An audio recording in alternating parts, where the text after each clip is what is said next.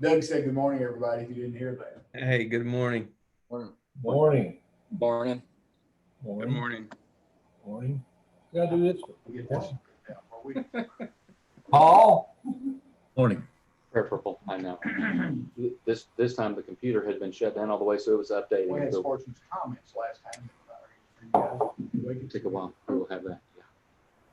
Well, they just have to understand we have some limitations, unfortunately, Yes. challenges with the current format.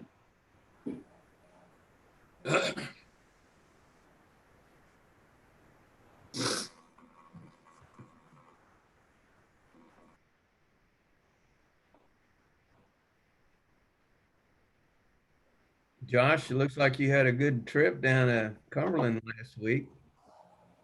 Oh yeah, it's fishing really well, Ralph. So Ralph, did I hit Josh up for some of the fillets, or since I backed out on the walleye? I need for you guys to catch some walleye somewhere. I don't know how to catch them, so I need for you all to catch some. Miss Cronin wants some walleye. You know that's the best fish, Miss Cronin. Yeah, she knows because her eyes popped up right then. She's eaten walleye before. We were just talking about it the other night, how the place in town is serving good walleye, and I said, I want to go. It is my favorite. That and whitefish, Michigan whitefish. Yes, ma'am. Well, there's walleye in the Cumberland River. We ready? Okay. Live on YouTube. I call to order the September 25th meeting of the Kentucky Department of Fish and Wildlife Commission. I want to welcome everybody, staff, commissioners, cabinet officials, and especially the sportsmen who are with us today. Sorry for the slight delay. We had a little difficulty of getting the video feed to go, so I hope everybody on YouTube is able to see the proceedings of the meeting today. So we'll first get started with our invocation by Commissioner Swallows, followed by our Pledge of Allegiance, led by our new commissioner, Robbie Lear. So, Mr. Swallows, you have the floor, sir. Let's pause. Father, we give you thanks for this morning. Grateful for another day, for the privilege of coming together and talking about these issues related to conservation, management of our resources in this great state that you blessed us with. We pause to ask your leading, your guiding, your directing in this time, and also blessings on so many in this state that are having a difficult time and troubles with COVID, other issues that are affecting. And we just pray, Lord, that you give our leadership, our governor, guidance and direction, our mayors of these cities, and you lead us through this time. Pray that we act on behalf of our sportsmen in a manner that would be fitting and glorious to you, and just thank you for the privilege of serving, and bless our time together, and we'll give you the praise for it. Amen. Amen. Amen. Now, wherever you all are coming to us from, if you'd like to stand at your desk or wherever and join me for the Pledge of Allegiance. I pledge allegiance to the flag of the United States States of America. to the republic One day. under God, Indivisible, with liberty. liberty and justice for all. Thank you, gentlemen. Well, housekeeping, I want to remind everybody to try to remove any distractions, quiet their cell phones, like I didn't do the last time and had to do it. I thought I had, but I had not. So please remove any distractions from your room so that we can all follow along the proceedings of today's meetings. Another thing for the clarity of voting, last time we had some difficulty with some of the microphones, hearing some of the ayes and the nays. So today I'm going to ask that everybody raise their hand and continue to, when they're voting, and continue to hold it up until we have counted votes. So it'll be a little bit easier to see where everybody stands on an issue. So just raise your hand if you would next to you so we can see that you're voting a certain way. That way we won't have to wonder if your mic is working or who was saying aye and who was saying no. The first order of business today is the approval of the meetings, the minutes. But before we do that, I want to introduce our three new commissioners. I have that pleasure. From the first district, David Jones from Barlow, Kentucky, is joining us for his first meeting today. Josh Lillard from Hebron, Kentucky, representing the 5th district, and Robbie Lear representing the 6th district. I'd like to give all those gentlemen just a few minutes to acquaint the public with a little bit about them, say a few words if they want to, and then we'll proceed with the minutes. So I'm going to start with the first district. David, would you update us a little bit about you, sir? Well, like I have told lots of people, that my mama and daddy turned me loose on the world when I was 9, gave me a rifle and a rod and reel, and I just fell in love with it, and here I am now trying to do some good for it, give back.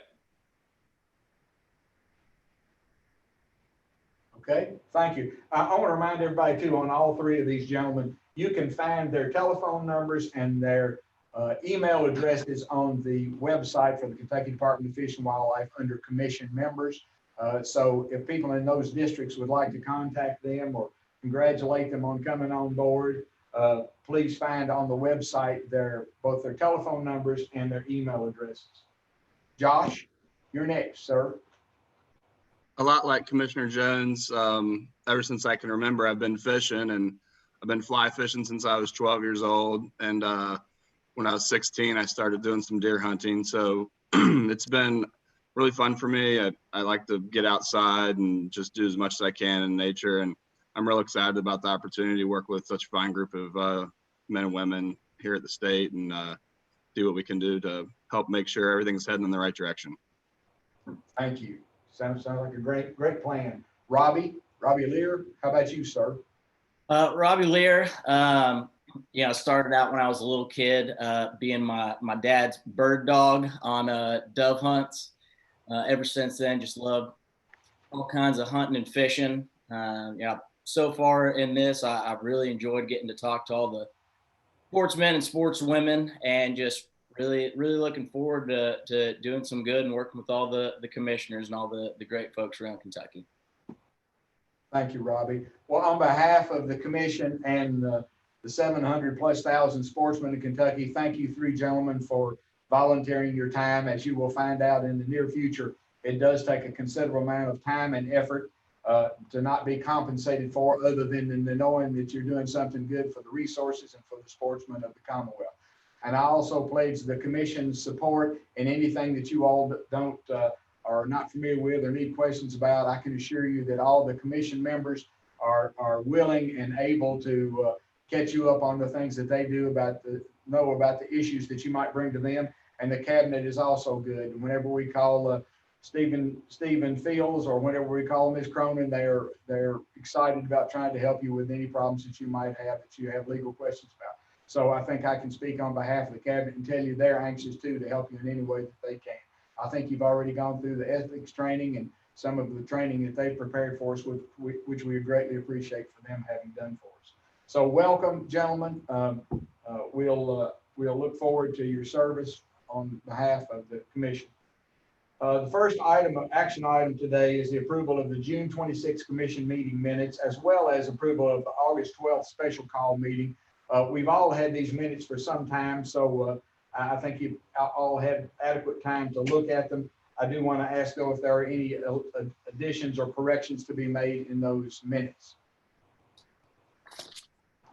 If there are none, I'll entertain a motion to accept those minutes, both the June 26th and the August 12th meeting minutes. I move that we accept the minutes as they are issued.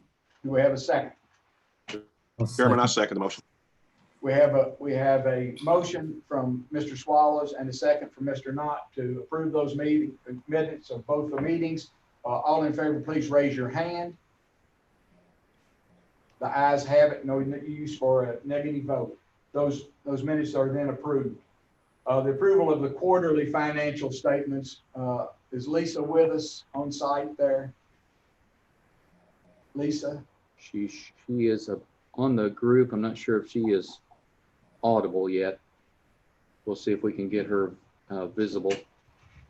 I'm here. Lisa, we hear you, but we cannot see you. Well, that might be best. Are you in your bathrobe this morning and unable to be seen? Or No. we're seeing if we can open up your video here. Okay. You're bringing us while we're trying to find that, you're bringing us the quarterly financial statement from April through June of 2020. Is that correct? And Lisa, you should be able to show your video. If you make your video live, you are a panelist now. Lisa, can you hear us? Yes, I can. Can you hit your live feed video? Oh, there you come, right? There I am. Drop your, there you go, just a little bit. Can everybody see Ms. Cox? Hi, Lisa. Okay. Welcome to the new members. We have 4 quarterly meetings. And I'm sorry. Go ahead. I think they were fooling with your volume. Go ahead, Lisa. Oh, okay. Am I too loud? No, that's perfect. Okay. To our new members, I wanted to welcome you and also let you know that every quarter we give the financial reports. Those reports are also available on the website. Sometimes they're a few months after, just because of the timing of the meetings, and because the following month after a quarter, the month doesn't close for about half a month. So, but you will be receiving those either in email or a link to our website that shows where those are before the meetings. Have you all had an opportunity to look over the financial reports? That should be page 26 of your packet, Joan. The most notable thing on receipts this year is tied to COVID. The boat registrations were extended for their deadlines, so we have a higher than normal receipt level for those boat registrations. There's a timing issue from where those are received by the clerks until they actually hit Fish and Wildlife System. Also, the hunting and fishing licenses are much higher. That's a little bit of a timing issue for the previous 2 years, but for this year, the timing issue seems like it was offset for the next month. So I don't know that it's really a timing issue. Maybe that's a lot of people got to go fishing because of COVID. And then this is the operating budget and operating revenues and expenditures. So if you notice on the note, Philo, I only represent the Philo expenditures. There are actually receipts that are used for operating that's around $1.4 million. Now, are you talking about on the budget? Or you talking about on this quarterly? And well, on the quarterly, I'm just saying that the expenditures, the administrative expenditures for Philo, which are part of operating, are on the report, but the receipts for those expenditures are not. So we tend to be a little bit lopsided where Philo is. We had an audit comment at one point saying that we couldn't just transfer money into the fund, and we showed that as a transfer in. So we have to spend directly from the fund, and we have not included those receipts on the operational report since those receipts are in the multi-millions and they tend to skew our financial report. And on your camp income, we had a considerable deficit from the COVID virus. I see that on there in parentheses. Right. Really and truly what you're seeing is probably the last of some of the refunds where it took a little while to get the information to refund money. And the amount on the receipts on the other ones were probably canteen receipts and some residual camp registrations in the previous years. But as you know, COVID shut our camps down. Yeah, can you give us an idea of the total loss that you feel like we incurred from not having the camps, Lisa, and how much that was offset by the license increase? So this is license fee increase. This is the June report. So I need to switch screens for just a minute. And the revenue for camp income is normally at this time in the year around, I'll say it's $600,000. And you see what it is at this point. So we will increase it some because we have camp receipts that start in December or January. So of the 600,000, I'm going to say that we probably lost 450 to 500,000 from the camps. And that does not speak to the savings that we had in expenditures. Any questions concerning this quarterly budget? I know there might be a question or two about the budget year, but any on this quarterly financial statement? Anybody got anything else to ask Lisa about it? Then I'll entertain a motion concerning the quarterly financial statement. Paul Horn, you making a motion? I can't hear you. Are you speaking? I was making a motion to approve. Oh, to approve, motion to approve from Paul Horn. Is there a second? Second. I couldn't say, Robbie, that's you up there. Yes, sir. Thank you. So we have a motion and a second to approve the quarterly financial statement. All in favor, raise your hand. It's unanimous, no reason for a negative vote. Thank you. The motion passes. The next item on an action item here is approval of the 2021 budget year. That's July of 2020 through June of 2021. Mr. Chairman, may I say something? You may, Mr. Morgan, you have the floor. Well, first, Lisa, let me thank you for your diligence in keeping us apprised at each meeting about the financial status of the department through these quarterly financial reports. Because we have 3 new commission members who have not been through a budget review process, and some of us have not had an opportunity to review the details of the budget, I would like to make a motion to table this item until December. Mr. Chairman, I move that we, 1, table approval of the budget until the next quarterly meeting to allow all members adequate time to review details of the budget and have any questions they have answered by staff.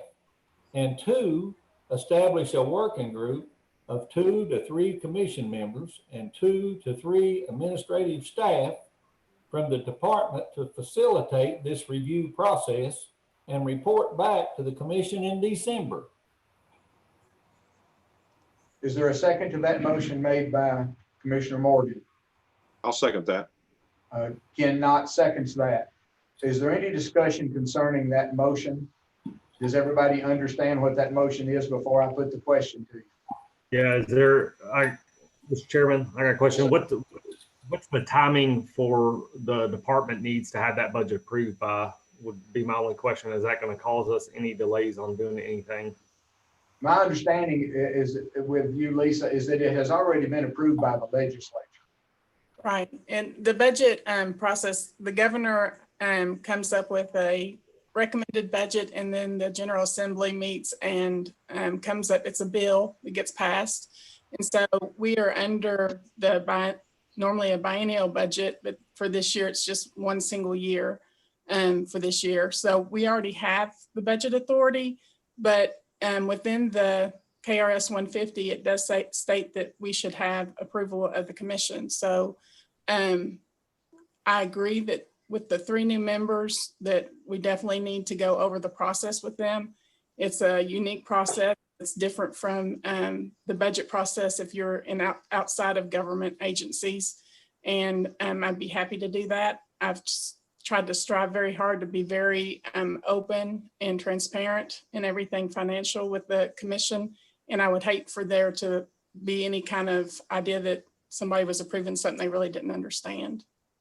Lisa, I will tell you that one of the commissioners has contacted me and asked why it seemed to be, and I hate to put the pressure on you here, why it seemed to be in reverse order.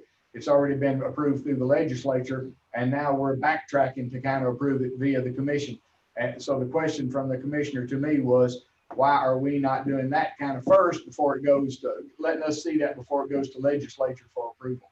It's kind of in reverse order in this case. Now, historically, I was unable to tell them how many years that's been different, but the question to me from a commissioner was, aren't we doing this kind of in reverse order? So I don't mean to put the pressure on you, but I want to have. No. The biennial budget process starts in August of the year before the budget would be approved. And that budget gets approved around April. From there, the approval process. So we don't have these are our receipts and this is how much we want to spend. Pretty much we have what's called a baseline year. they take that baseline year and either add or subtract set costs statewide, like for workers' comp and additions in retirement that we have to include in that. So we don't have a lot of leeway on the total of the budget, except for through what are called additional budget requests. And we made some additional budget requests for Philo and because of the change in the way they were doing business, for instance. Also the Asian carp, because we had spending that were going above and beyond our budget and asked for appropriation increases through the year. So the process is pretty set. We don't have a lot of say. Let's say, for instance, you look at the budget as it stands right now, and you think that we should have 200,000 more in the budget than we have. I have no mechanism to ask for that because the process is, it is a bill that goes through the legislature. But if we have a new program, I could go and ask for additional funds. But just because the commission thought we should be spending more on something, we could move expenditures around. So after I get the budget from the legislature, it's two numbers. One of them is for our restricted fund appropriation, and one of them is for our federal fund appropriation. And those amounts are divvied out among the divisions, and the division directors work with their staff to come up with a management budget. You know, in state government, our biggest expenditure is personnel, and the costs associated with that are really tied tight. So they work on a really shoestring budget. But I'd be happy to go through that entire process, especially with our new members and even with the other members. If we're worried about a quorum, we can always break it down into multiple sessions. I don't mind that at all. And we can go through the entire process and also what's covered by the budget.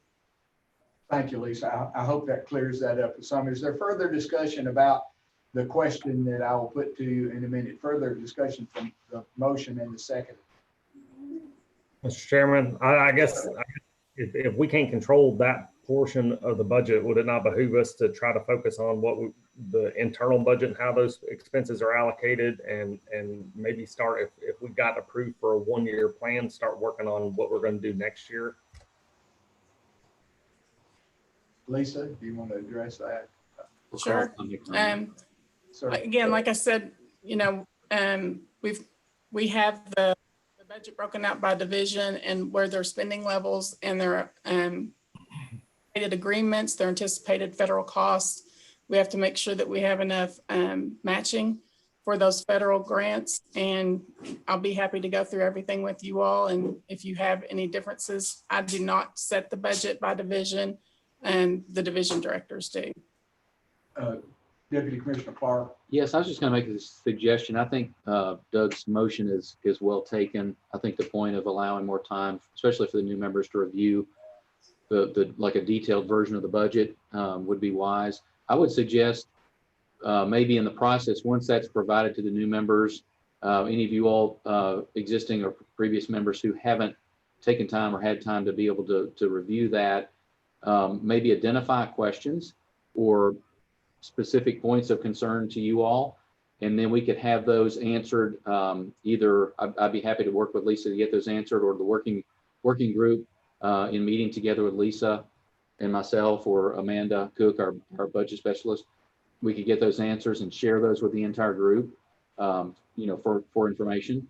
And that might address Brian's concern if there's a particular program or a particular area, whether it's wildlife management areas, or one member asked me this last week in a call about dove fields. So that's an example of particular things you may have interest in your district, or just generally statewide, that we could find, you know, provide you with more detail about, so that you're comfortable with the direction that we're going, if that makes sense. Lisa, the budget does, yes, sir. Thank you for that input. Lisa, the budget goes to the cabinet prior to going to, so the cabinet sees that prior to going to legislature, correct?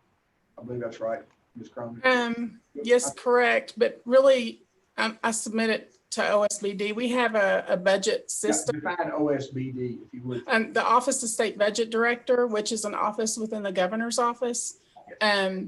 That's who I actually submit the budget to. But also that is copied to the cabinet. The cabinet has, for the additional budget requests, like I said, your mainline budget is pretty tight and set.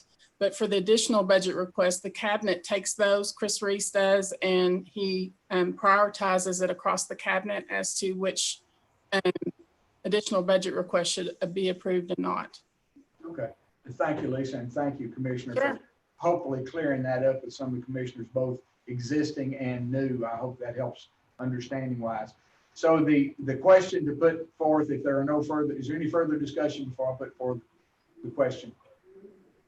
With the question on the motion is a two-part motion. The first is to table this issue and bring it back up at the December meeting. The second is to form a working group to review this with staff and then report back to the commission at the December meeting.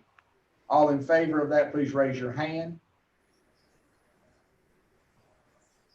Opposed, no. The ayes have it, that motion carries. In light of the fact that we may as well take care of that at this point, as in light of the fact that we need a working group, I would like to suggest to the commission, because you all vote on that, I would like to suggest that on that commission, we appoint, or that you all approve and appoint, or make a motion to approve and appoint, I should say, Mr. Morgan, Mr. Horn, and Mr. Lear to serve on that working group. If someone would consider that and make that a motion, if you would. Mr. Chairman? Yes, sir. Mr. I Morgan. move that those three members be placed on that working group. Is there a second to that motion? Brian Fisher seconds that motion. Any discussion about that?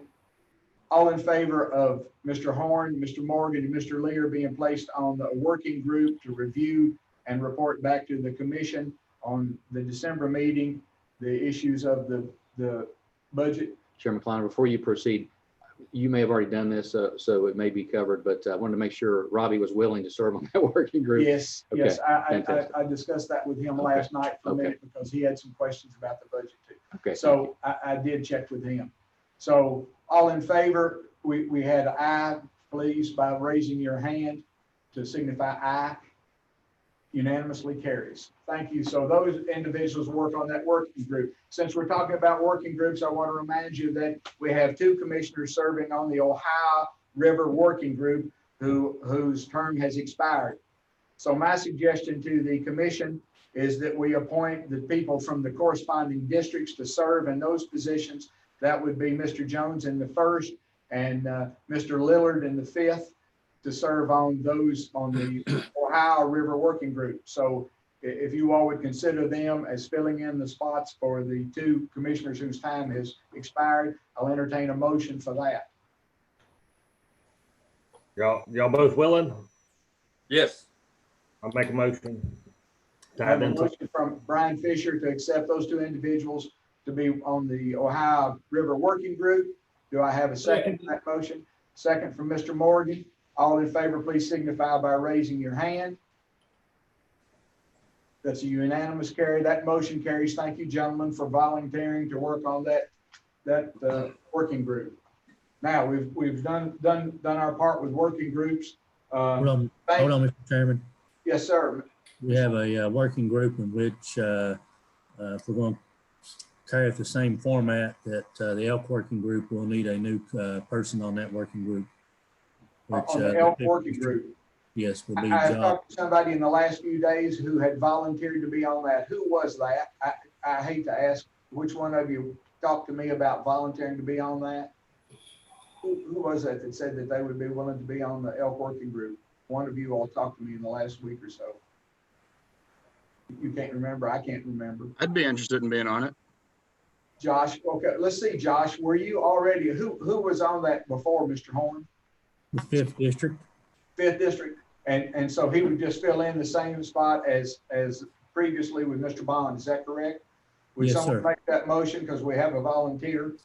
I'll make that motion. Paul Horn makes the motion, and Brian Fisher seconds that. All in favor of Mr. Lear serving on the work elk group, please raise your hand. I mean, not Mr. Lear, I'm sorry, Mr. Lillard. I'm going to confuse you two guys for a little while. Please forgive me. Everybody's for that. That motion carries. Thank you, Mr. Lillard, for taking that position also. Boy, that was great. We just dispensed with those working groups, and I'm glad to get those rolling again. And to report to the public, this Zoom thing, I think, Mr. Morgan, you have had a couple of meetings already, haven't you? Zoom meetings? Mr. Chairman, I had a Zoom meeting and we had a pretty productive meeting. And I'm in the process of setting up another Zoom meeting. In fact, I've got some information for the agenda. I'll be coming out with an agenda shortly after this meeting, within the next few days. And we'll get the Zoom meeting and we'll have everybody on the working group at that meeting, and we're ready to go. That sounds good. Now, on the elk working committee too, I think, Paul, were you, Mr. Horn, were you getting ready to have a meeting or organizing that meeting too? Because I know some of the sportsmen are concerned if we're moving forward with those working groups. So I'd like Yes, to be able to report to them today. We were waiting till the break between the bull elk season and the cow elk season. Okay, thank you, sir. And then Ohio, who is in charge of Ohio? Is Major Carrier is in charge of that?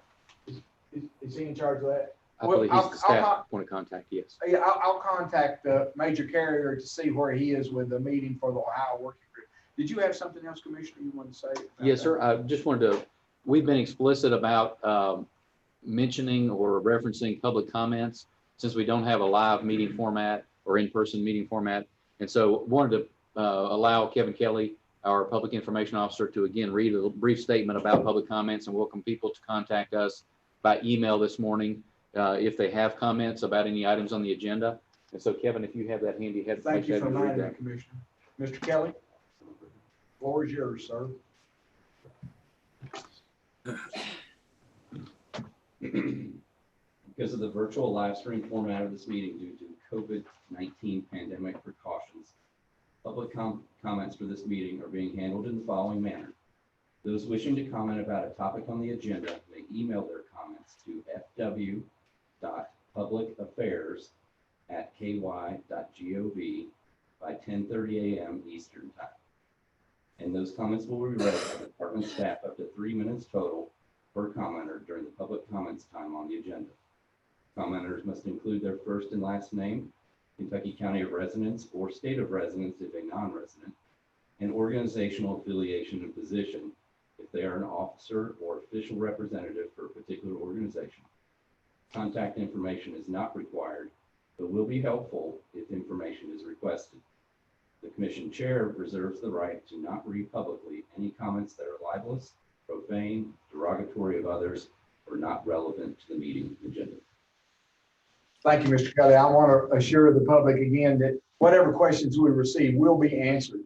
Time constraint may keep us from fielding all those questions during the live broadcast. However, all those questions will be answered. And I will tell you that the Commissioner Clark has done a yeoman's job of answering those, because we've had several that are very extensive questions, and he is seeing that all of those and with us working together, that all of those questions are answered. Actually, some of them come from sportsmen wanting to know procedurally, and we give those to Mr. Fields legally what can be done. We have some that go to law enforcement. So we will answer all of those questions that are sent to us in as timely a fashion as we can, but time constraints may keep us from doing all of those at this meeting. The next action item on our agenda is the timing of early goose season. That should be attachment A5, gentlemen. That should be page 32. A5 is the one that we're looking at now.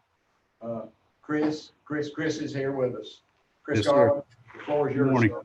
All right, thank you all. First action item is to determine the recommended September Canada goose season timing. As you all know, the current season was put in place in March 2016.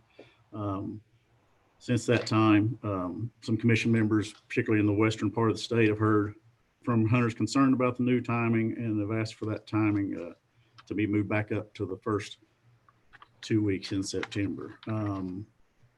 The Migratory Bird Program has looked at several factors considering these options. We look at the helicopter survey that we do for geese every year. The long-term trend for the population is stable to increasing. You know, Canada geese are not evenly distributed across the state. The majority of the populations are located in central eastern Kentucky these days, with 69% of the birds surveyed east of Interstate 65.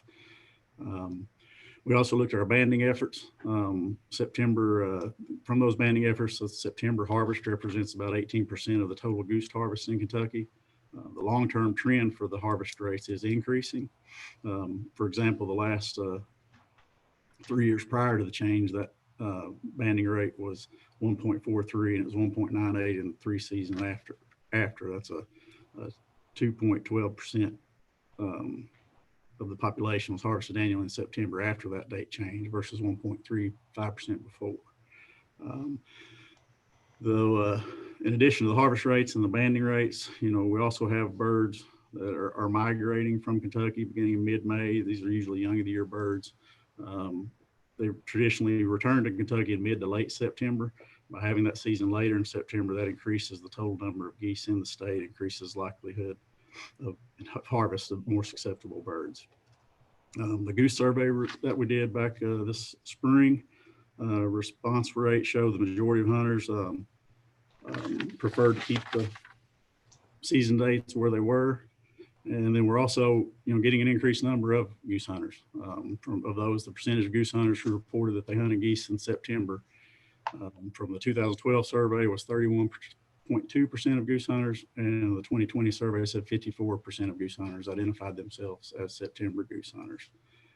We did look at the recommendation from the commission at the last meeting was an east-west goose zone based on the commission districts 1st through 3rd, and then the rest of the state. We tried to look kind of county level corn harvest to see if there was any logical patterns that occurred with the east and west with the timing of corn harvest. We didn't find any real clear delineation of a line. It's heavily influenced by topography, soils, and counties along the rivers been the heavy corn producers. And then also another factor we're considering is it's just the creation of zones. We worked hard since November to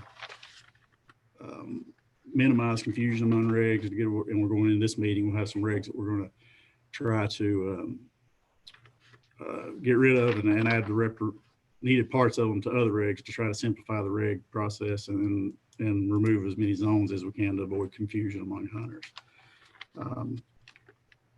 So with that, we kind of had some options. Like I said, the wildlife recommends is keeping the current timing of the 16th to the 30th. Other options that we laid out there for y'all to consider were moving it the statewide season to September 1st to 15th and eliminate zones. Another very popular option from the survey was make it a mid-September season, giving the opening on the 2nd Saturday in September and closing on the Saturday after, giving 16 consecutive days. It gives 3 weekends for hunters. The other option was create a western zone for early September, an eastern zone for late September, or administer the waterfowl hunter survey by mail to hunters in the HIP migratory bird harvest database who didn't respond to the email survey in order to maybe determine whether those results were the same for mail versus email. Thank you, Mr. Garland. I failed to mention that there was also a stapled handout in the front of your packet that went into detail about the September goose season timing that from the research they did. So I assume that you have all seen that, but I wanted to point out to you again that there's about a 5 or 6 page summary of the September goose season timing that they had done also. I also wanted to mention that the League of Kentucky Sportsmen, I think, did their own little survey and they kind of rated which ones of these different options they kind of preferred. And I believe number 2, the scheduling the season to open the 2nd Saturday in September was their number 1 choice, but they had a varying number of individuals who expressed interest in several of those different ones. But I believe that was the one that the league wanted us to note that won out in their kind of straw poll of their membership. Is there further discussion on this item? I believe Mr. Knott, you wanted to make a statement or 2 about this. Is that right, sir? Yes, sir. Mr. Chairman, my position on this has not changed comparatively, especially for, I think I can speak through districts 1 through 4. And what this comes down to is a change in farming practices and technologies that what we're dealing with is an earlier and earlier harvest time for our crops, which the more crops that are harvested, the more opportunity the birds have for new feeding grounds, and they bounce from field to field, and therefore they're very hard to pattern, very hard to pin down as a place to hunt them and be very successful once harvest starts. And the harvesting equipment and technology within farming today, they can have virtually no corn shelled one day, and 3 or 4 days later, there's thousands of acres that have been run. So with that, and I know at least in the first 4 districts of the state, that happens every year. However, I will give a little caveat to that. This year it's been so wet, and the crops have not matured as fast because of having adequate moisture.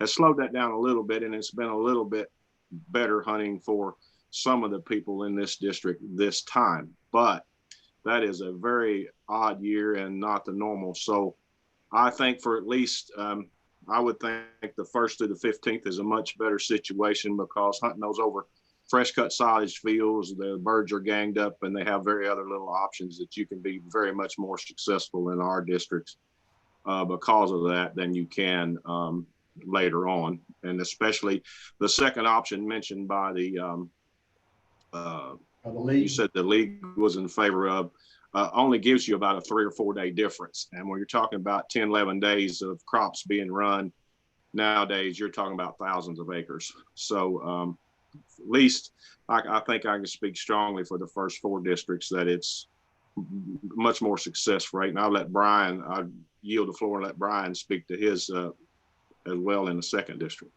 Yeah, I would just piggyback on what you said. We see the same thing in my district. I mean, typically by mid-August, they're running hard.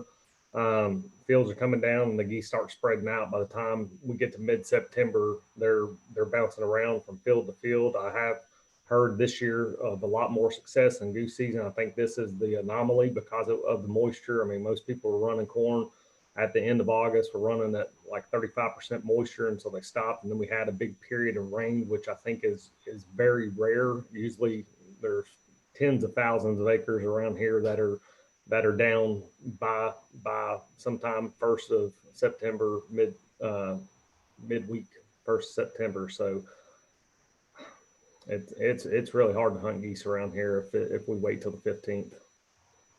Mr. Jones, have you heard anything? I believe I asked you the other day if you'd heard anything from the 1st district concerning the early goose season. Of course, I don't think it affects your region near like it does Central Kentucky area, but have you heard anything from sportsmen in the 1st district about it? I've had one individual call me about it. But, you know, I have always, and this may go as contrary, but I have always believed in following the science. And I know it's easier to hunt when you got the birds hemmed up, but later in the month of September, after the geese that have migrated north come back, those birds are easier to kill. So I don't know. Okay. Mr. Swallows, you have the floor, sir. I had several constituents want to go with the early season, 1st through 15th. I branched out and talked to some of the other stakeholders in the 3rd district, and not quite as adamant about going with the early season, but seemed to like the compromise. So you got the 1st districts and Kenny and Brian's, and then my district, which borders the Ohio, but we don't have near the crops, I don't think, up here. And kind of a 50-50 on moving to early season. And they seem to like the compromise idea in the 3 week. So in your district, you'd go more with number 2, but you had it both ways. Well, Mr. Lillard, I'm sorry, Mr. Swallows, are you done, or do you want? Yeah, I just wanted to mention that I had requests about moving to the first part of the season. Yes, sir. And as I talked to more and more people, it seemed to favor, but more or less in my district, it's about a 50-50 right now in terms of how people feel about where that season date should be. Okay, thank you, sir. Mr. Lillard, you have the floor. Thank you. I spoke to a lot of sportsmen that hunt geese up here in the 5th, and none of them were for moving the season to the 1st to the 15th. They like the colder weather periods, and when the crops get harvested up here, it must be done at a later time. So they were all opposed to making that move from the 1st to 15th and wanted it to be the 15th, so keep it the way that it is. Okay, thank you. Mr. Lear, you have any comment? You're a duck hunter, so can you? Yeah, we everyone that I've reached out to, spoken to, or have reached out to me, they were in favor of either keeping it the current season or they were open to having it the second Saturday, kind of the compromise of the two. But you know, I actually did not have a single person wanting to move it to the 1st through the 15th, and they were also excited about getting another weekend in there potentially with that second Saturday date. Okay. Mr. Horn, I would ask you your opinion, but I'm not sure that you'll see any Canadian geese over there, maybe except on somebody's farm pond. Do you have any opinion on that, since I've kind of run the horn here of asking everybody? I'm going to ask Ms. Cronin here in a minute where she stands on goose hunting, but I think she's gone off screen for a minute, but I was going to put the pressure on Ms. Cronin and see, since she likes walleye, I wanted to find out if she's a goose hunter too, but go ahead, Mr. Horn. Didn't have any constituents discuss or have a preference. Thank you, sir. Mr. Morgan, do you have any, since I hate to leave anybody out, I've asked you all kind of where you stand, and then I'm going to entertain a motion here in just a minute if we have no further discussion. I have had no comments, Mr. Chairman. I have not had one person contact me on this goose season. Thank you, sir. Mr. Knott. Yes, Mr. Chairman. In lieu of the comments of my fellow commissioners up in the Eastern District, Yes, the only sir. thing I can see that would pretty much serve the sportsmen throughout the state would be to have a split zone, and that would be the 1st through the 15th within districts 1 through 4, and districts 5 through 9 be the 15th through the 30th. That does a couple of things. I think that lets the hunters have the season in each area of the state that they would like.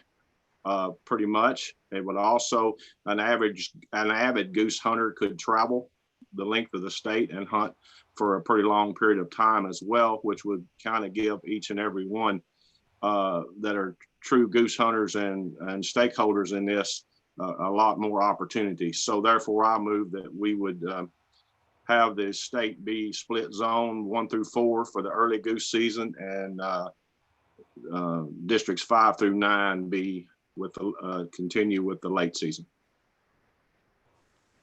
That's a motion. Anybody second that motion?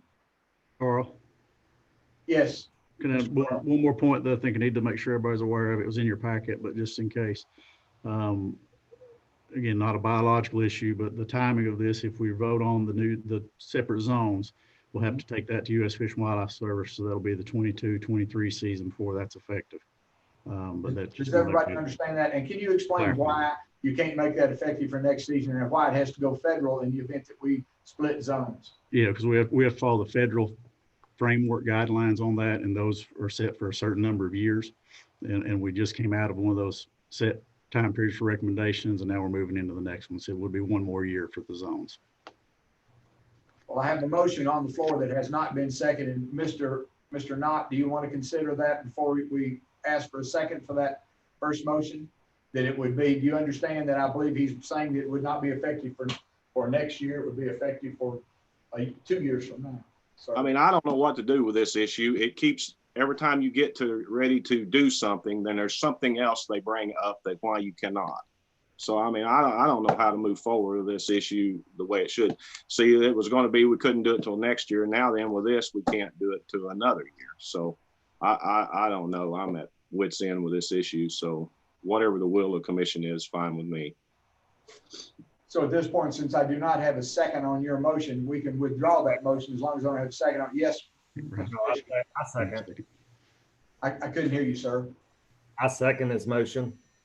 Okay, then we have a motion and a second, and I'm going to put the question to the commission. The question is on the motion of dividing the state into 2 zones, 1 through 4 for the early season and 5 through 9 for the second season. All in favor of that, even though, as we have heard, that we'll make it the 2023 season instead of the 2022 season. All in favor of that motion, please signify by raising your right hand. Hang on a minute, Carl. You said now it won't be the 21 season, it'll be the 22, 23, or just? Yes, wait till 22, 23. 22, 23. Okay, one more question. The compromise season, what do you get for that? Can it be done next year? Yes, sir. And that That's not establishing new zones. I think, Ken, that picks up 2 or 3 days is all you said it would pick up for you. But that's all it picks up, yes. And the difference is, can you establish new zones? Okay, further discussion. Hang on, I'm going to put the question again here in a minute. Go ahead with your comment. I believe you were going to do it, but I was basically just going to say, as a point of order, I believe to call a question, we'd need a 2/3 vote to stop discussion. So you'd have to open for discussion since after seconding. Yes, I thought the discussion had ended when I asked them all their opinion, but Gotcha. you're right. So we're still in the discussion phase before I put the question again. Yes, Brian.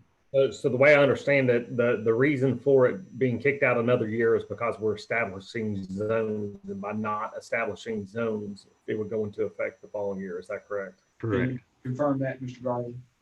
Yes. So Mr. Garland says that's correct. If you decide to do it, the zones, it will take another year for that to go into effect because we have to get federal approval. Is that right, Chris? We have to get federal approval for that. Yes, sir. Any further discussion? Then I will re-put the question to the commission. The motion is to divide the state into two different sectors. 1 through 4 would experience the early season of goose season. The 2nd, the 5th through the 9th would experience the late season goose season. All in favor of that motion signify by raising your hand and holding it there till I can count, please. Let's do it again. Are you counting over there? 1, 2, 3, 4, 5. We have 5 affirmatives. Please put your hands down. All against that motion, raise your hand, please. I have 1. Motion carries. Thank you, gentlemen. So that motion carries. The next item on our agenda is crossbow for hunting migratory birds. That should be attachment A6 in your packet. That should be, gentlemen, stand by. That should be page 33 in your packet. Go ahead, Chris. Yeah, this is the proposed amendment you all have heard about multiple times. This was brought to us kind of by our law enforcement division, and the amendment is to allow crossbows as a legal method for hunting migratory birds. We specify, which methods by which migratory birds may be taken. The Migratory Bird Treaty Act does allow for the use of crossbows. Several states around us, including Missouri, Arkansas, Illinois, Indiana, and Tennessee, do allow the use of crossbows for waterfowl. And we've reached out to some of those representatives from those states, and the use is very minimal, and there have been no known problems in their states with the allowance of use of crossbows for migratory birds. Any questions for Mr. Garland? I think this was a discussion item last time. It did take a little discussion. Do the new members, are you all aware of this request, or you all have any questions about this one? This is a little different. Josh says no. Mr. Lear says no. Are you good with understanding this one, Mr. Jones? Are you okay with the understanding? I don't have any problem with it. No more people than we'll have that will try. I've seen in my life twice that we had a goose hunter with a bow. So I don't foresee very many people trying to kill one with a crossbow. I think one of the concerns last time was aerial shots, and also the place this could really be utilized was on golf courses and places where they were having difficulties that they did not want to use a shotgun or whatever. Any further discussion on this matter, on this action item? I'll entertain a motion concerning it. Brian Fisher. Make a motion to approve it. Okay, and seconded by Mr. Swallows. A second. Then I will put the question to the commission.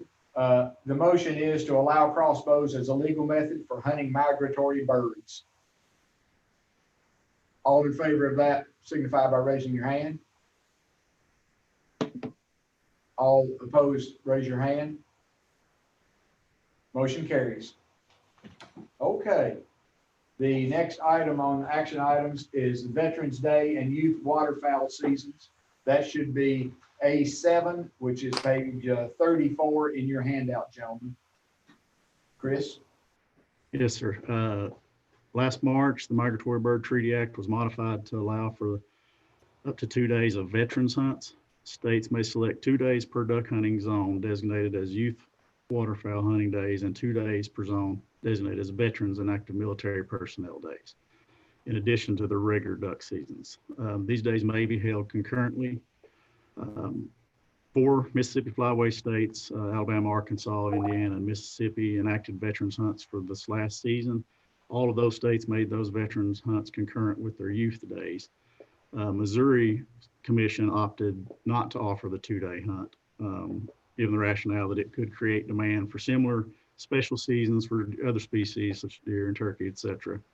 And it would be hard for them to then say no to other deserving groups such as first responders, law enforcement, firefighters, and groups who have already requested similar seasons.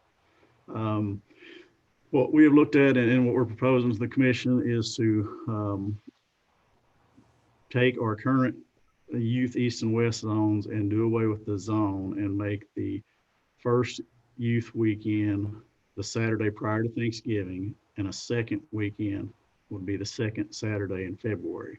And the Saturday would be the youth hunt and the Sunday would be the veterans. I think there was strong preference by the commission to give the youth the first crack and didn't want to overlap, the youth and the veterans hunting at the same time. So that was our best effort at coming up with something that allows us to have the veterans hunt and then to give the youth first crack at it by having that youth veterans weekend later in the year. That would also, give you a week off before the youth hunt in that February youth season. Okay. Chris, here in your proposed amendment on page 34, you did not specify those dates that you just said about which Saturdays and Thanksgiving and all that. I may have to have you read that because that's not specified in here. It's a little more general in your proposed amendment. Yeah, it's under the introduction section. Introduction section. That last sentence. Okay, I see. So it's really not the proposed amendment. It's in your introduction section. Yes, sir. Okay. Gentlemen, do you all have questions for Chris concerning that? Anything we can do for the veterans, I'm for. Which reminds me, I believe, Mr. Jones, you're one of our veterans on new, right? Yes, sir. Yes, sir. Thank you for your service. Okay, Brian Fisher, go ahead, sir. Just a question for Chris on those. I know we have some mentor youth hunts. Are we going to have to change up some of those issues if we put those out? Is that going to create any problem there? I don't think that, Wes, can you jump in on that one? Is that going to cause any issues with our mentor youth hunts? You're muted, Wes. Sorry. All right, you got me now? We only have 2 areas with mentor youth quota hunts per se. We have the Ballard youth hunt that we can just change the dates. That shouldn't be a problem. We'll have to double check the reg to make sure there's nothing there that needs modifying for the quota hunt. And then also sloughs, both the Jenny Hole and the Sour Heber units have a youth hunt as well.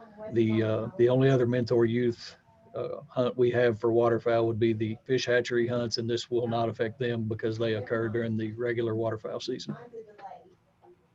Thank you, Wes. Other questions for Chris? Okay, I'll entertain a motion, and this motion appears to be actually in the introduction, starts with the division recommends instead of hunting by zone, instead of it in the proposed amendment. Does everybody understand that? Okay. Mr. Chairman? Yes, sir. Go ahead. I understand what is being brought up here, but we have had youth hunts in February. And they have turned out to be real good for the kids. I would hate to take away from the young hunters for the veterans. And I know everyone that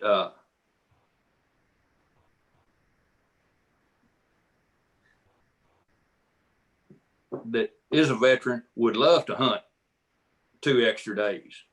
I know I'd love it, but I just do not see taking away from the kids that other day in February.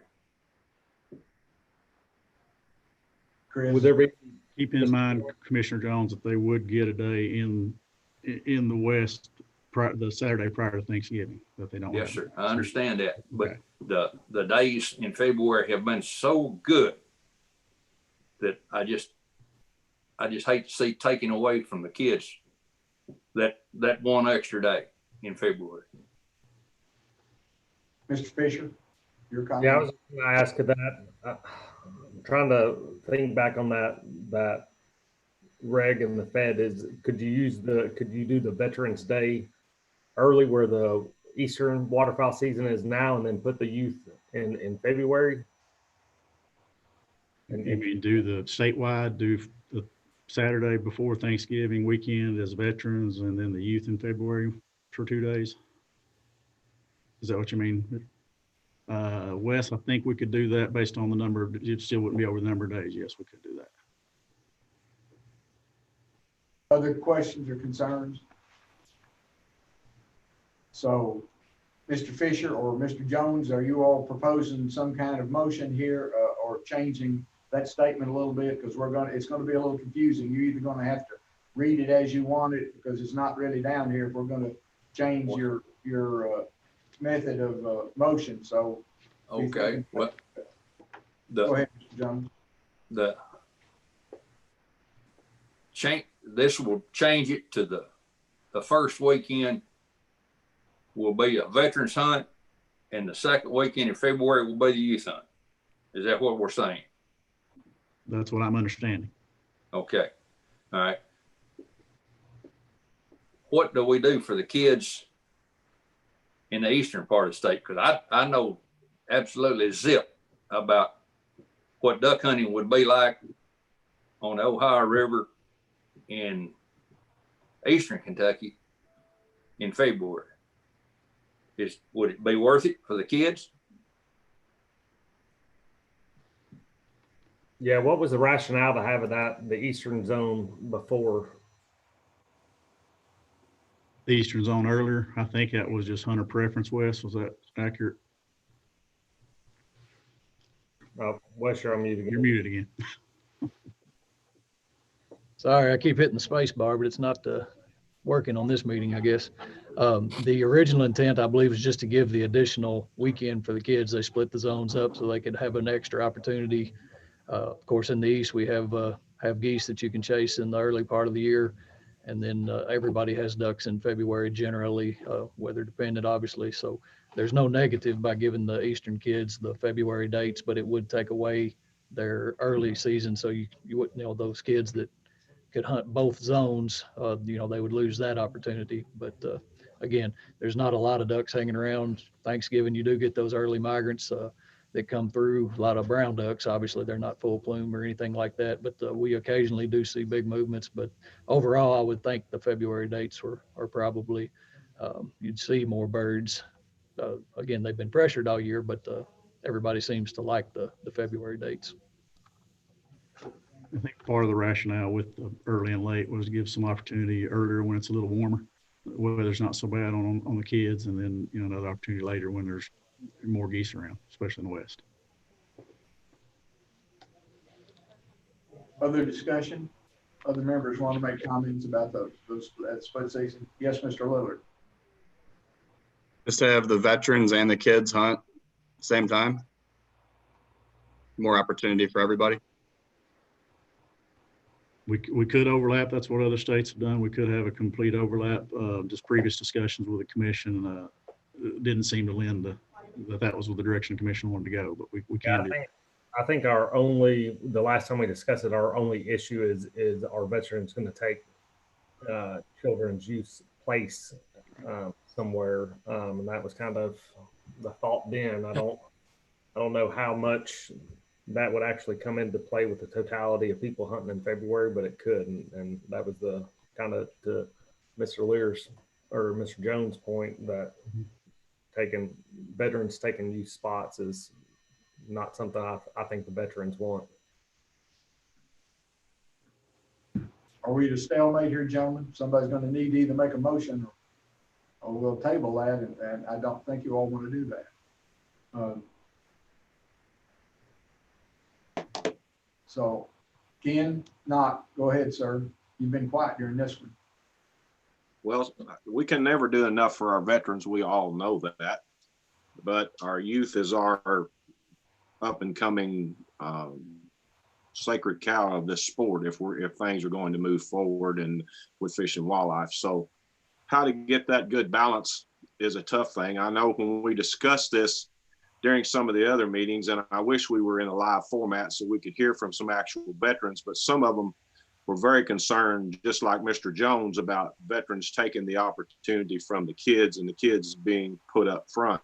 I'm not a veteran and I can't speak to their heart. So that's a difficult one for me. So that's why I've been quiet, because I don't feel what a veteran feels, but I certainly am passionate for both groups to have that opportunity. So I don't know what the right balance here is really.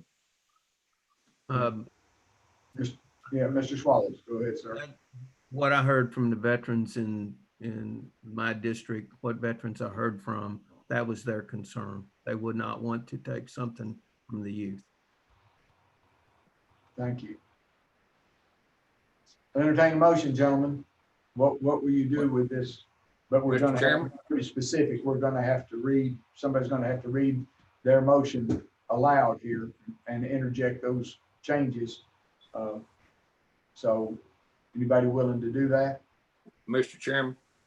Yes, sir, Mr. Jones. With the can of worms I opened here, I don't know of anybody, especially the group that I hunt with, that, we would probably let the kids shoot first anyway. Mm-hmm. And there are definitely more ducks to work with.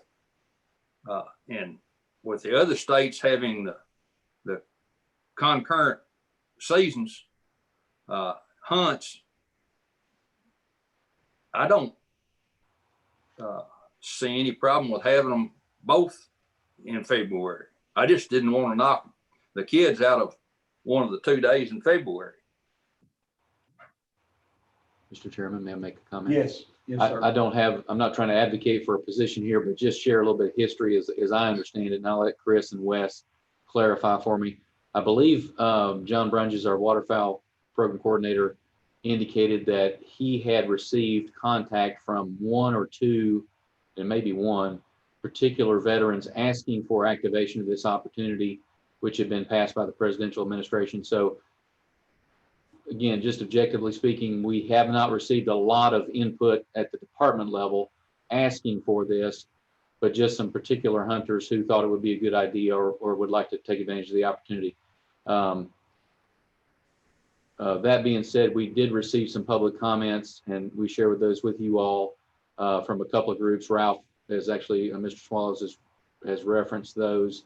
One of the groups suggested that they wanted to provide, equal opportunity for veterans, wanted to do everything we could for them, but they would rather not do anything that might infringe on youth opportunities. And so again, that's just one comment from one stakeholder group.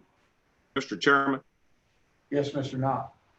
Would it be, with how our fellow commissioners might feel about this, that we move forward with the youth season part and however they would want to do that, and that we table the veterans part, and that we survey, or is there any way, Brian, that we can figure out how to survey our veterans and find their heart on this issue and set that up for next year, and maybe have our veterans wait one more year for us to get it right. I don't want, if the veterans are passionate about it and want it, I want them to have their opportunity if it's available to them, but I would like to get it right and know what their heart is. And I don't have that information right now.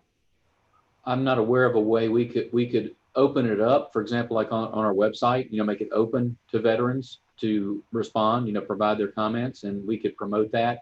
Sometimes when we don't have a direct means of surveying that is, like a contact list of all applicable stakeholders, hunters, anglers, whatever the case may be, we'll open it up on our website, and then we'll use our various media to promote that. So we could do that. But then also, Chris, do you recall? I don't recall. I've got a little bit of surveyitis from the last several months. We had so many surveys open. I don't recall if we asked a question in the survey about support or opposition to the, do you remember, Wes? I don't think we did. Okay, I didn't remember one, but I thought maybe it's in there. But we can look at that and see if we have a question in that survey. And then we could look at putting that, providing, we call it online public input. It's not representative. In other words, it's not statistically valid of a particular population, but we can certainly put it out just to get you more quantity of comments in. Could I get a time frame as to, on this issue, does this have to be acted on today to make it to next season, or could we do it in December, the veterans part, and move on with the youth part today? Do you know? Chris, I don't know Chris, do you know of any reason it has to be declared prior? Have Brian help me with the timing. I'm thinking if it's voted on in December, it would be. Yeah, but it should be effective July. Potentially, yeah, potentially could be enacted in July, August. So presumably it would be in force for next fall if it was acted on in December. And again, that's assuming no legislative committee deferral or anything like that. Well, my suggestion then would be to table the entire thing instead of going on with youth and then veterans later, because there might be confusion to some people. If it's okay to do it all in December, you could all give it some consideration and come up with something by December. Who suggested that? Chairman. Yeah, hang on, Paul, 1 second. Somebody of the group here suggested and I didn't quite understand, what is the problem with both of those groups, youth and veterans, hunting the same 2 days? Do we have that many youth and or that many veterans that they'd overrun each other? Or what would keeping us from giving all 4 days? I guess it amounts to 4 days, 2 different weekends of Saturday and Sunday, give them both hunting at the same time. Are you going to have a lot of youth interfering with veterans or vice versa? Do we have that many that would be hunting, you think? Is my question. I'm not taking a stance on this. I'm just asking you all to consider how many people are we talking about being in the field where we couldn't allow both groups to hunt Saturday and Sunday?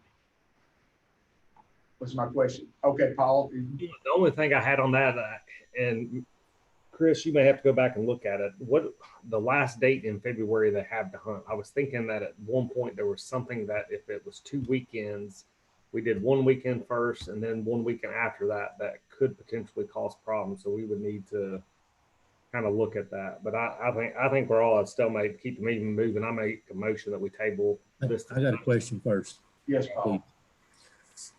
We're talking about changing the youth. We're talking about changing the youth season. How is the youth season currently described, and what's wrong with how it's currently being carried out? Chris? Currently, we've got 2 zones. So you've got a 2-day youth season in the east, and then you've got in West, correct me if I'm wrong, that's up in October, right? Yes. And then a 2-day season because we've got 2 zones, you can have 2 days per zone. 2-day season in the West in February. So with the veterans thing, you can only have 2 days of each. Could we leave the youth alone? We can't add days.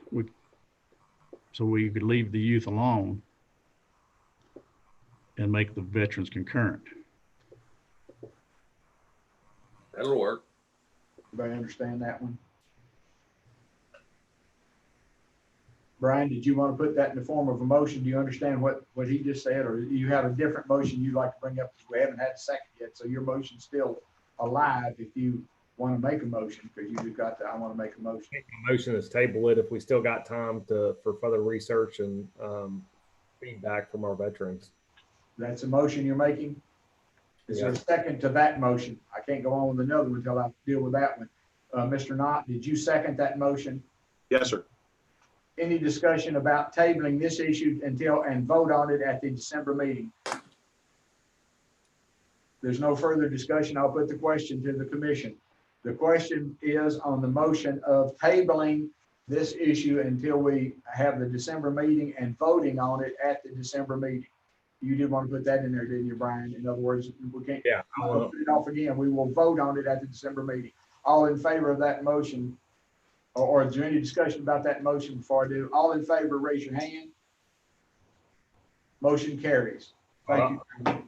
Mr. Chairman, I'd also like to ask Brian if there's a way we can open up a forum to start soliciting feedback from our veterans so we can get some good input. Will you do that? Is that a yes, Chris, or did you just acknowledge his question? Is that a yes, that you think you can gather that information? Yeah, that was what I understood from the commission. You'd like us between now and December, put some sort of survey out there to ask specifically veterans their preference. Do we know that from license information? We don't know that from license information, do we? How will we know who the veteran is that you're gonna poll? We won't, How would you conduct that, in other words? Brian probably could tell better than I, but I would say we'd have to do a general survey and just specifically ask, are you a veteran? Yes, we could do it a couple different ways. We could either just put it out on our website, basically invite people to come voluntarily. That's voluntary or self-selected. It's really not a survey per se. It's more of a means of public input. And then a survey proper would be, we could either send it to all people that we know, that we have contact information for example, in our HIP database, and ask them their opinion, then ask them also if they're a veteran. Or we could do a random sample of that, and either one of those would be valid. Statistically, I'd probably recommend a random sample. We have, I think about if I'm not mistaken, about 7,000 folks that we have, maybe it's a larger number, Wes may know, that we have email addresses for in that group. We use those for the goose survey, but we could absolutely do that, let you know how we proceed, and before we pull the trigger. Can the Veterans Administration release the information on veterans, or do they keep that pretty close to the vest? In other words, can we find out a list of veterans in Kentucky? I doubt it. We probably could find out numbers, but probably not identities. Yeah, I was afraid of that. No, they would not give you identities. Right. Okay. How would would you ask the colonel back there, how will law enforcement deal with that? He's laughing. He's grinning. You mean how they would do with how they could find out who's a veteran? Well, yes. I mean, if you're not a veteran and you're afield during that time, I think it's pretty much shameful, but I don't know how they would deal with who's a veteran and who's not. I think that came up before too. You mean in checking license is what you're talking Yes. about? Yes. Okay. No verification system for that. I know a lot of veterans carry a card, a retirement card or whatever it is. They carry one, but I don't know if you could, That could be required in reg. That's a possibility. It could require some form of identification. Former military identification. Mr. Chairman? Yes, sir. Any veteran that is going through the VA for any medical has a card. Right. The ones that do not, they have in their possession a DD 214, which shows their discharge. We could use that as a means of identifying the card or the DD 214.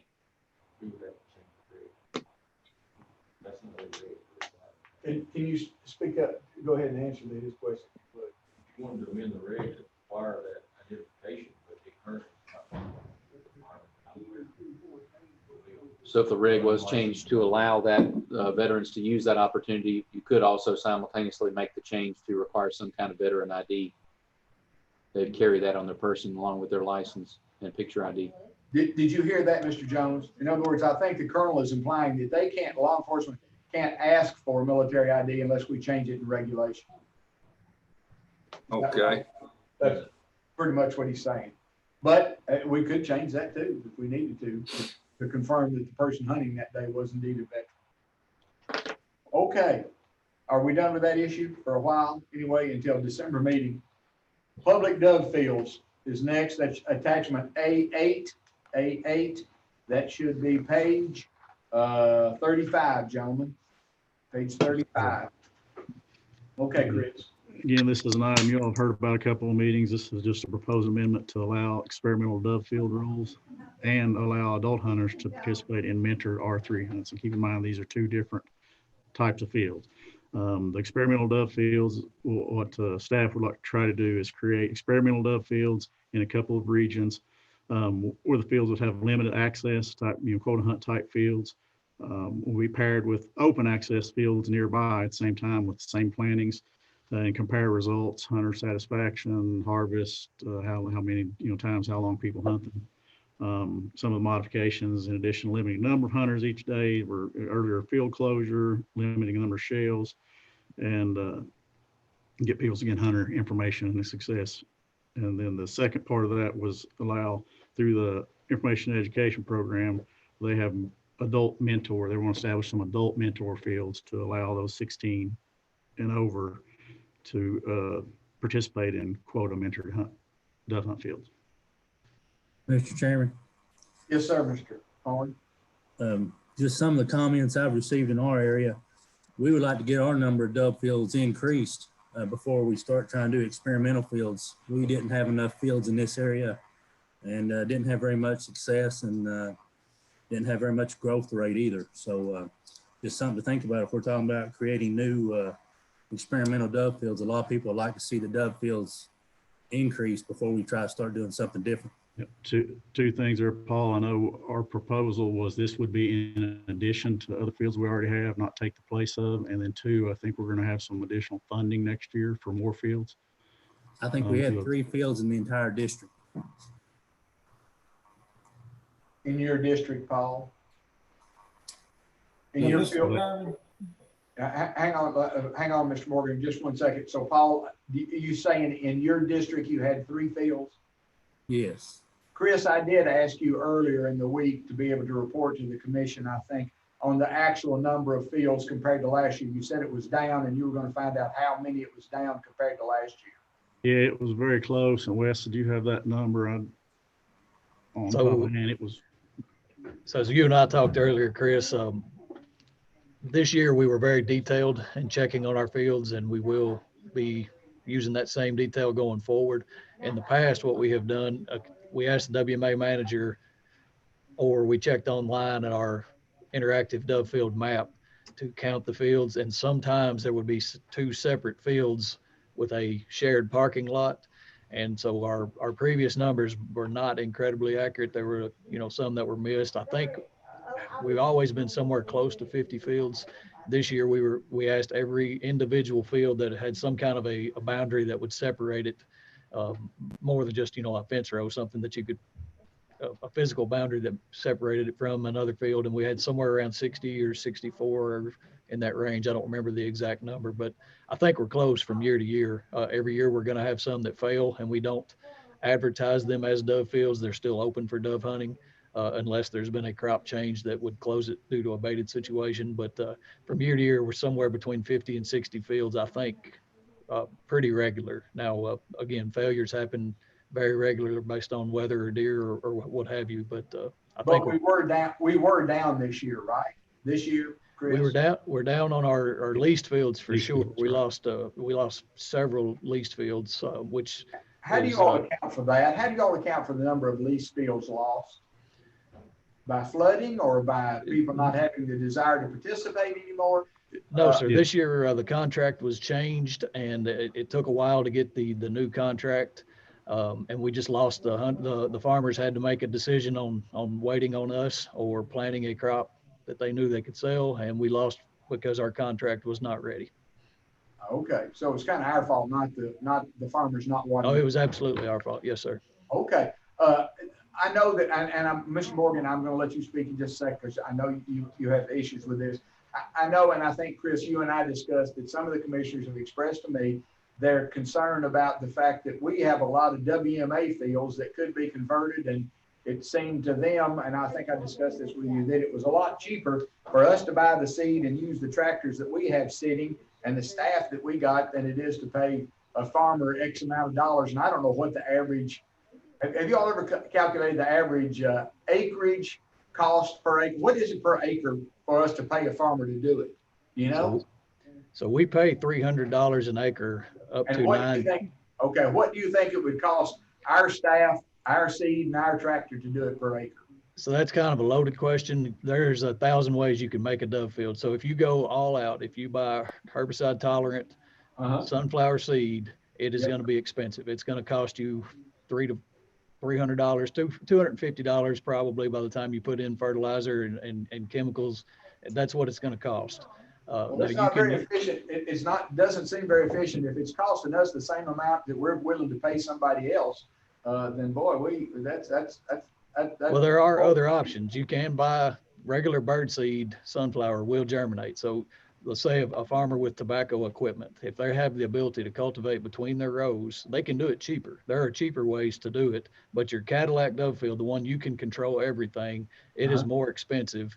And our dove field program, it's, you know, we have very limited funding and we try to get the most bang for the buck. And I think one of the farmers we talked to this year, we paid $9,000. I think it cost him $8,000. So he made $1,000 plus his lease fee, which is $25 an acre. And you are correct that it is getting harder and harder to get new applications because of the cost of planting the seed. So we've got a new program coming for hoping to start getting some more silage options or hemp fields or things of that nature. That will be available next year. And we're hoping that drives our applications up. But planting dove fields is just expensive. Thank you for that information. Mr. Morgan. Yes, Mr. Chairman. There is 5 dove fields in the 8th district. 4 of them are on WMAs and 1 is a co-op field. I went to all 5 fields prior to season, and I went to all 5 fields and hunted just about all of them, not all of them, just to say that I did and walk around and get an idea of what's going on. And I can tell you right now, it's the #1 issue in my district. They were shoulder to shoulder, parked by the road around the parking lots. There is not enough dove fields to handle the demand of the sportsmen that want to use them. And there's a lot of factors in there. There's a big participation in the first day, and then anybody will tell you there's a big drop after the first weekend. And a lot of that's due to not being able to hold those birds in those fields. It takes a lot more work to hold those birds. It takes a lot more management. And if we're suffering trying to get out what we have, how can we manage and keep those birds there and spend more money than we are now? And it's a complex issue. There's a lot of things. If you look at other states, which I have, Pennsylvania and those folks, you look around at the dove fields, there's some excellent ones. And it takes a lot of work and a lot of time. And that falls right back into this budget. We're going to have to go in there and look and see how much money we got for these dove fields. I mean, it's all economics. And depending on where you're at, how important that is. And in the 8th district, it is a hot button issue with these guys. They really like this dove hunting. And there's just not an adequate place for them to hunt. All right. Thank you, Mr. Morgan. Brian Fisher. I was just going to say it's the same thing. My dove hunt may be on the alternative income committee. I mean, if our inputs are really high and we can't afford it, maybe, you know, it's a pass the hat kind of thing where we have a really good sunflower field where it's worth $10 for a hunter to come in and we have a really good field. I know it used to be growing up, a lot of people around where I live would have a paid dove hunt and have a big old field and people go to it. I mean, that's another option for one of our committees to kind of look into. But I mean, for a good dove hunt, I know a lot of people that pay $10 help offset some costs. So I mean, if it's a funding issue, we need to look at it. But I mean, all feedback in my district is they get to these fields and there's no birds. So what we're spending on them right now is not worth our money. Mr. Fisher, I think the last time that was brought up about a fee for a dove field, and Mr. Fields and legal advised us that, you know, the field owner cannot charge because that takes away his liability protection if he charges. Now, I don't know how we do it via the department. That might be something to consider. And of course, I think you all talked about last time, sponsors, didn't we? Somebody, a big seed company sponsoring a field like they do cornfields. You know, that when you drive down the road, you see this field has been planted by such and such with such and such corn. You see that in a little advertisement for the corn maker. I wonder if there's any way we could get seed companies to sponsor a big field and put, you know, this seed was provided by so-and-so, get them to give you all, we could do the manpower and get them to donate the seed. Might be a way to consider in that alternative income group. So that's something to consider. And I'll say, I think Kenny, I'm trying to think who was next.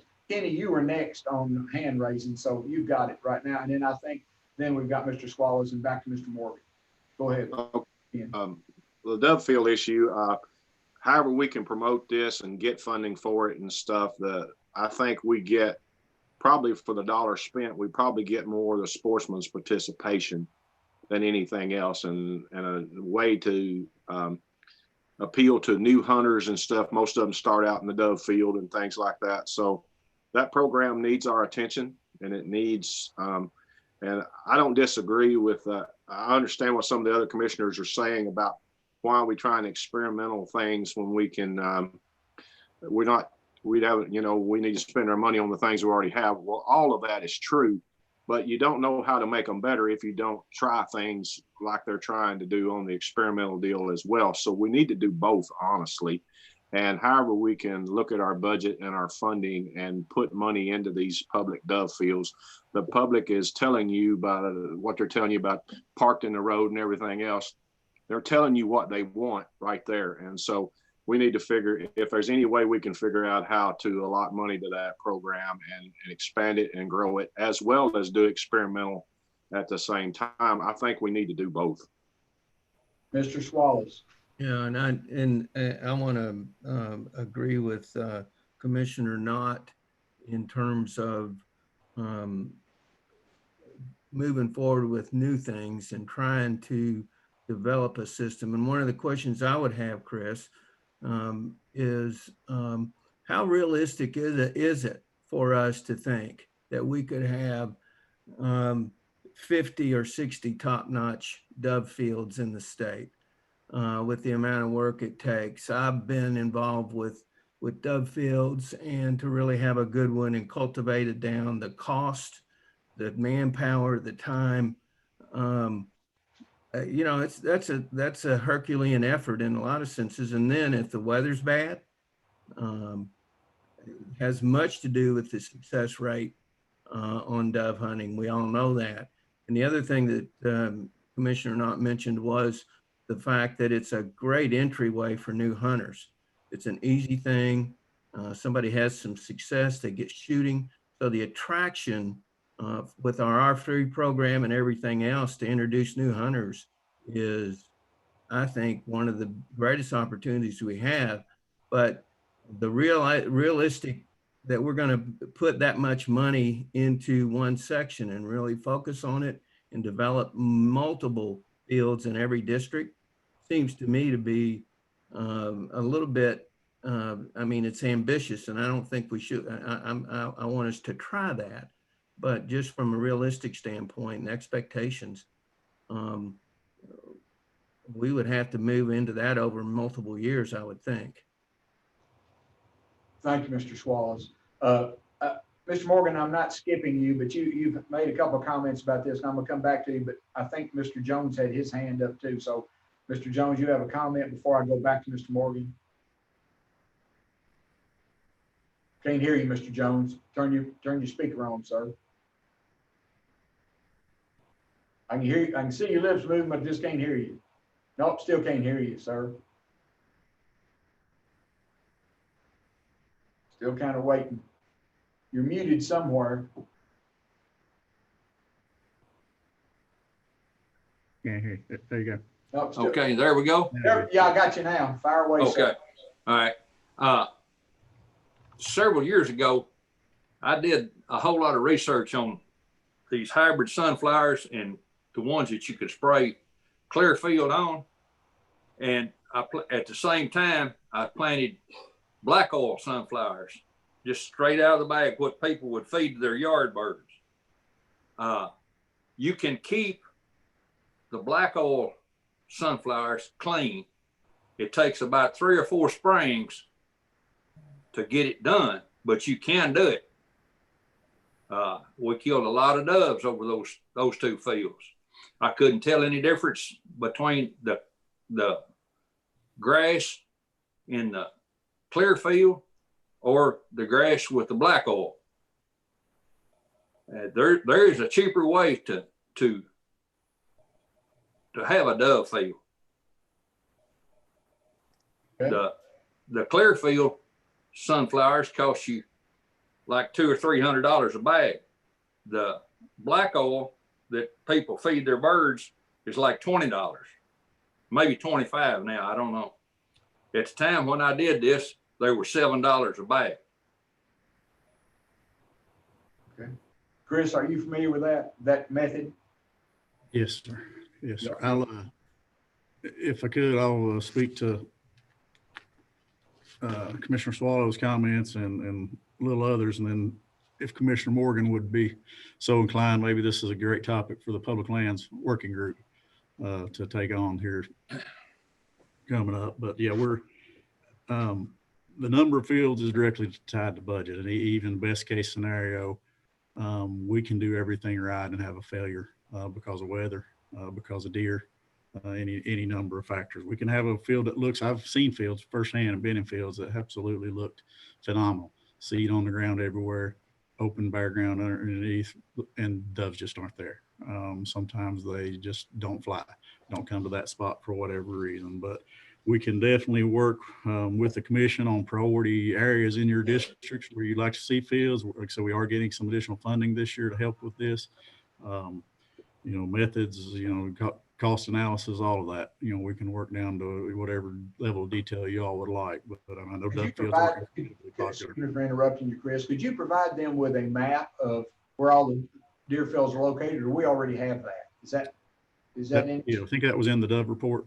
Yeah, I remember seeing something. I may have seen it. I don't know if they saw it or not. Robbie's looking right now to see if he can find it. I remember seeing it somewhere, but boy, it'd be good to know where everything is. Yeah, I can resend that. Yes, absolutely. Mr. Morgan, while he's still looking into that, would you make your comment now, sir? I'm trying to expedite us to move on here for a break here in a minute after Coyote. Okay. You all asked me, Brian Fisher told me I was gonna be in trouble with him if I didn't expedite this as much as I could. So I'm gonna hear from Brian tonight if I don't keep this moving. So go ahead, Mr. Morgan. Okay. Thank you, Mr. Chairman. And I would say this, I think Chris is spot on because I've already gathered up a lot of information, and it is going to be on the agenda, these dove fields, on these WMAs. And I really think that there's a lot of things to be considered. It's a complex district, and all that needs to be done in that working group instead of soaking up all the time here. And I don't have a problem with these experimental fields at all. I'm for expanding every opportunity for every sportsman I can. But I think it would be remiss if we didn't go back and look through these WMAs and see how we can add some more fields and hold the birds on the fields we got. And that's all I got to say. Thank you. Mr. Fisher. The only other comment I have is to piggyback on what Ralph and Doug said. I think dove hunting is a gateway, so we should expand opportunity. I have a hard time and agree with Doug if we don't have the budget and we make more fields, then we're taking it away from somewhere else. So all the other fields are going to suffer. And while we do want to create more opportunity, we want the opportunity to be something where people latch on to and enjoy it and have a good outcome as well. So I think it should go to the WMA working group. Okay. If there's no further discussion, I'll entertain a motion on the creation of experimental dove fields and allowing new hunters age 16 up on quota mentor dove hunt fields. Those 2 items that are on page 35. I'll make a motion. Yes, Mr. Swallows. I move that we accept the motion or accept the A8 amendment. Okay. As it's written here, the creation of experimental dove fields and allow the hunters age 16. Is there a second to that motion? I'll second. Seconded by Ken Knott. Then we've got here, I'm gonna, instead of trying to decipher exactly where all this is in here, I'm gonna say on page 35, the creation of experimental dove fields as it reads, and allow new hunters age 16 on quota and mentored hunts. That's part 2 of that to be and you all have it before you. So reading the question is gonna be a little difficult, but you have the actual question before you, for the commission. All in favor of that motion, please signify by raising your hand. Opposed, no. Please raise your hand. I have one. Motion carries. So that motion has been decided upon. But I think we're all leaving here today with the knowledge that dove fields is going to take a bigger priority, and that Mr. Morgan's going to work on that WMAs with Chris and see if we can come up with methods, whether it be fees in the field, whether it be sponsorship of seed or volunteerism. I think you have all expressed a need for more participation from the youth and expanding our dove field operations. The next item is Ballard WMA shotgun limits and blinds. Chris, that is attachment A9, gentlemen. Thank you. Yeah, this is again one we've seen several times. This is just a little cleanup. I'm in the regulation 2221 to allow only one loaded and uncased shotgun per hunter in the blind. Currently, the Ballard zone limits waterfowl hunters to 1 gun per hunter. The restriction was put in place in times where there were much more abundant Canada geese in the area, and it was intended to keep hunters to be able to have multiple shotguns available to grab, and basically, in essence, increasing the number of shells a hunter could use. So to address the concern, we still will allow a hunter to have a backup gun in case of a failure. We recommend allowing the hunters to have an additional shotgun in the blind, so as long as it is unloaded and cased. Just a real quick question. Was that the only one that we found where it would have the WMA rules that would have that restriction? Yes. Yeah, that's not a restriction statewide or anywhere else. I'll make a motion to pass it as is. Second from Mr. Swallows. So a motion from Mr. Fisher, second from Mr. Swallows. Any discussion on that or any other debate about that? All in favor of, here's the question, amending the regulation to allow only 1 loaded gun and an uncased shotgun per hunter in the blind, although we will allow for a second shotgun to be cased in case of backup is needed. All in favor of that motion signify by raising your hand. Opposed, no. Thank you, gentlemen. Motion passes. Mr. Chairman? Yes, sir. There's some issues would need to be discussed at some point about the Ballard WMA. Would you want to do that at new business later on, or if we can do that? We're about to finish with action items, Commissioner, but if you'll remind me of discussion items, we will bring that up in discussion items since it's not a voted upon item. Is that correct? It's an item to discuss. Yeah, that's fine. If you don't care, I'll save that for discussions, but remind me when we get to that you have something that you need to discuss on an immediate issue. All right, thank you. Yes, sir. The next is on coyote hunting at night. Chris? Yes, sir. Thank you. This is just to clarify and enhance the night hunting on coyote provisions that y'all passed previously. That's previous 18. changes. That's, excuse me, Chris, that's page 37, 18, John. Previous changes of the regulation necessitate some clarification in that verbiage with other regulation protocols as an allowance to the lesser, more primitive weapons, as well as accommodate mobility impaired hunters. A lot of these came in discussions with the law enforcement division, and we basically recommend amending the regulation pertaining to night hunting in order to clarify that it does allow the following more primitive, shorter range methods on private lands: shotguns with slugs, muzzle loaders, crossbows, and vertical bows.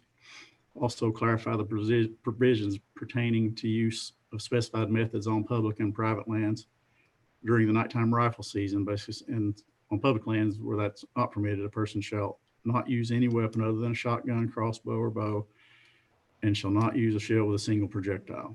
On private lands, a person shall not use any weapon other than a shotgun, crossbow, or bow, and shall not use shot shell with a single projectile, except that during the December 1st through March 31st season, the person shall also use a rifle, 6.5 millimeter or smaller bullet diameter, a shotgun with a single projectile, or another add there was a muzzleloader. That was a typo. Muzzleloader was omitted. We also proposed to clarify the language regarding the species that may be hunted at night per KRS 15360 and specifically list raccoons, possums, fishes, and frogs in addition to coyotes. And explicitly allow mobility impaired hunters to use a stationary vehicle's hunting platform and specify that they may cast lights from the stationary vehicle or utilize other means to make wildlife visible so long as the means are not connected to the vehicle. I have a Yes, question Paul. for Chris. So you said muzzleloader was omitted, so we're saying they can use a muzzleloader at night? Yes, sir. Are you going to restrict the diameter of the bullet for the muzzleloader? We had not discussed that. This was basically trying to mirror what other regs have allowed when you can allow a lesser weapon, you know, when it's open for a rifle. But we have put a restriction on the caliper size, so I don't know how you do that and then allow a 50 caliber muzzleloader.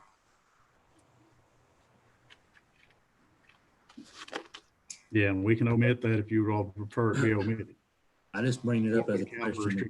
Well, we either need to omit muzzleloader, or we need to put in there that 6.5 for center fires or rim fires, and then for muzzleloaders, it can be a 45 or 50 caliber.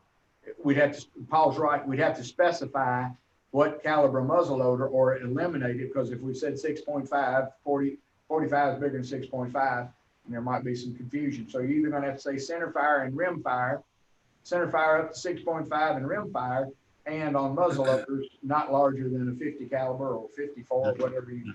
I don't think you want a muzzleloader. I don't think you want a muzzleloader with that size bullet. Well, you're gonna have a slug from a 12 gauge shotgun. Gentlemen, could we hear from the colonel on this stuff? Yes, sir. Colonel, you might, why don't you come up where you get close to a microphone, sir? Yeah, take that out. Yes, sir. Can you all hear the colonel? I'm glad to answer any questions you might have about coyote hunting at night. We consider muzzleloader like a lesser included of any of that modern centerfire firearm stuff. Kind of like we're talking about shotguns, bows, and crossbows, much as if a hunter in deer season, rifle season uses a lesser included, it's already kind of part of that process. They can use a bow during modern firearm season if they choose. So, and I keep driving, you know, I mean, the point is, when we opened this up, there was a discussion about rimfire, and that was where Commissioner Chairman Kleiner indicated low report noise, shorter range of maybe taking an animal. However, when we opened it up to 6.5 Creedmoor, that was a number that was picked because it is a popular caliber. I was present when those discussions were had. And the legislative body that was also has input on this matter, along with the commission. 6.5 was a number that is just a popular caliber. I think that was the way it was listed, and that was a way to move beyond the 223 restriction or rimfire restriction. But at this point, I don't know that any caliber restriction has any bearing on how we'll enforce this, other than because some hunters may not even know how a 6.5 Creedmoor carries over to a 270 or a 243 or a 308 without clearly having that information brought before them. I know many of you all do because of our experience in the field, but lesser experienced hunters may not be able to clearly know that line. 6.5 Creedmoor is not something everybody owns, even though it is a very popular caliber. So my only point has continually been, when we moved away from rimfire, our division has no preference. Now, wildlife division and marketing and I&E, and anybody else that's educating people on it is going to have their put on it. But as far as law enforcement, when we moved away from rimfire, we went to the centerfire rifle. I don't have a preference on how you restrict it from that on. The centerfire rifle is centerfire rifle.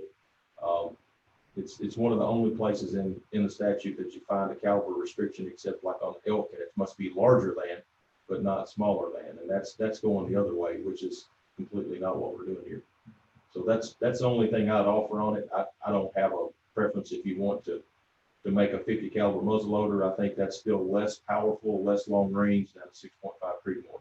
So I think the capabilities of that firearm are still less than the already approved method.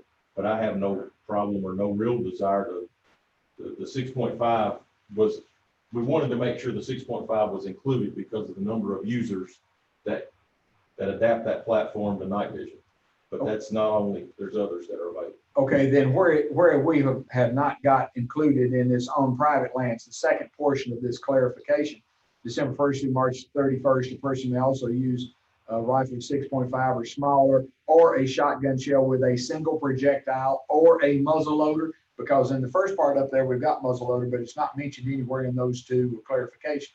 So do you suggest we just add or any muzzle loader? Yes, sir. Okay. Do you understand that, Paul? In other words, leaves the 6.5 caliber or smaller bullet diameter, or any muzzle loader. So you're specifying that any muzzle loader would be okay, or we can leave it out completely. But then we've got to leave it out up here, allow the following primitive weapons, because up there we've got muzzle loaders. So we've either got to leave it out of one of those two on public land or private land. We've got to completely leave it out, or we've got to specify muzzleloader in the second one there. Other comments? Comments about Mr. Chairman? Yes, sir. I have a couple of questions for the Colonel. Okay. Why are we only limiting use of a centerfire rifle from December 1st to March 31st?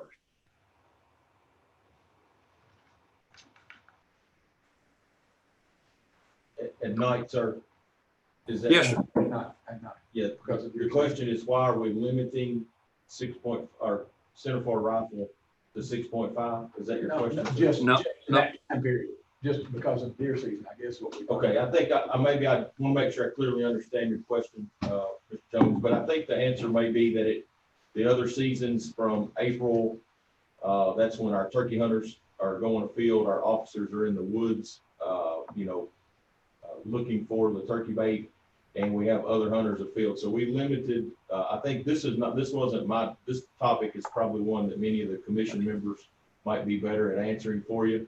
But I think the desire was to limit that nighttime high-powered rifle activity during the conflict with the April turkey season through the November deer season, when we have a lot of other high activity afield during, early morning, late evening hours where we could have a possible accident. So the issue was a safety issue, that we didn't have conflicts on private property or public land.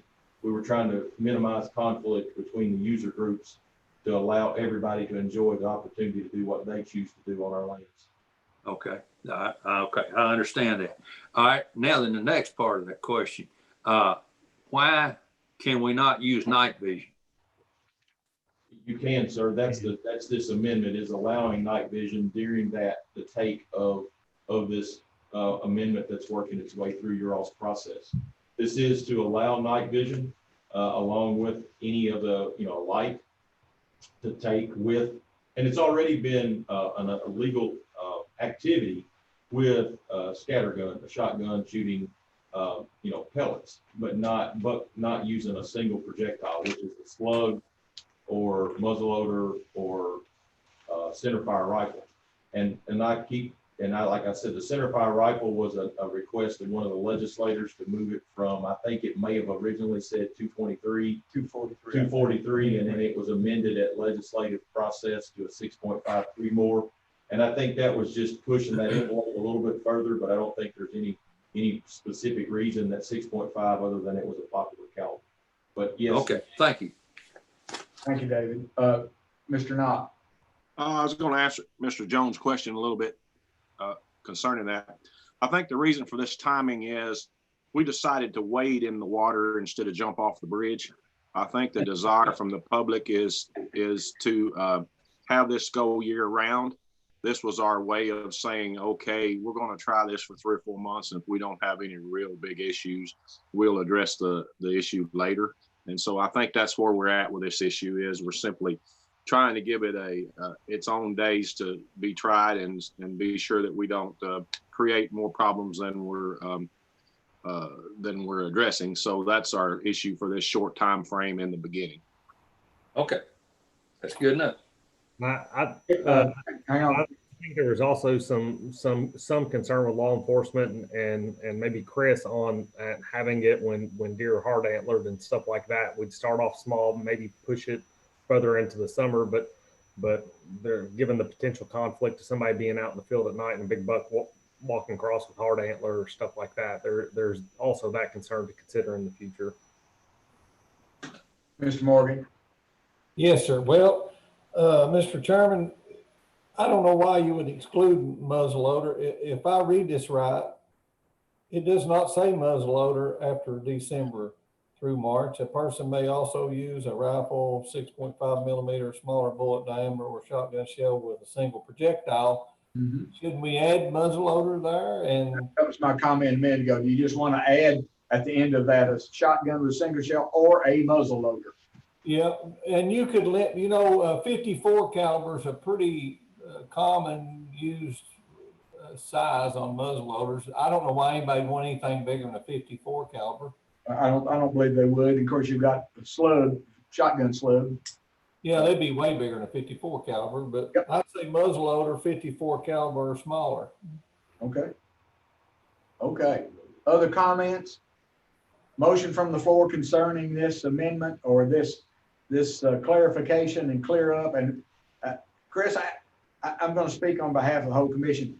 What would be more helpful to them, I think, is having a concise, and even if it can't be concise, but listing under your proposal, your amendment, instead of us having to piecemeal find all the pieces in here under the introduction part, and just have it under, this is what we would like, this is the regulation we'd like to pass. You know what I'm saying?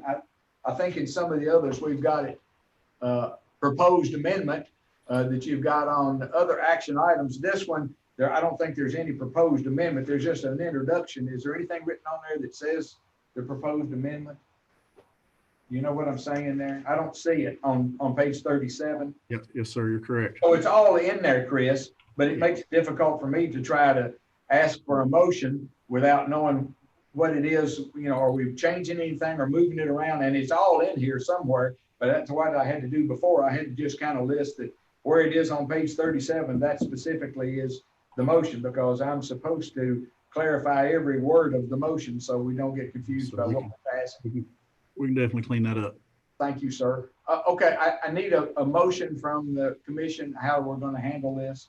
Mr. Chairman? Yes, sir. You brought up the question. I apologize. I had to step out to make sure public comments were coming in okay in our inbox for that. Mm-hmm. Did want to ask you, you mentioned shotguns with slugs. That's something that had been previously discussed by the commission, and I think may have even been considered by the legislators who weighed in on this. Is that, I realize the motion hasn't been made yet. Has that been discussed here? Did you all talk about that? Yes, they talked about, but only limiting that except from December 1st through March 31st, a person may use the rifle or a shotgun slug. Now, not on public land, but on private land. Okay, including shotgun slug, muzzleloaders, and then bows and crossbows? Yes, okay. on private land, but not on public land. Okay, thank you. Okay, is there any action from the commission concerning that item? Page 37. I know it's going to be difficult if you either try to read it or I try to read what all the clarifications are, and I can read them and make sure everybody understands what the motion is before we vote. But is there a motion there? Mr. Chairman, it might be easier for Chris to read it with the muzzleloader added to it, and that would be the motion. Okay, and then you all will listen, so I do not need to repeat it again under motions. That's why, Chris, I think if it's written out as your all's possible motion, because when it's all in here, they're a piecemeal. We have to go around and find those pieces. Do you want to do that? Is that okay with the bullet or reread the whole things? The portions you're going to change. Okay. You're not going. I don't guess you need allow the following primitive weapons on private land. Shotgun, slug. I think you just need to start with, don't you clarify, because that's what this is. This is a clarification and enhancement. So I'd start there with clarify provisions pertaining to the use as follows. And this is going to be the motion on public land, on private land, clarify the language and mobility impaired. Now on mobility impaired, I guess before one of you all makes that motion, may I ask, how are you going to define mobility impaired? If somebody sprains their ankle and they can't get out of the truck and they shoot from the truck, are we talking about a person who has a window hanging impaired parking permit that they could hang in the window? In other words, what is going to be the proof of being mobility impaired? It's the same current statutes. They have to have that mobility, that impaired note from their doctor. They have to carry it with, they have to contact the department and get that mobility impaired sheet, and they carry that with them. Okay, you all have the division. No, it's a licensing division. Yep. Okay. It's a standard methods exemption permit. Okay, because I was thinking about the guy who has an ingrown toenail and got a little bandage on her. I can't walk to call him, so I'm going to shoot from the car. So I just want to make sure there is a method to. I see a bunch of grins up there, but somebody's going to ask us that question. Will I qualify if I've sprained my ankle? So you've clarified. Thank you for me, Chris. So are you going to read that, Chris, and then somebody Yes. can say that is my motion? Yes, sir. I hope we can kind of eliminate this. If it's in a specified place, it's a lot easier otherwise. And I don't mind us amending them, but when it's kind of in the introduction somewhere, it's a little hard to pick out what the actual motion is going to be. So go ahead, Chris. Okay, so the proposed amendment is to clarify provisions pertaining to the use of specified methods on public and private lands as follows. On public land, a person shall not use any weapon other than a shotgun, crossbow, or bow, and shall not use a shell with a single projectile. On private lands, a person shall not use any weapon other than a shotgun, crossbow, or bow, and shall not use a shot shell with a single projectile, except that from December 1st through March 31st, the person may also use a rifle of 6.5 millimeter or smaller bullet diameter, a shotgun shell with a single projectile, or a muzzleloader. I will also clarify language regarding species that may be hunted at night per KRS 15360, specifically list raccoons, opossums, fishes, and frogs in addition to coyotes, and explicitly allow mobility impaired hunters to use a stationary vehicle as a hunting platform and specify that they may cast lights from the stationary vehicle or utilize other means to make wildlife visible at night, so long as the means used are not connected to the vehicle. Does everybody understand? So moved. So moved by Mr. Morgan, as that is his motion. Is there a second to that motion? Second from Mr. Lear. Any further discussion on that? All in favor, please signify by raising your hand. All opposed, raise your hand. Thank you, gentlemen. Motion passes. We have one more item, and then on permit fees and timelines. And after we do that, we'll take a break. I know all of us need. So go ahead with that, if you would, Colonel. Are you doing that one, Colonel?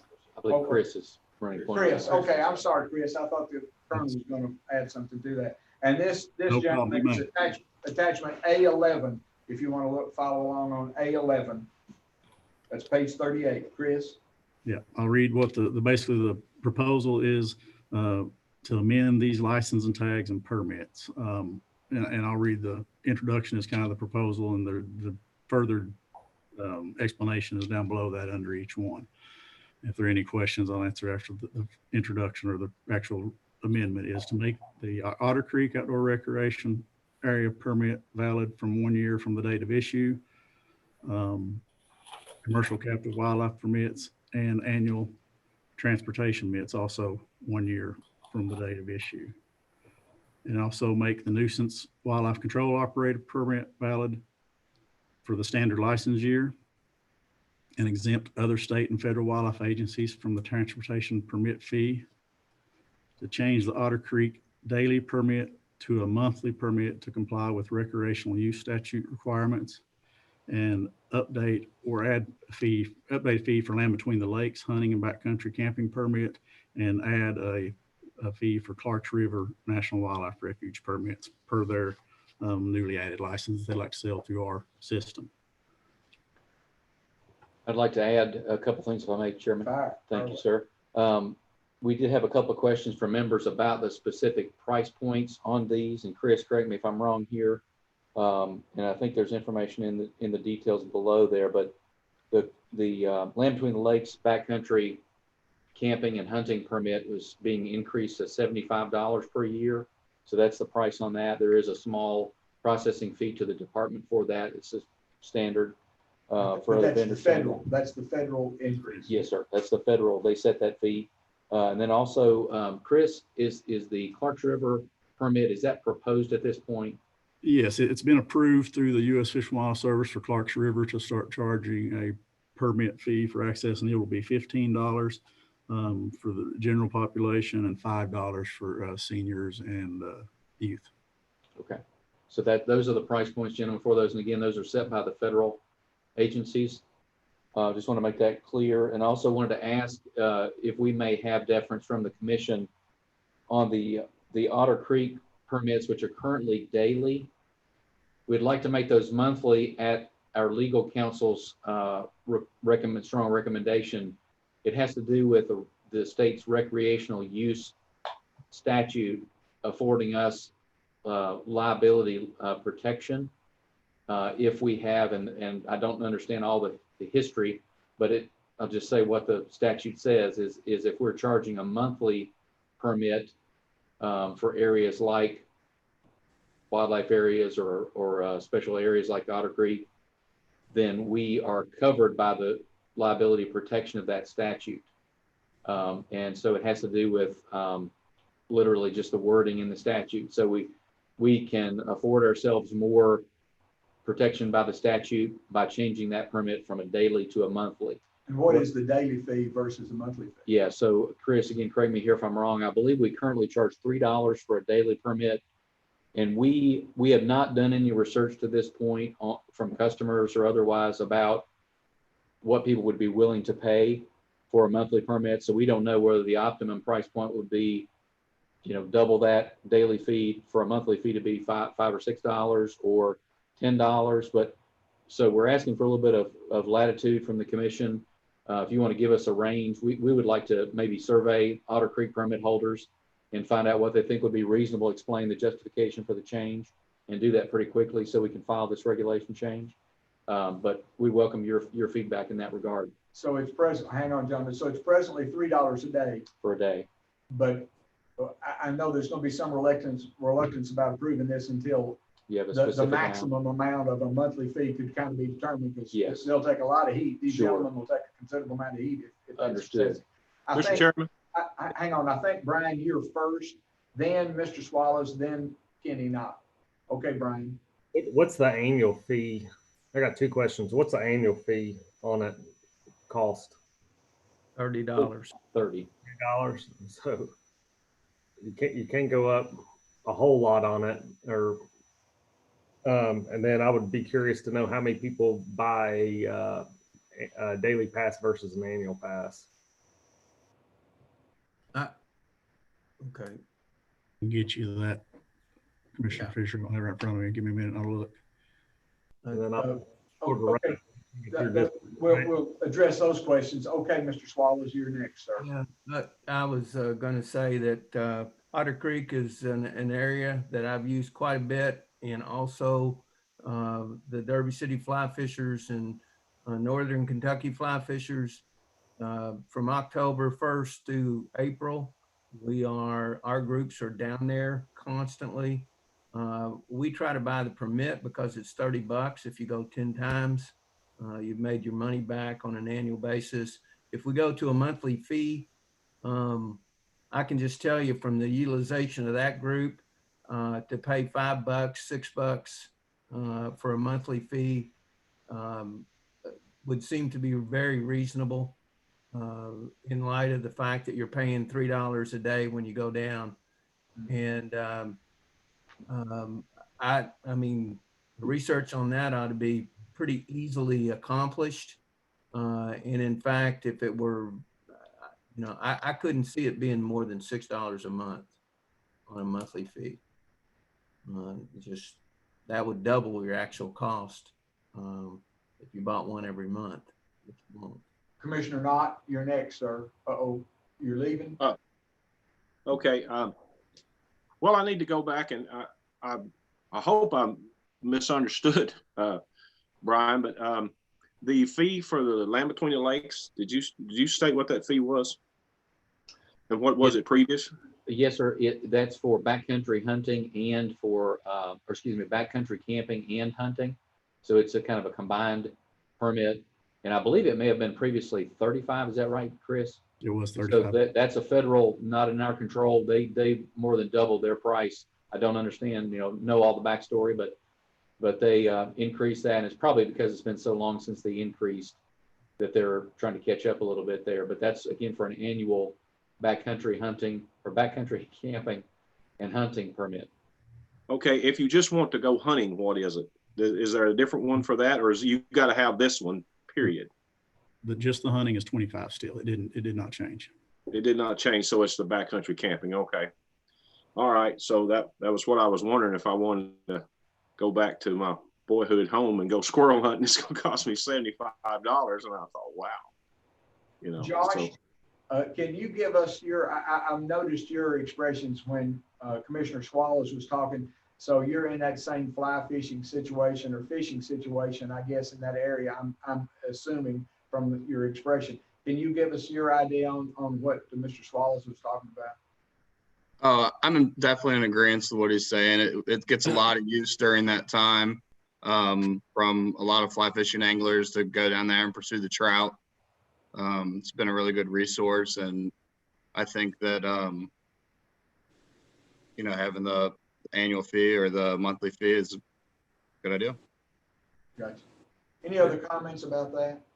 Yes. Would we still have an option for an annual fee?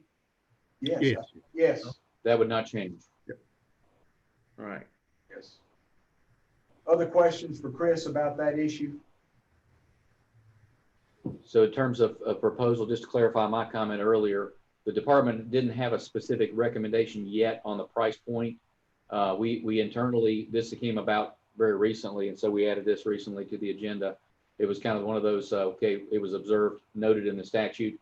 And so we looked at all the areas that we have daily access fees for, and then looked at the sort of the provisions of the statute and tried to determine where we should have a monthly fee and where we should continue to have a daily fee. Otter Creek was one of those where it seemed more appropriate to change it to a monthly fee, given the size of the area and limited staffing on the area. And so I would either ask for, if you all have, collectively have a strong opinion about the pricing, the reasonableness of the pricing, that we either decide that, or if you could give us some latitude, say between $5 and $10 max, then we could put whatever we settle on based on our survey of the customers into the regulation. We would welcome either one of those. The camping is likely to be more like a month, 3 months. There's probably about 3 months that camping is probably majorly going to occur, right? Except Yes, sir. maybe in the fall for hunters. And if people are camping on Otter Creek, it's actually it's covered separately. In other words, they pay the campsite. So if the commission were to vote a maximum of $10 on the monthly, if they specified that in this, that would be good with the. That would be fine. Having that range for us to sort of operate within, to come to request when the regulation is filed a specific price point between, say, $5 and $10.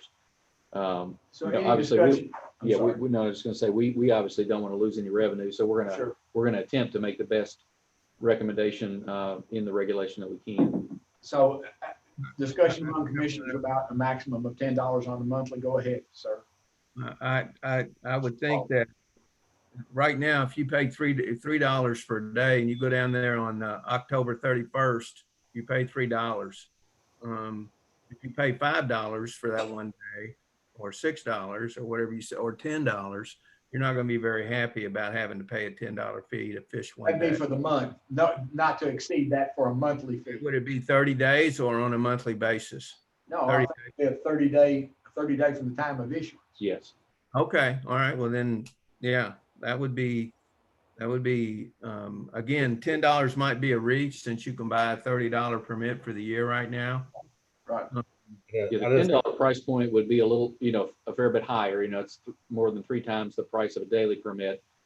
Sort of the strategy, the positive side of that is if it's someone who might say, well, I might come 4 or 5 times this year, then they might opt for the annual permit, just sort of depends on the situation for the customer. That's something we got to really try to look at the numbers, which Chris was trying to pull up there. Yeah, that was going to be my suggestion. You don't want it so low where somebody that utilizes it three months out of the year pretty heavily can get it for $6 and it's cheaper, and they go from buying the annual pass down to the other one. But also, I see Ralph's point where you don't want to overprice it. Right. I'm putting a cap at $10. Any other questions or discussion on that matter? Mr. Fields, I see you have joined us. Is there something that you need to interject on this item, or did you just come back to see us again? Oh, I've just been with the video. I was about to interject when Brian went ahead and interjected regarding the camping. It also might be worth noting is the Otter Creek has a access fee, and then there's special use permits that are separate from the access fee. This would be just for the access, not for the special use permits, is the current thought. Thank you. And the 30-day limitation doesn't apply to daily special use permits, only to the access fee. Gotcha. Thank you. I knew you were back for some specific reason. Thank you, sir. Other discussion or motion from the floor concerning this issue? It got quiet. How do you all want to handle this issue? Is the question at this point. And then we'll go back and read the question for the commission. So I guess in retrospect, if you all are comfortable with it, we would probably ask for a motion that the Otter Creek daily permit be converted to a monthly permit, and the department be given the leeway to determine the price point between $3 and $10, if that's acceptable to you all. Someone wants to so move. And in addition to the update fees for LBL? Yes, sir. In addition to those others. So that'd be one. In addition to the ones under introduction, the bullet points there, the 4 bullet points underneath that. I'll make that motion. Ralph has made that motion as it was just read and as it lists on page 38, the update of fees, make the annual permit valid, and those subtopics, Otter Creek and the commercial captive wildlife permits, as well as make nuisance wildlife control operator permit valid for the standard year, and change Otter Creek as we just previously discussed. Is everybody on board with those understandings? Is there a second to that? Mr. Fisher, were you seconding that? Yes, sir. Any further discussion? All in favor of that motion, please signify by raising your hand. Thank you, gentlemen. Any opposed? Motion carries. I'd like to declare with your all's okay, a break for about 15 to 20 minutes. We can reconvene at 11:15 if that pleases the commission. 11:15, I want to remind everybody your mic is still hot and the camera is still on your position. So if you must move around, please stay away from the camera because you'll still be on there. Mr. Hast, is there something that you had for us, or is he was on? You good, John? You don't have anything right now? Okay. Please come in for the discussion next. Oh, okay. Let's take a 15-minute break. We'll reconvene it, or a 20-minute break. We'll reconvene at 11:15. Remember, your camera and microphones are still on unless you mute.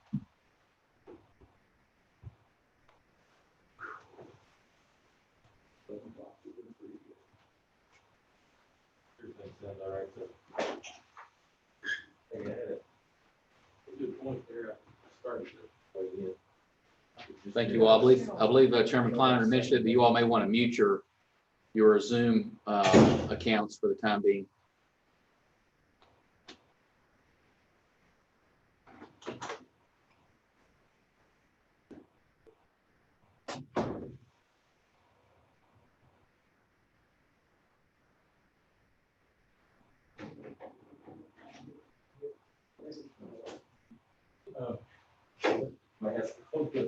My ass is better reach.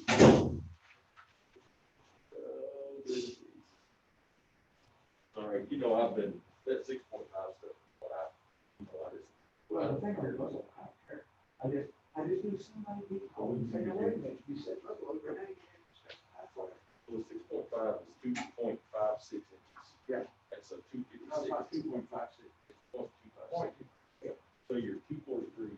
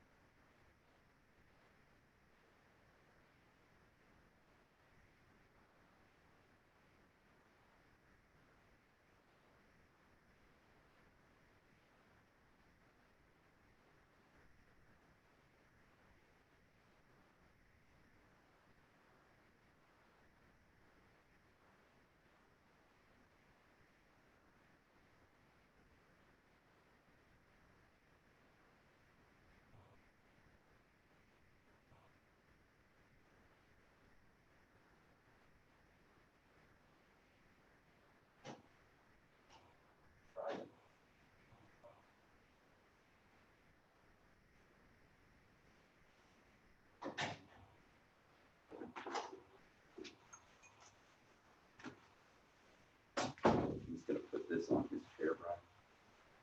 Thank you. See if Carl will grant me a couple minutes to do my spiel. Do want to recognize the staff and Parker if we can. I don't believe so. Thank you, though.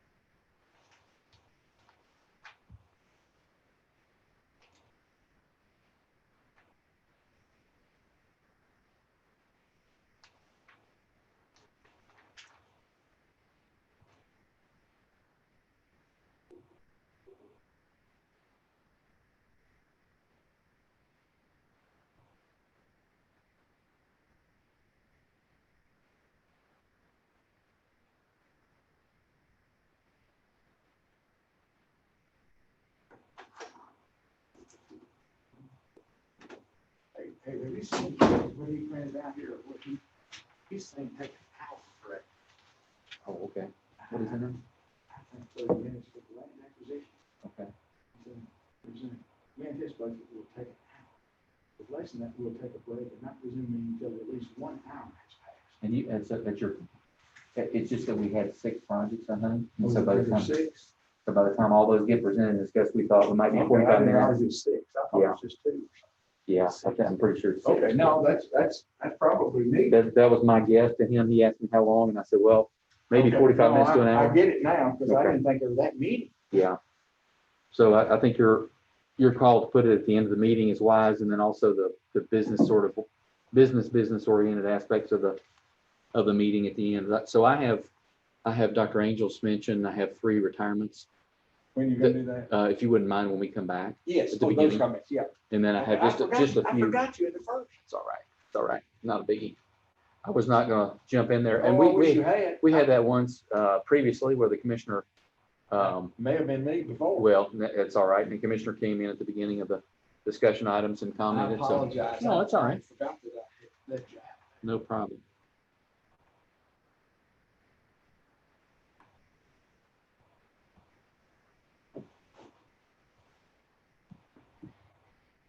Okay, let's see where we are now. We're at discussion.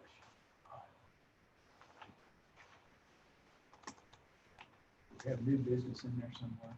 Yes, sir. That'd be the last. New business.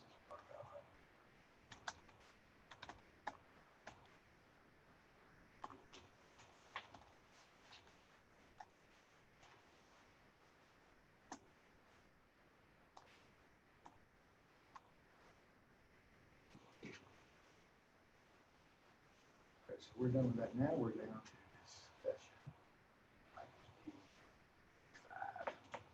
Whatever.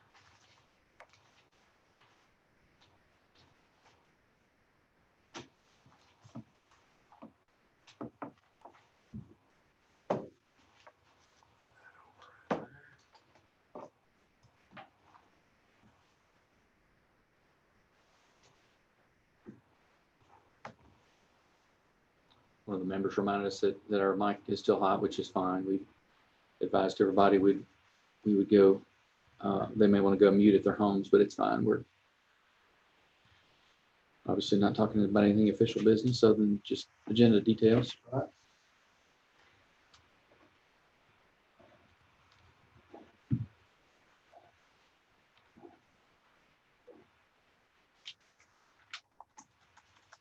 I think the new members are comfortable with participating. We're good. Yes. So good to see.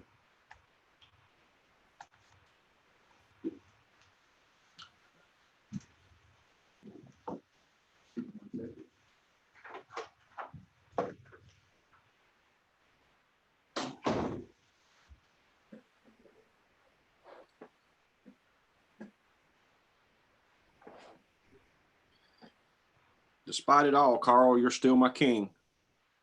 Thank you, sir. Do you want me to put, is there any special place that you'd like your comments? How about after the Bobcat season, just before wanton waste? Let's see what we got down. Do we have? First two discussion items are fall, wild turkey, Bobcat, and then we can put your concerns for your discussion. Under new business down there, there's a couple of places. There's wildlife hunting requirements, and then there's Ballard management area entry rules. We can do it right there. Okay, let me look again here. Ballard management area entry rules. You want it just before that or just after that? It doesn't matter. Anytime right in there. Okay, I'll put it just before that. Okay. All right. That's fine. Thank you, sir. Chairman Kleiner, Yes, sir. are we recording right now? Yes, sir. It is recording. Okay. Do you need me to call you? Yeah, if you will. Okay. All right.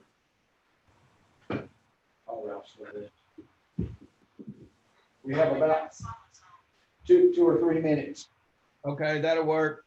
I got it.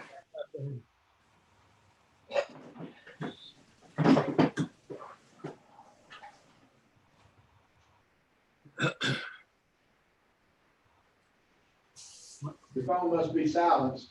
My phone's coming on, Carl.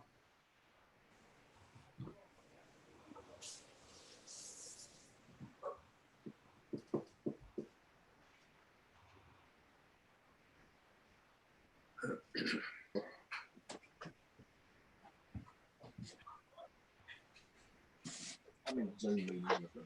Thanks, Fish and Wildlife Commission. I'll call back at you later. All right, see. Well, we got about a minute before we're supposed to Yes. start. Thank you. Yes, sir.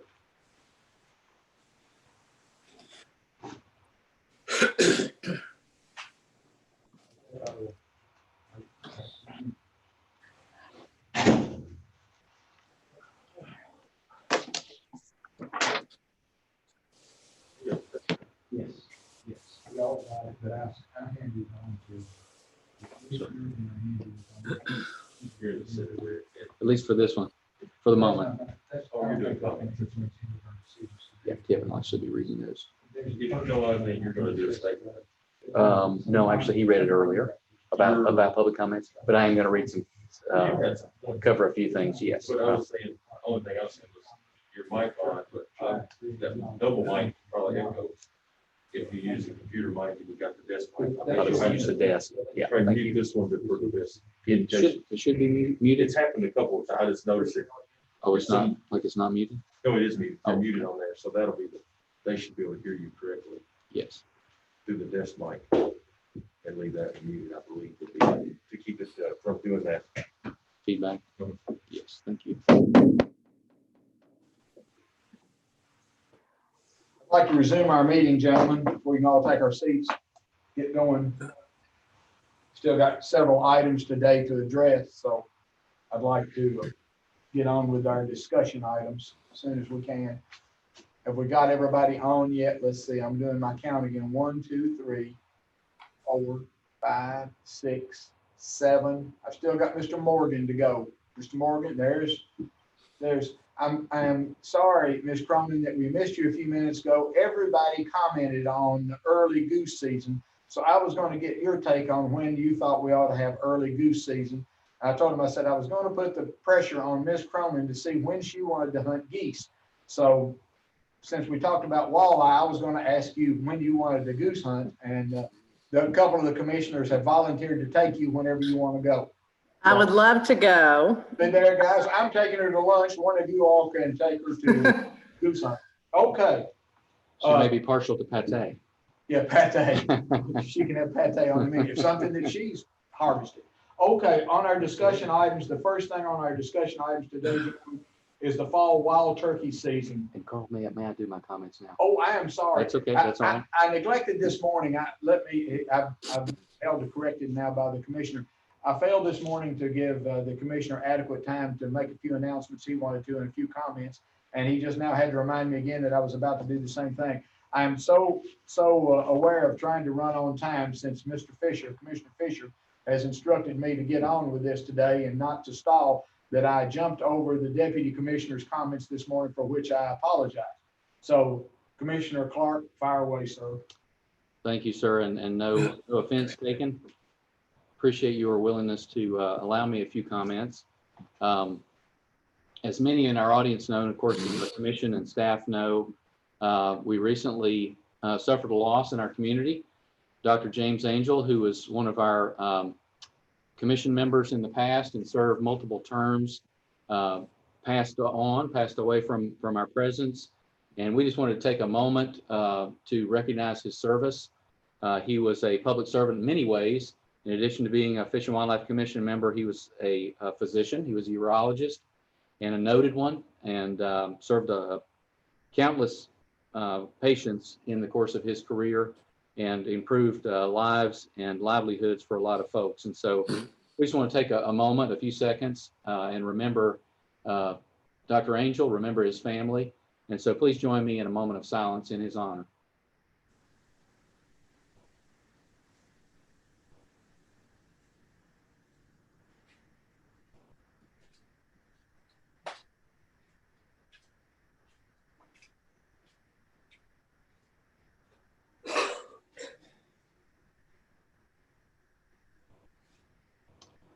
Also wanted to take a moment to recognize a couple of staff who have left our midst, who have retired.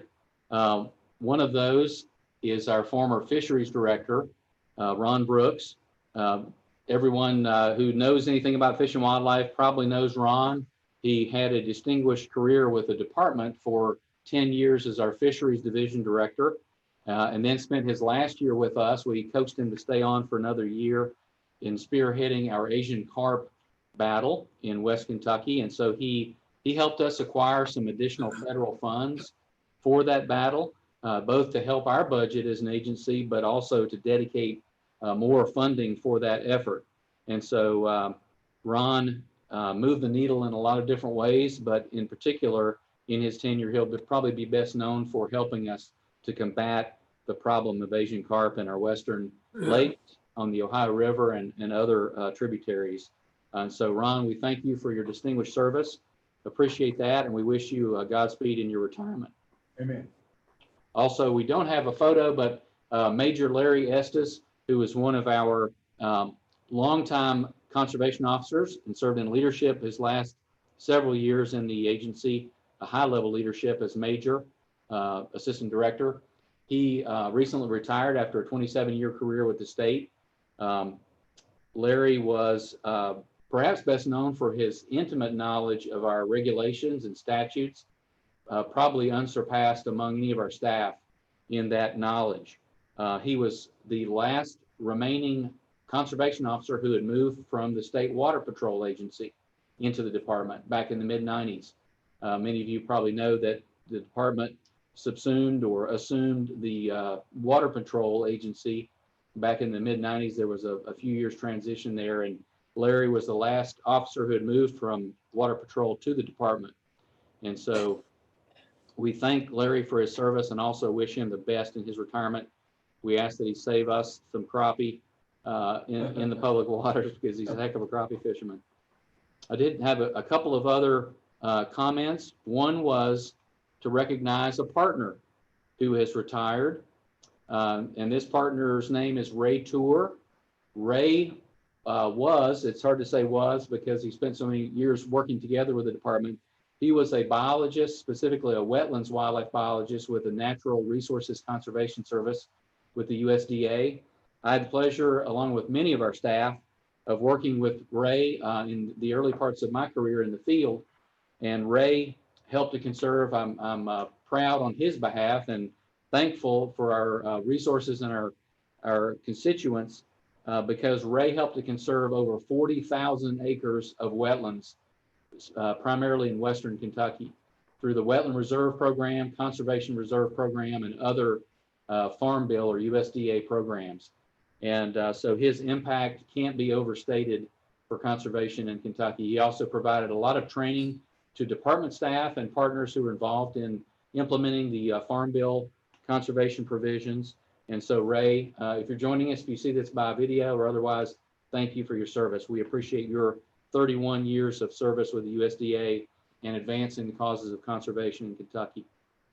I wanted to also provide a few just very brief updates on behalf of the department.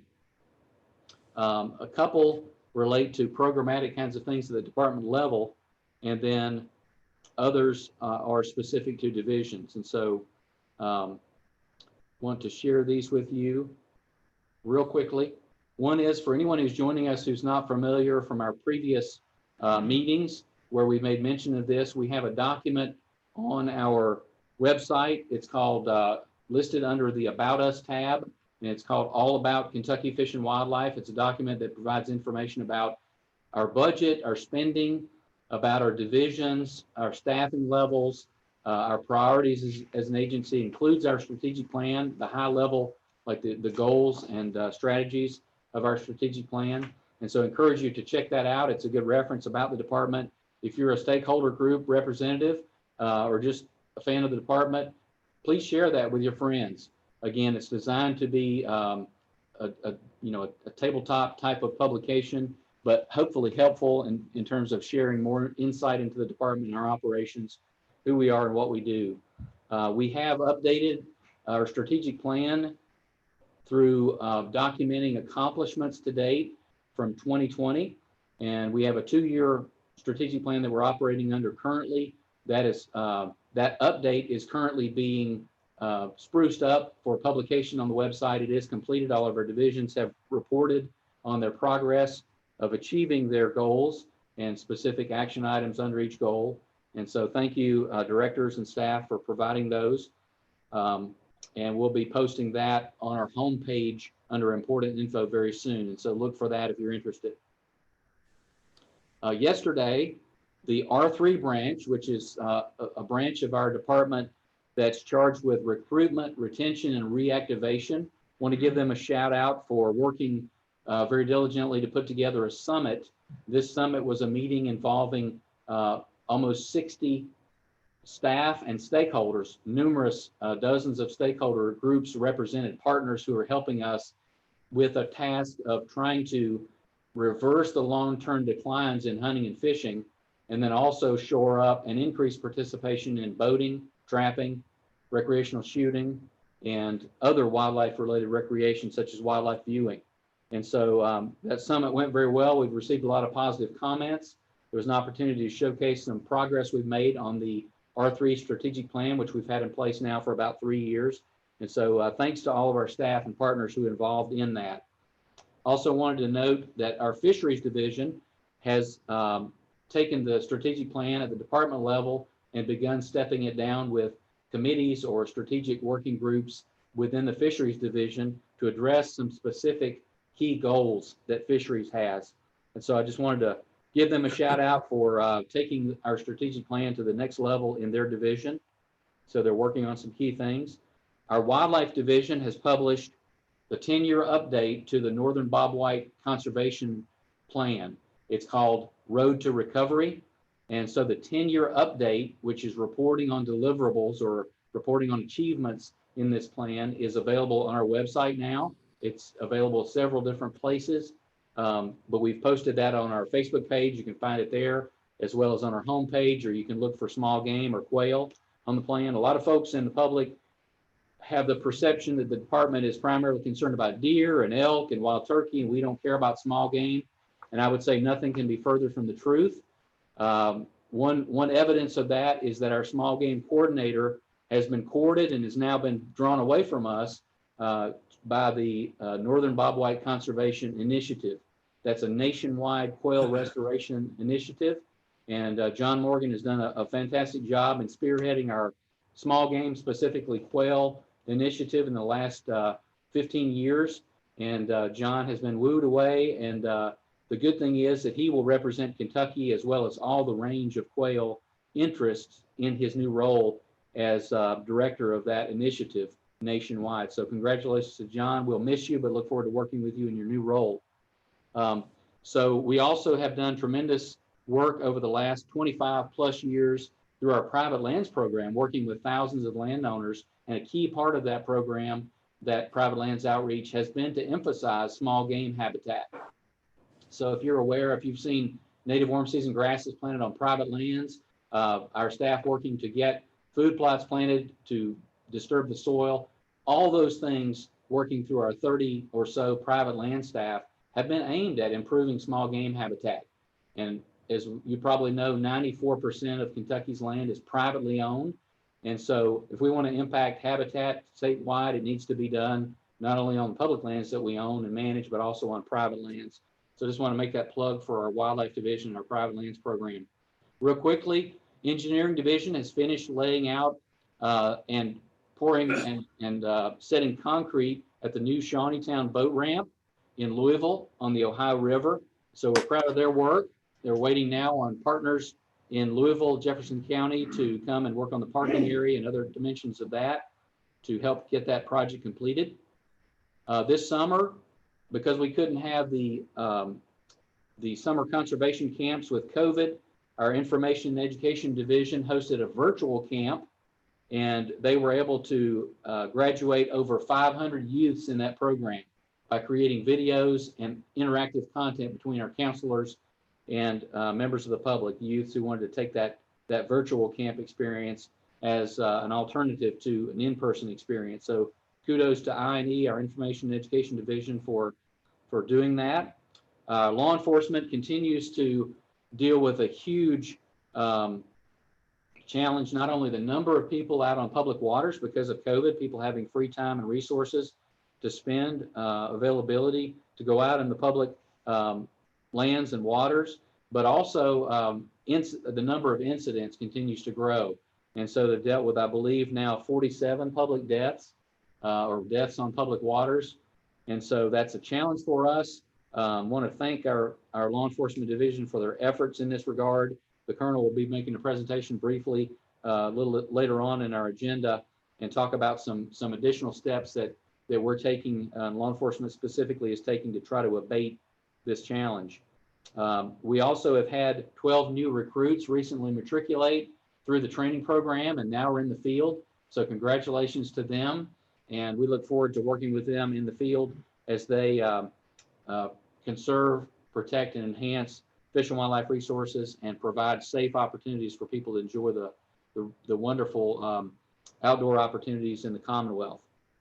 Finally, our Administrative Services Division has been working through this COVID challenge to streamline various processes in our administrative wheelhouse, including a new procurement or purchasing standard operating procedure. So we thank them for their work on that. It's going to help us be more efficient as we have become more lean as an agency in recent years. And that will help us, again, acquire what we need to do our job more efficiently. And finally, marketing, just for those of you who follow our media, our marketing division is replicating a very popular campaign that we had back in the spring called Strutting in the Bluegrass, which was focused on increasing enthusiasm and participation and engagement in turkey hunting, to a corollary of that this fall called Rutting in the Bluegrass. And so we have partners who are going to be filming and then broadcasting on our social media and theirs this Rutting in the Bluegrass promotion for deer hunting in the deer season segments that we have. So stay tuned for that. I think you'll find that enjoyable and fun. and might learn some things about deer hunting also through some expert hunters that we're partnering with through that video series. So Dr. Kleiner, appreciate your allowing me deference to share some things. Again, thank you to our retirees. Thank you, Dr. Angel's family, for granting him the freedom to serve with us. We honor and cherish his service and memory. And I'll turn it back over to you, Chairman Kleiner. Thank you, Commissioner Clark. I want to again apologize for, I'm going to blame it on my jet lag, having flown back from California the other night. So I'm going to blame it on that, but it may be my age related too. So please excuse me for not recognizing you in the first part of the meeting. Thank you so much for the update of the progress in all of our different departments. I know COVID-19 has certainly staggered the Commonwealth to a great degree, but I think the progress report that you've given us shows the tenacity of the departments and how hard they're working to try to keep us up and moving. Also, I want to mirror your comments about our 3 retirees and how much we appreciate, the commission appreciates their dedicated years of service. And finally, to the Angel family, the condolences on behalf of the commission and our condolences to the Campbellsville community. He was a big part of the Campbellsville community, which is a great city, and our condolences to them also. So thank you for that update, Commissioner, and again, excuse my reluctance or my absence of giving you that time that you needed for that. So our next item is discussion items, fall wild turkey season. That's attachment D1. And I'm going to ask Chris to give us that discussion.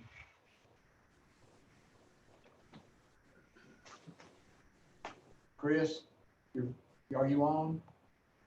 We can't hear you. Sorry, I was muted. There we Sorry. go. There we go. That's okay. Thank you, Chairman. Yes, sir. Several commission members have had concerns or had hunters reach out to them with concerns about declining turkey populations. We've been looking into this. We've conducted some fall turkey harvest surveys and have more planned. I will be the first to say, like, from the harvest data, biological, we're not seeing any drastic drop off of turkey populations or harvest in any statewide or any one region or commission district. So at this time, we obviously want to keep a close eye on this, but we don't recommend any changes to the season per se. The fall harvest has declined a little bit over the 3-year average from the 10-year average. Steady hunter use seems to be stable, and the percentage of hens in the fall harvest seems to be pretty stable, 60-61%. Even with the increase in popularity of crossbow hunting, the yearly fall turkey harvest by crossbow remains under 300 birds statewide. But given that, recognizing the need for additional information and the lack of evidence for fall harvest impacts, the commission, may decide to make changes out of an abundance of caution. In this case, the division will recommend a reduction of the total fall season bag limit from 4 to 2, a reduction of the number of hens / beardless turkeys in the fall to a limit of 1, and then maintain the current fall limit of 1 turkey with a visible beard 3 inches or longer. If changes are something you all definitely want to make, that's what we would propose to y'all to consider. And the standing, Dr. Kleiner, if I may interject just very briefly, the commission members who have been with us for a longer tenure will know this has been brought up at several meetings. And so Wildlife Division just wanted to do due diligence here in presenting sort of our status and recommendation, which is no action at this time. But because some of these provisions, these different options for being more conservative towards the turkey population had been brought up, those were included at the bottom there if the commission did want to take action. Mr. Chairman. Yes, Mr. Chris, I know, and Brian, I know y'all did recently send out a survey to start collecting data. I think at this point, we can't make any changes for this year, but if we acted on it by December, we would still have time to get it into the reg for the following year. Is that correct? Or will we not? Should be, I believe so. If we have normally if we have a 7 or 8 month window, yes, it should be, those should be enacted by September of next year. So how quickly? The spring turkey season with that is what I think. Oh, yes, sir. Yes, Commissioners. but it would be for the fall season Yeah, okay. if changes were made here. Okay. Right. I don't think the commission had proposed anything to the spring turkey season through this. So will we have the ability to get that report prior to it, and push this off, where we potentially have an action item in December to make a change if the feedback and data supports it? Absolutely. We can send that out to you all and then entertain any questions you may have about it. Mine any data that we can from it if there are additional questions. Yeah, Chris, may I ask you, because I know some of the public, I have been contacted by a couple of clubs that ask, is there scientific data that supports a declining population, or are we just talking to, at this point, hunters that have noticed that they seem to be less, and there's probably less interest. Can you tell us again the number for maybe 17 or 18 and 19 as far as the number of hens killed in the fall season? Have you got that number just for public purview? They may be interested in knowing how many turkeys were killed in the fall of 18 and the fall of 19. Can you tell us that right off? I'm putting pressure on you to look up a figure there that you might. I cannot, but I can, hang on, let me see here. I can look. You know, we'll see this printout, and you all have gone to quite an extensive trouble to get us some figures on that scientifically, but the public might be interested in knowing if we could tell them right now how many were killed in the fall, how many hens were killed in the fall of 18 and 19.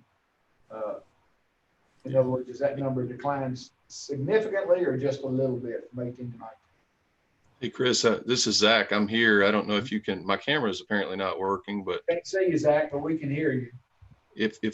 I'll try to share my screen. I do have those numbers at the ready if it would help. Okay.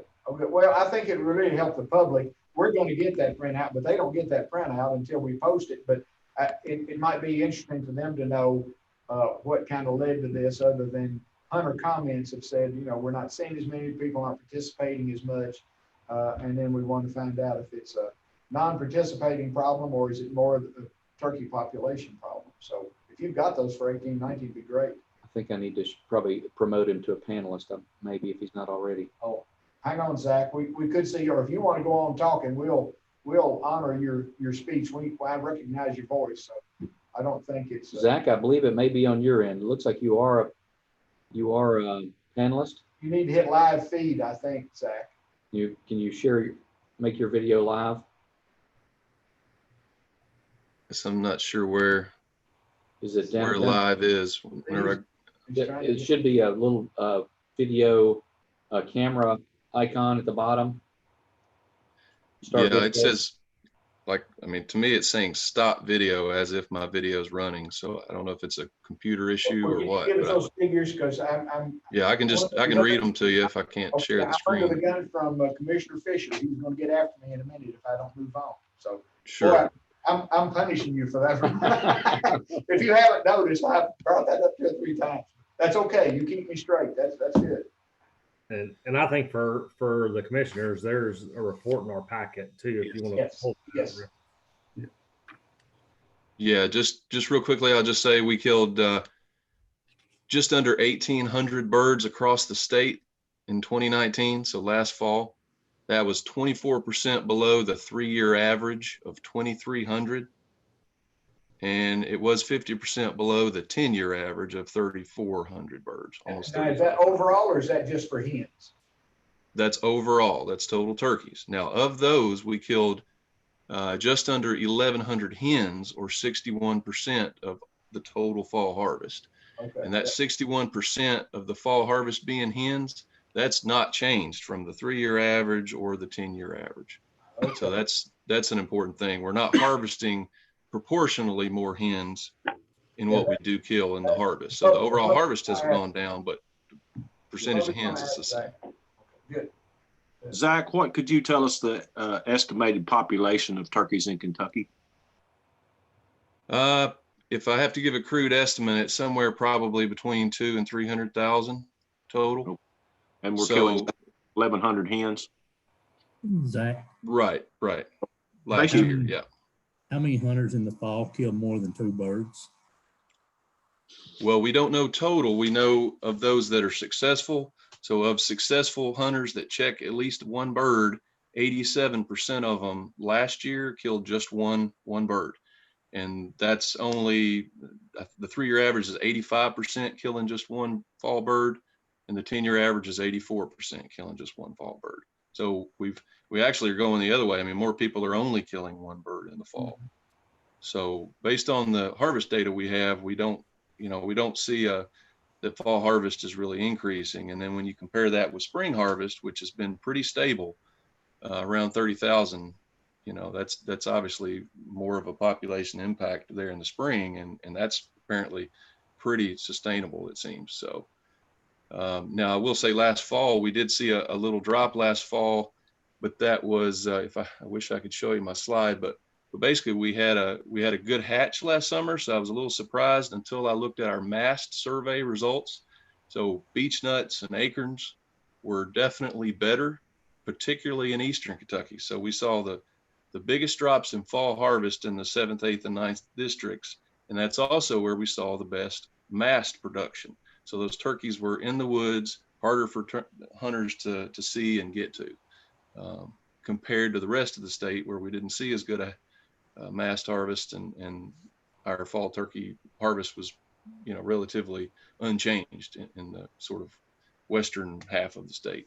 Zach, you probably know this. Do you know that there's a share screen button at the bottom? Yeah, I've been trying to do that. And when I click it, oh, here we go. I'm getting it now. So here we go. All right. Looks like something was enabled. So tell me if you can see this. There you go. Fantastic. Got it?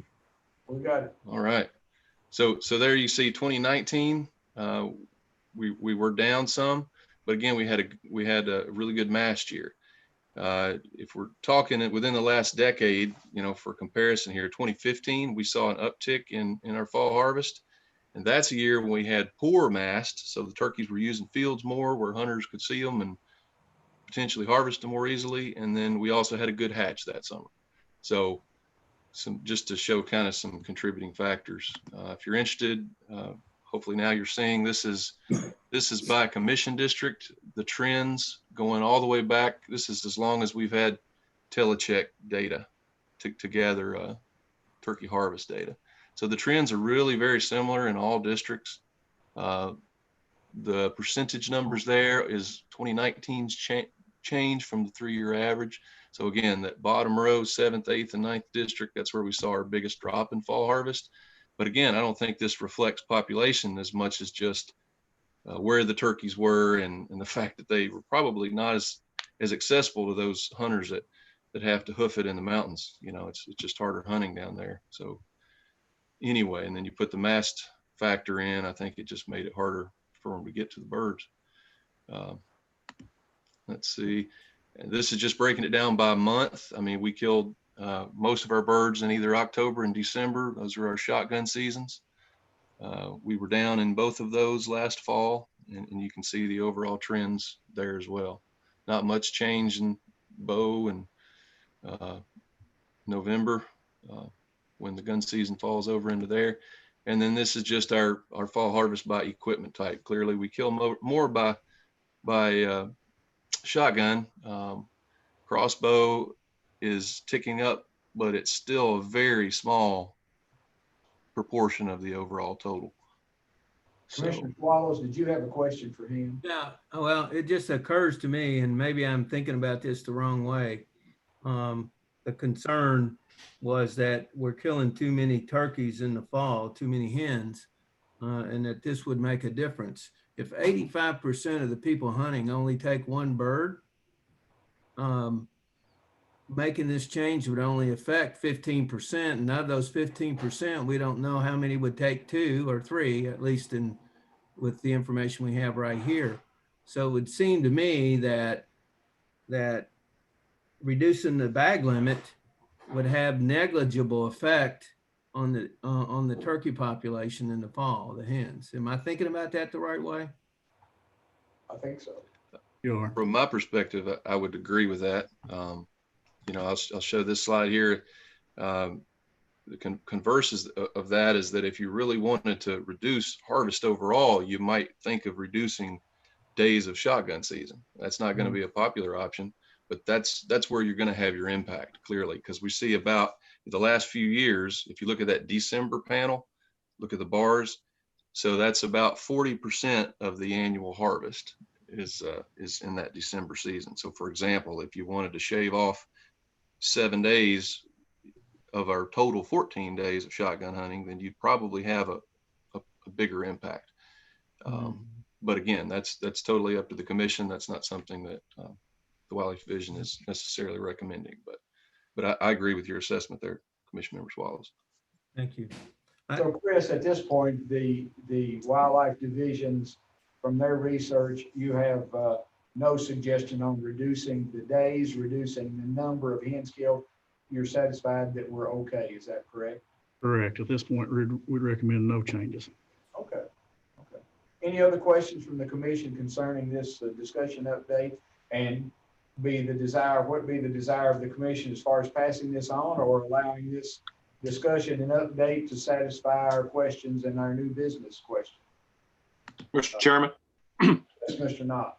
From what I'm hearing today and all these numbers and stuff, looks like to me the harvest is only 1% of the population or total or less. And so I don't see that the amount of hunting we're doing as being a real detriment to the population. I feel like 4 turkeys is too many in the fall as a social feeling of mine, but actually as how it applies to the season and with the data we have, it doesn't bear that out. So keeping it the same would seem to be okay with me. I don't think it would have very much effect either way. Other comments? Then if it be the desire of the commission not to pass this discussion on to an action item, so it would be good if someone made a motion to not pass on this discussion item on to the commission action items for next month. I'll make a motion that we don't pass it on as a commission action item for next month. Mr. Lillard has made that motion. Anybody second that motion? Anybody there? Second. Seconded by Ken Knott. All in favor? I think we've still got, is there a way I can get that chart taken off there where we can see again to make it count? I need to Yes, get sir. that chart. He can stop sharing there. There we go. All in favor of the motion to not pass this on as an action item for December, please raise your hand. Opposed against that? No. Motion passes. Thank you, gentlemen. The next discussion item is Bobcats. Bobcats. Mr. Fisher, did you have a comment? Yeah, we missed discussion on it. I would still like to see the report of the hunter survey on that brought back to the commission meeting next week. I mean, because I don't know what was asked in it, but if it's a sportsman's desire, I think when we originally saw those numbers, it was like 1.4% harvested 3 or 4 birds in totality. And so regardless of the issue of dropping it and the biological need, if the sportsmen come back and say, hey, they are in favor for it, I would like to know that. So you'd like us to present that in December? Yes, hang on. Yeah, I was just going to ask, Zach is kind of a one-person show with a turkey program. I helped him with the online mode of that survey, and he's running point on the mail version. I was going to ask Zach, is that realistic? Do you think you could have data entered from that mail component or complement of the survey and be able to report the whole roll-up? By what date, Brian? I'm sorry, if we're talking December. December. By December, I think that would be pretty unrealistic if we're trying to capture all fall turkey hunters through that fall shotgun season, for example. You know, the season won't be over till like the second weekend of December. I was just talking about the survey we did, because I know there were specific questions. Okay, in there so the survey that we've already done that Brian helped us with fall turkey hunters for last year, I should be. Can you see my screen? I'm trying to share that. I've got a synopsis of the results there. Yes. So is this what you're asking for, Commissioner Fisher? Yeah. We get a copy of that. Absolutely, yeah. All right, that's all I'm asking. Thank you. Zach, are you still receiving mail On that, did you have a mail mode as well on that? Forgive me if I've forgotten. For my spring hunter survey, I did, not for the fall hunter Not for the survey. fall. Okay, thank you. Yeah, I'm working up the spring hunter survey now, but I'm still they're still trickling in, but no mail portion of the fall hunter. Okay, yes, survey. absolutely. Mr. Fisher, we can send that out to you this afternoon or early next week. I have a question, Zach. How many hunters responded to the survey? That's a good question on the fall hunter survey. Let's see here. I think I've got Brian's. Let me try to get down to my. Apologize, I don't remember offhand. Yeah, if I can make my PowerPoint work. It'd be important to note. Here so are you still able to see my screen here? Yeah. Okay, so these are Brian's slides from last meeting he presented, but let's see, we had 23,000, almost 24,000 total responses. Let me try to get to so 22% said they fall turkey hunted. So looks like, the majority of people answered that question. So let me get down to some of the fall. Can you see this? This looks like 4,800 folks answered the fall turkey hunting bag limit reduction question in that survey. Okay. All right. So 30% of those strongly supported it. Right. Strongly, and then here's somewhat 23%. So let's see, this is the hen specific bag limit reduction. So I think when you total up somewhat and strongly supporting it, it totals up about 50%, both for the hen specific question and the overall bag limit. But yet we only have a success rate of 85% of the hunters. Well, so just to be clear, that's not an overall success rate. That's just among people who are successful. So in other words, we don't know how many people go out, hunt, and don't kill a bird. That's the only way to estimate that is through a more formal survey, even than this one that we're showing you here. That's where you have to pull a sample of people and then estimate that proportion. So a little harder to do. That's what I'm trying to do for spring hunting. I see what you're saying. Okay. For me, it comes down to this. If you think 1,100 hens being killed in the fall is a detriment to the turkey population in the state compared to the total population of birds, that's what your real question is. Right. Right. That's where I'm trying to get to perception of how many birds are actually being killed, because when I read that, would I want to kill 4 hens in the fall? If I had the opportunity, I might, as opposed to the reality of actually doing it. So reducing it to 2 is not going to affect that many people, I thought, or have any deference to what the actual damage or possible harm it could do to the population. I would think you could possibly move that number 150 birds, potentially. That'd be about it. Right. It would only affect those killing 3 or 4 birds. Right. To move it to 2, which would be negligible in the number. Right. Right. That's 1% of people that kill a bird, kill 2 or 3 or 4 birds. And in many cases, Zach, if I may, I would guess, just an educated guess, that those are probably places where you have really large numbers of birds, and maybe cases where landowners are comfortable with a larger harvest, for whatever reasons. Mm-hmm. All right. Are we done with that issue, gentlemen? Mr. Fisher, the reason I did not put in discussion after that, I felt like we probably discussed that pretty much before the motion. And then since it was not an action item, it was just on passing it on. I apologize that I didn't give you adequate time. To make sure we Make could a couple of statements there. So that's the only reason I did it. I thought we discussed it pretty much before the motion. So thank you, though. Are we done with that issue, gentlemen? May I move on, or do you all want to discuss that any further? Zach, thank you for your work, and Chris too. Thank you.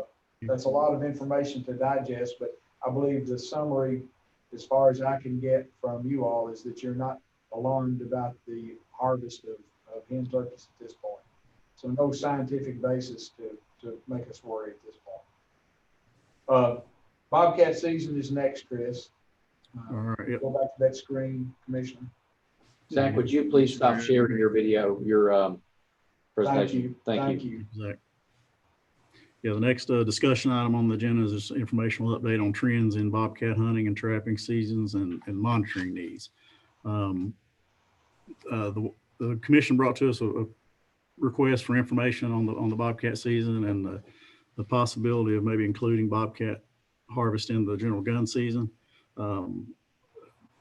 Basically, we feel like we don't have enough information to make that decision at this point or to allow that without possibly impacting the population. We recognize there's an abundance of bobcats in many areas of the state, and we do want to provide more opportunity for those targeting bobcats. But to do that, a successful monitoring plan should be in place prior to expanding the bobcat hunting into modern gun deer season. You all know bobcats are very valuable fur bearer monetarily to fur trappers and taxidermists as a trophy harvest to hunters and trappers. Predator hunters also target bobcats along with foxes and coyotes. An added pressure is the recent popularity of hunting and trapping for predator management to support other game species. Consequently, the market in predator hunting and trapping make bobcat a highly targeted species. While the division had hoped to kind of increase the trapping bag limits by now, our efforts to monitor bobcats by collecting data from hunters and trappers voluntarily has yielded pretty limited success and limited sample sizes. So what we would propose to the commission are a few things to help us improve our monitoring and our population numbers. Would be develop a bobcat hunting permit, which would provide contact information needed to survey successful and unsuccessful bobcat hunters each season. Consideration of a mandatory tooth/jaw section donation from all harvested bobcats via the current voluntary mail-in program, and require bobcats taken under 150, 170 damage criteria to be telechecked potentially. Questions for Chris concerning that issue? I think, Mr. Fisher, you brought this up in new business at one time, so are you, where do you stand on? No, I'm all for getting the research before we expand it. And I'd like to keep this going down the road. Just wanted to increase opportunity and for a couple other reasons. How would you consider the mandatory jaw, the tooth requirement be submitted, or is there any possible way to use the trappers right now to collect that data and potentially increasing it from 5 to 6 for a 1-year period with a requirement on that, give them something to get something back? Is that something y'all would have considered? Or Correct me if you're saying increase the bag limit for trappers? Yeah. From 5 to 6 and make the jaw collection this is proposal would make jaw collection mandatory. Just across the board for everybody out of the gate? Yes, sir. Chris, I do some trapping. Has Laura Palmer by chance made a video of how you do that section of the lower jaw? I know it involves sending in the canine and a portion of the lower jaw. Of course, we don't want the pelt damaged for either for sale or for taxidermy. Has she got by chance a video of how she suggests you do that section? Because as a former dentist, it's a little bit of a complicated procedure to section that portion of the jaw, because the mandible is pretty hard there to send that in without damage to the pelt. It might be if the discussion of a mandatory section is passed, then you need some kind of means of describing to sportsmen the best way to dissect that out without damaging their pelt. If Laura would be willing to do a video. Yeah, I know there's a graphic that we have, but I don't believe we have a video. We can definitely look into that. Other questions for Chris concerning that? Or it would be a pleasure of the commission to pass that on down as an action item in December. Chairman, if I may, sure. Do all the members understand the reason for the permit? It's basically to be able to track those people who are specifically targeting bobcats. And then, like we've talked about before with a goose and some other things, we sometimes, but some states have permits for virtually everything, and that enables them to be able to directly communicate with that segmented group. And we don't always have that. It's positive in terms of opportunity is rolled up or umbrellaed under, you know, a one license or a permit that covers a lot of things, but it's a little bit of a hindrance sometimes because we can't pinpoint who pursues what, whether fishing or hunting.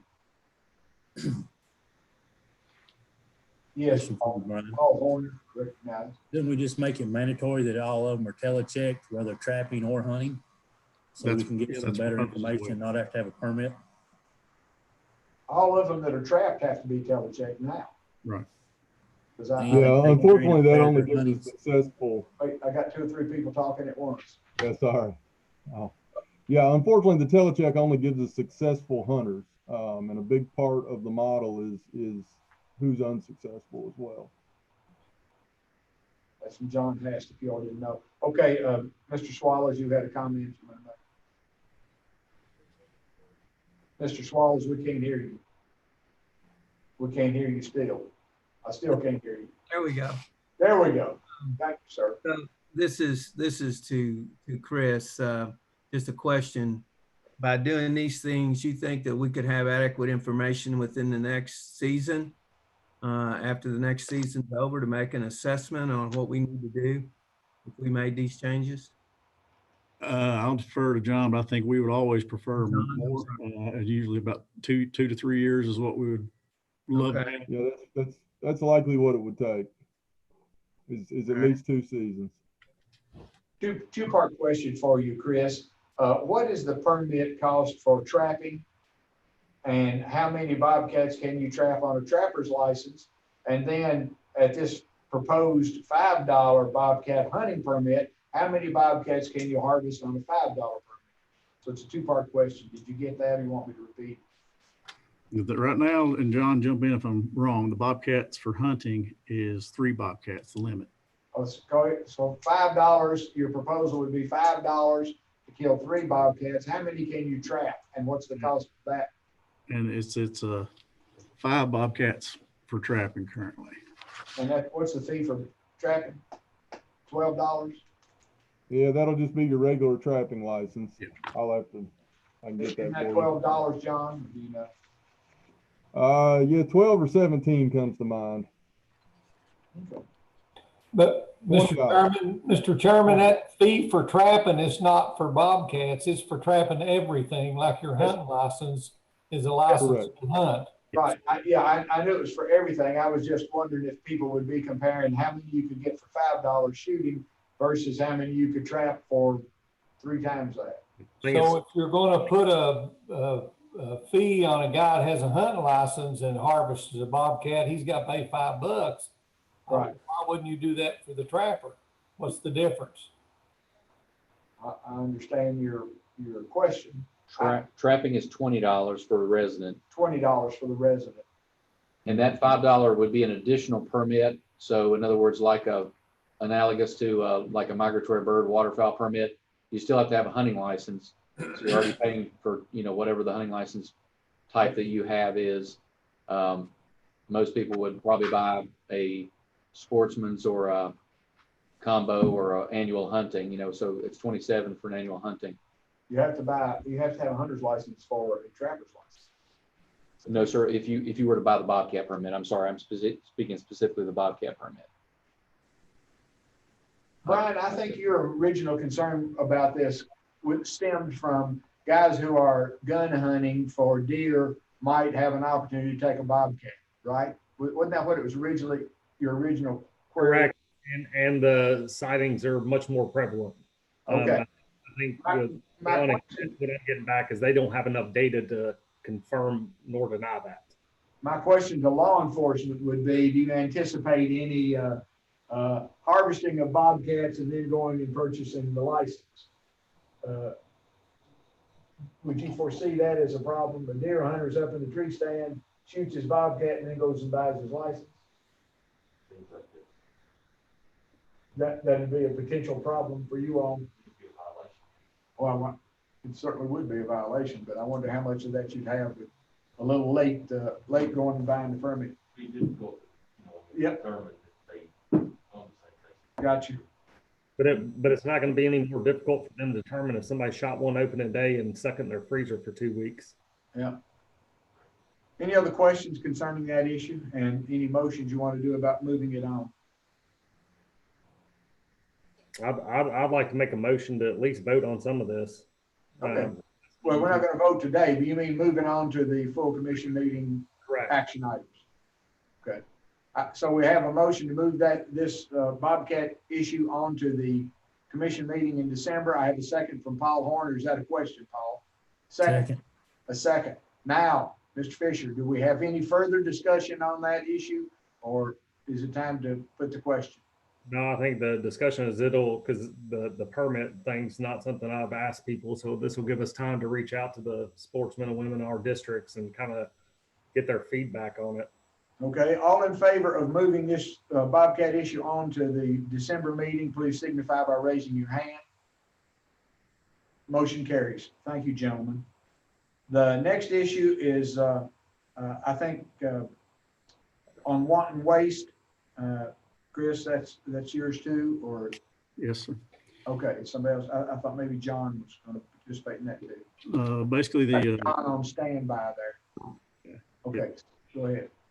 Basically, we had a semi-working group looking at this for a little while on with wildlife law enforcement divisions, and it looks like about out of 50 states, 32 states have some sort of wanton waste law covering different species. Again, we met with some of the working group members of the time with John Hast and Kyle Sams and talked with law enforcement as well, and kind of came up with looking at all the other laws, which were all over the board, on the state. Believe me, for those of you that saw them, we always like to think simpler is better. So what we propose on a wanton waste law for Kentucky would be require reasonable effort to retrieve all game species, make the wanton waste law specific to deer, elk, bear, and game birds, require the removal from the field of 4 quarters, inner and outer loins for deer, bear, and elk, and the breast meat for game birds. And debone meat would be compliant for the regulation. Also clearly define that dumping of a carcass is already illegal as littering, which is already punishable by up to a $500 fine. And with this, talk to some of the commission members, we would exempt from the requirement animals that are otherwise lawfully taken either in the act of causing crop damage or property damage or by roadkill. Again, people still have an avenue to utilize that meat, but this just wouldn't be a requirement of that. Chris, one issue that you and I have discussed on the phone that I think we're going to hear from some sportsmen is, and I mentioned this to you, if a conservation officer writes a citation for an individual who failed to take all the edible meat or the 4 quarters and the loins or back straps, and a person who lived right down the road from him had a depredation tag and he left 8 deer laying in the field, he's going to ask what made his deer more valuable and got him a fine than 8 or 9 that lay 2 miles down the road in the field for crop depredation, that we're not finding that guy for wasting all of those carcasses. That's my concern that some sportsmen are going to ask us about, how we can make one deer 2 miles apart from 10 others much more valuable than the 10 that are laying there wasting. So that's a concern I think we'll hear from sportsmen about this issue. So I'm not trying to throw a cog in the wheel here. I'm just saying that that's gonna come up somewhere. Yeah, I absolutely understand, and that's the purpose of the depredation is to allow people to take care of true damage issues. We don't want to undervalue what that meat is, but we also don't want to incentivize people to say they're taking in the name of depredation for the meat. I've talked to the League of Kentucky Sportsmen who are greatly endorse Hunters for the Hungry. Who greatly endorse the wanton waste law. But they were wondering, as a group, if there was some way we could involve Hunters for the Hungry in a place where we're going to have to utilize depredation tags and see that meat is not in some way wasted. If we could coordinate an effort between depredation and Hunters for the Hungry to keep from this very question of wasted meat when we think somebody else needs a fine because he wasted a part of one deer when somebody else was wasting all of 10 deer. They wondered if there was some way we could work out a program with Hunters for the Hungry to assist individuals who are exercising depredation tags. So that's just something to consider and for the commission to consider between now and December. Yeah, we can definitely, and we have done that in the past with people who have had, as far as just basically putting them in contact with Hunters for the Hungry, people who are having depredation, and making them aware of that avenue, and put that is a valuable tool to have. The number of children in the Commonwealth of Kentucky who are undernourished and without meals is staggering. If you look at the 5810 program across the state, where many churches and schools get together and gather food for children to take home on the weekend, my family participates in that. It is a staggering number. I should have brought that to you. It would floor you to know the number of kids who go hungry on the weekends because they're not in school for those meals at school.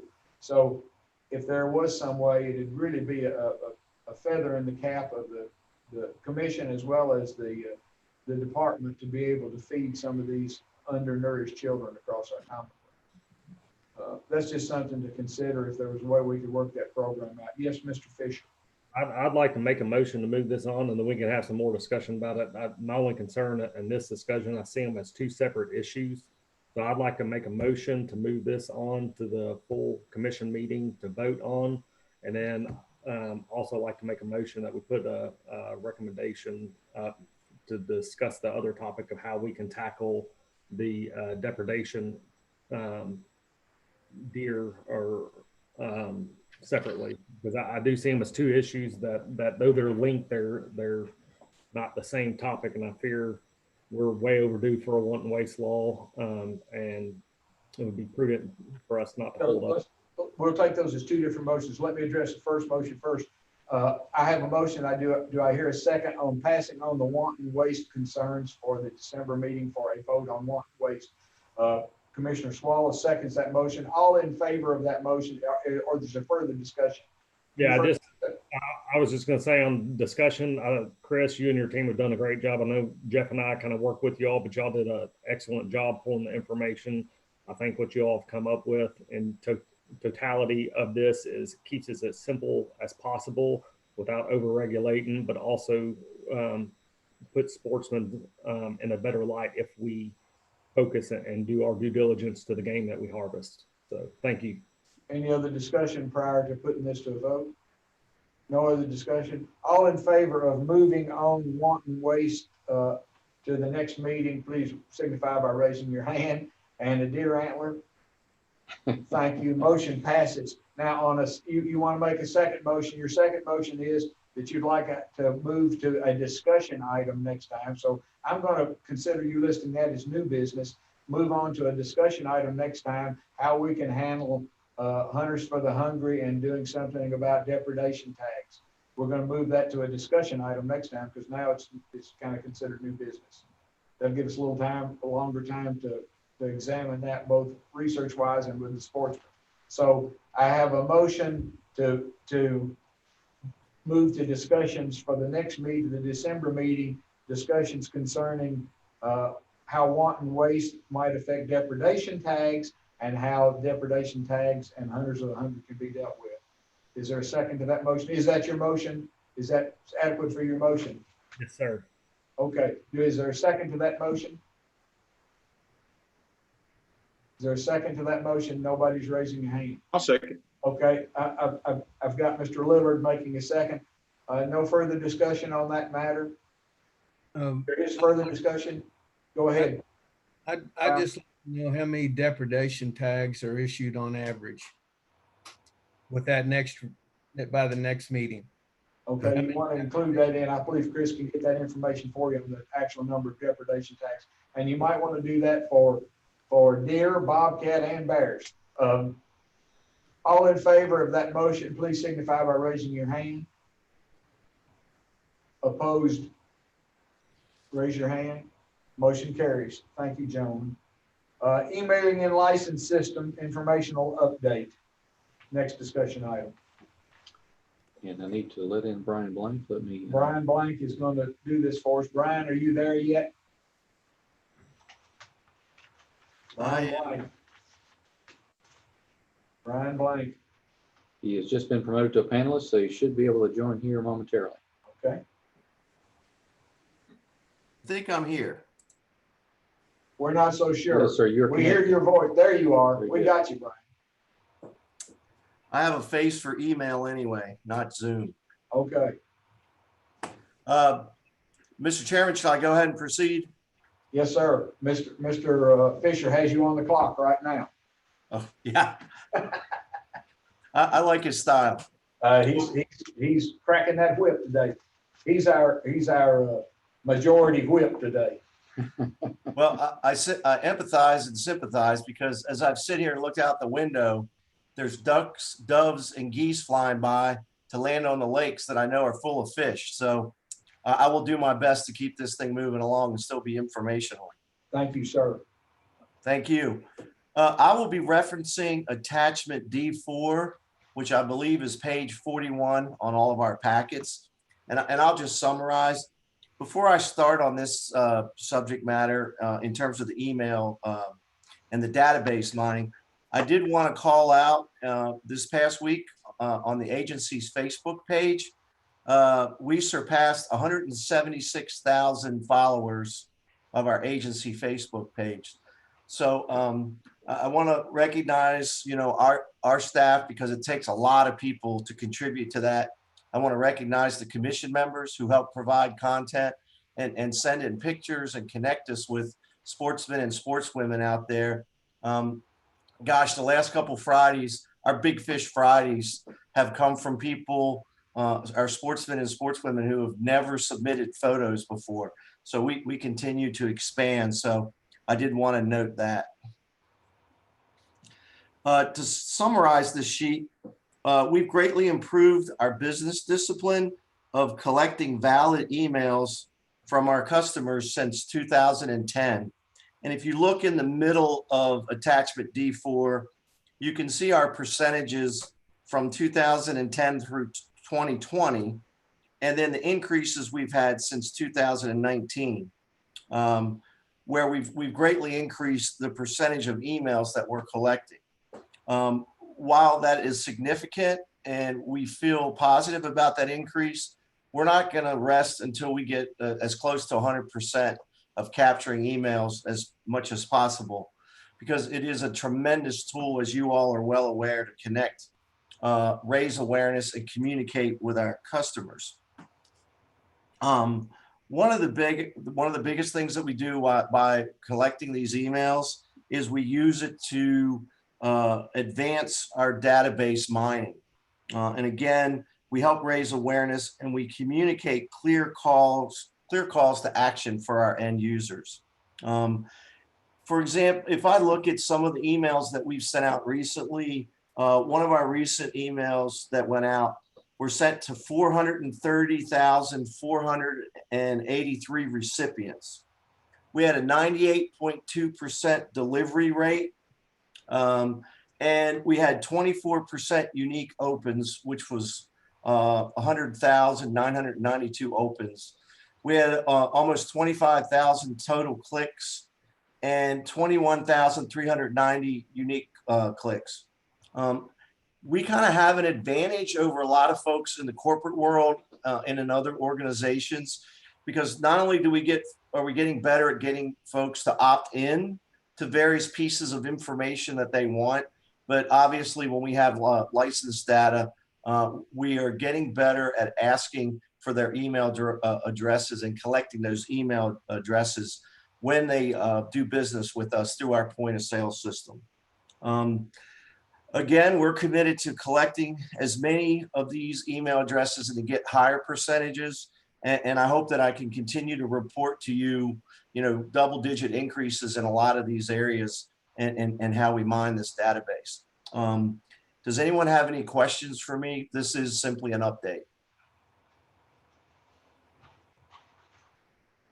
Okay. Let me ask you one.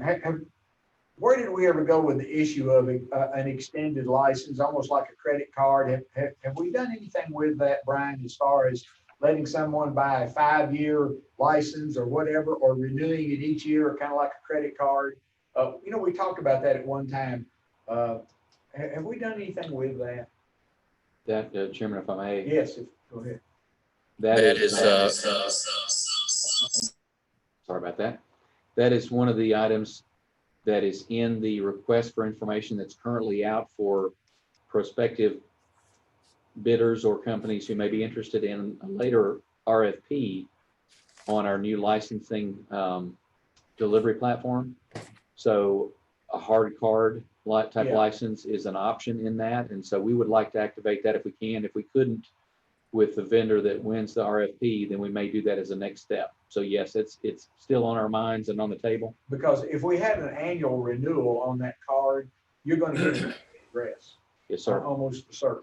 That's right. And that next generation of our licensing platform will enhance our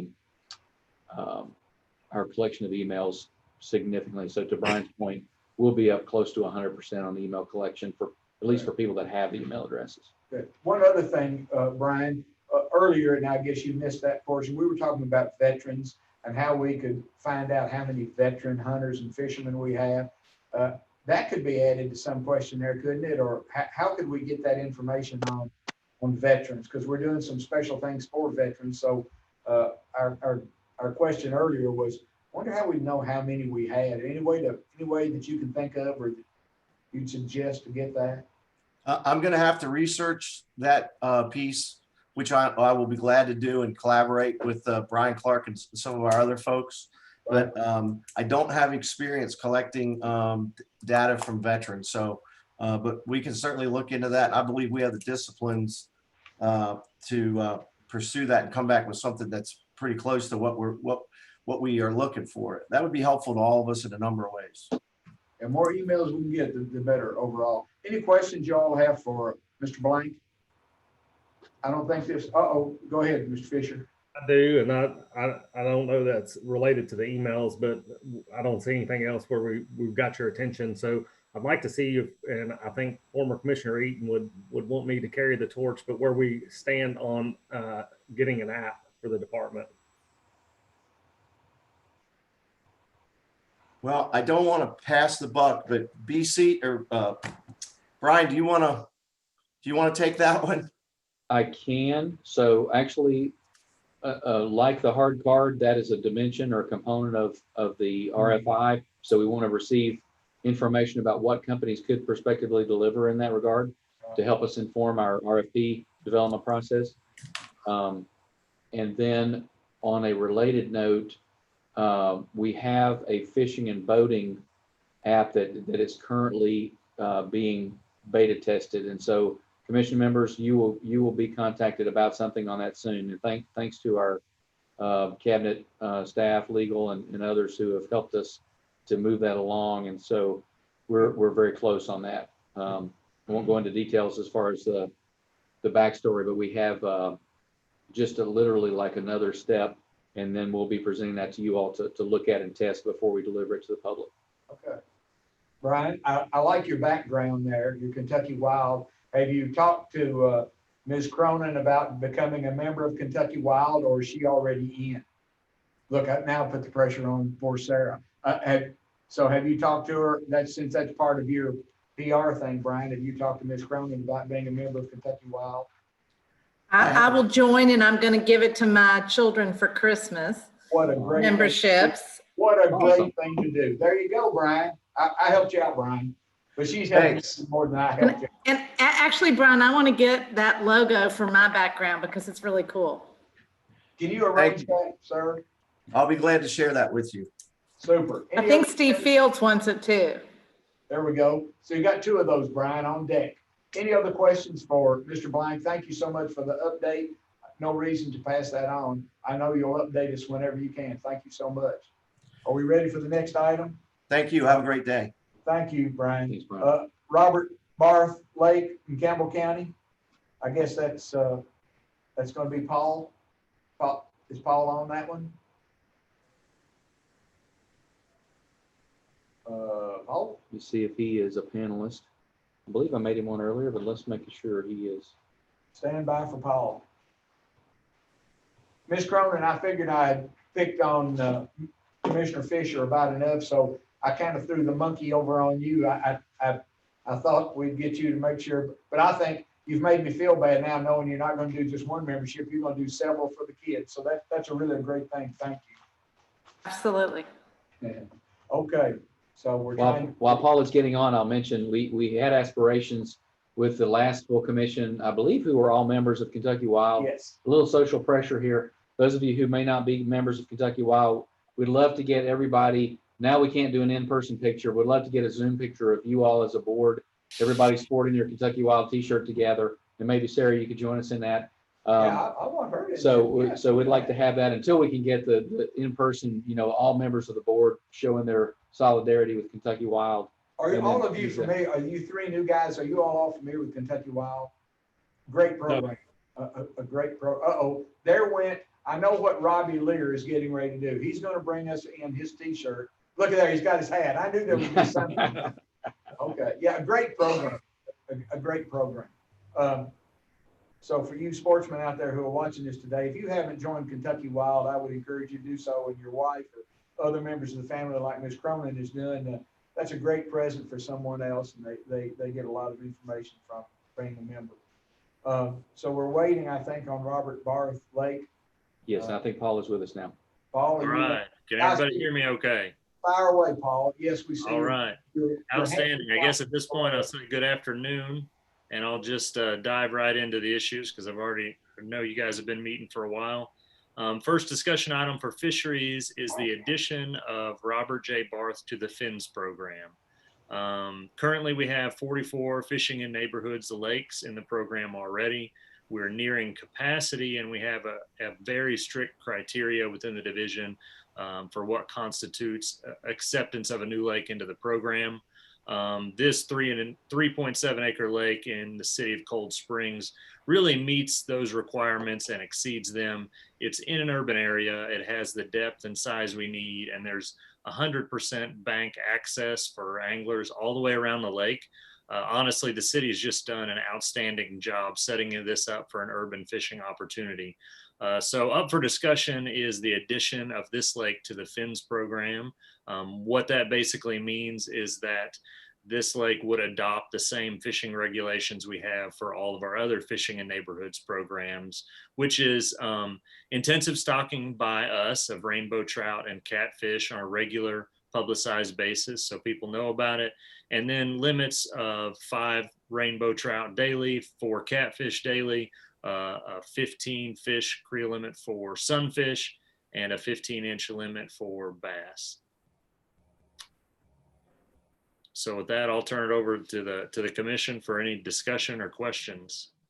Any questions anybody have about that at this time from the handout? Go ahead, Mr. Fisher. The only one you said you're nearing capacity, but by implication, I'm assuming you'll have capacity. It's not going to add a strain to the department budget, anything like that. Yes, we evaluated our hatchery capacity and what trout we had available. That's really the main limitation for us, is how many fish we can stock. And we felt like this was certainly a doable addition. Any other questions about that? Yes, Mr. Morgan. First, I want to say, Paul, I really enjoyed looking the Philo project over to the clay. It's a great experience. I would recommend that to anybody. They've done an excellent job. And how much all my kayak friends are going to enjoy that new kayak ramp into the river. It's really nice, and I just wanted to tell you how much I appreciated that. It's only well, thank you very much for saying it. I mean, we all hear about the great things the Philo does for stream restoration for businesses, but then to top it all off, to end the program, that our sportsmen also get, in many cases, WMA or stream fishing access out of it is just another added benefit. So thanks so much. I appreciate you taking the time to go out and visit that facility. Any other questions for Paul on this edition of Robert Barth? If it be the pleasure of the commission, I'd like to reserve 1, 2, 3, 4, all 5 of these items as far as a motion to move them on to expedite this process. So if it be y'all's pleasure, I'd like to hold on to all 5 of these and maybe do them all at one time. So largemouth bath size and creel limits on High Splint Lake, Paul. All right, second item up for discussion. So if you all recall last year, the state record largemouth bass came from High Splint Lake in Harlan County. To give you a little size perspective, High Splint Lake is a 6-acre lake. So it's a little bit smaller than the bigger lake here at headquarters. And it has some clear water and some very large bass, which has drawn the interest of a whole lot of anglers.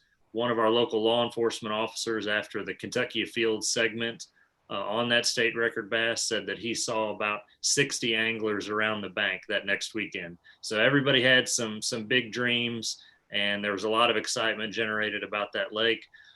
With that comes the need for probably a little more regulation because of its popularity. So the Fisheries Division did get some questions from both county officials. Our local law enforcement officers expressed concern, and our fisheries biologists out there definitely recommended a little added protection for the bass, given the high interest in such a small water body. So with that, we propose for consideration a 20-inch size limit and 1 fish daily creel limit on that lake.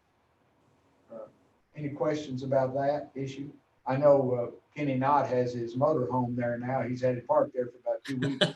Every day. Sorry, Ken. I figured I'd already used Ms. Cronin enough. It's your turn. Okay. Anybody have any more questions about that for Paul on that issue? Thank you, gentlemen. Paul, you got Clear Fork next. All right.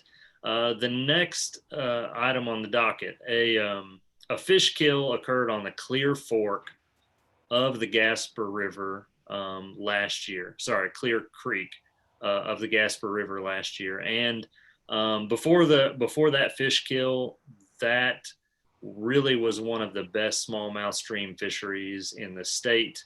And unfortunately, around 17 miles of it were killed due to some agricultural runoff. And our sampling this year really showed us that the kill was pretty devastating, and to the point that it's kind of worked its way all the way down the aquatic food chain, that we didn't see really a lot of aquatic life in general when we sampled the creek. So with that, we would recommend, and also I might add, this comes with the support of some stream anglers in the area. Our biologists, Jay Harala and Wade, have spent a considerable amount of time talking to those anglers. And so we proposed, in order to allow that system to recover a little more, for that to be catch and release only for the next few years until we have some time to reassess. Yes, Brian. Yes.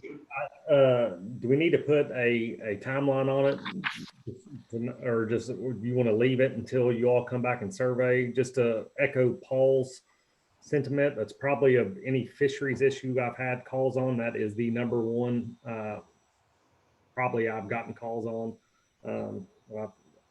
So yeah, I think we kind of went back and forth on this. We had the potential of considering an emergency regulation, but that would be limited to 1 year before we made a more permanent change. So I think at this time we went ahead and recommended just go ahead and enact that as a regulation. There's not a lot to catch. There's not a lot to protect there right now for the given year. So I don't think it's going to hurt anything that it takes a while to get it in the books. And then it may take 2 or 3 years down the road before we want to reconsider what to do there. Okay. Any questions about Clear Fork? Then we'll move on to the next issue. Yes, Creek. Mr. Chairman? Yes, sir. This next issue is going to be kind of a different one. I was just wondering if we might want to go ahead and move these other 4 on, and then the other one is more like water safety and then law enforcement, things like that, isn't it? Right. Different issue. The above three. So you want to make a motion on addition of? I'm sorry. I've got ahead of myself. No, I've got ahead of myself one item. I'm sorry. Go ahead and do Geist Creek. Okay, Geist Creek. Go ahead with that one, Paul. And I'm glad Ms. Cronin came back. I have a couple of questions that we need. All right. Well, you're Commissioner Knott, you may have been confused there, but you're right. This topic is a little bit different than a lot of the other regs that we're bringing forward. So to give a little background on this, the Kentucky Department of Fish and Wildlife has in our ownership Gist Creek Lake and a 50-foot buffer around the entirety of the lake. Since about 1960, we've had an agreement with the Shelby County Industrial and Development Foundation for management of a small campground area, operation of a marina, a restaurant, and a boat mechanic shop at the boat ramp. And they maintain that facility and they keep it operational. And they've done that since we really became involved with the property, like I said, in 1960. We've always had an outstanding relationship with them. They regularly check in with the fisheries division, and we regularly communicate with them. It's a benefit to the anglers and boaters because there's a marina facility there. They upkeep parking and the boat ramp. And Paul, excuse me for my interruption, but it's my understanding that we inherited, if you want to call it that, Gist Creek Lake from Parks, right? From the Parks. Yeah, this agreement was a carryover from when it was passed to us from Parks. Okay, so Parks, and then they gave it to us. That's right. Yes, okay. That's correct. So we currently have an agreement with the foundation where we allow them concessionaire rights on the property, exclusive operation of a boat ramp, operation of a marina. They've had a restaurant there before, and they're in the process of refurbishing it and putting it out for bid for someone to come in and take it over. With that request has come their request to begin serving alcohol at that restaurant. Their intent in this is this restaurant will be a grill style restaurant, sit down only, and alcohol will be served by the drink to patrons who are seated at the restaurant facility. That's beer and wine only, I think, isn't it? Yeah, that's correct. Beer and wine only. And so they ask us to consider this. The fisheries division has no real comment on the issue. We were advised by legal staff to bring it forward to the commission for consideration. The current agreement we have with them does not specifically mention alcohol in any form or fashion. Like I said, what I can say is that they've been good partners in the past and that there does appear to be local support for this. This week, Dr. Kleinert received a note from the judge executive who is writing to, and I can share that with any of you later on. I didn't have time. Do you want to read it right now? If you've got it, go ahead and read the letter that I got and that you've got a copy of if you want to. From Dan, yeah, certainly. Executive of Shelby County. Chairman Kleinert, I'm writing to express my support of and seek your approval for the sale and consumption of beer and wine inside the restaurant only at the Gist Creek Lake Marina. I believe this would provide an enriched dining experience for residents of and visitors to our community. I joined Shelby County Industrial and Development Foundation in this request as we seek to build on the economic development of the popular recreation area at Gist Creek Lake in Shelby County. I strongly urge your approval of this request. Thank you for your consideration. Dan Eisen, Judge Exec. Okay.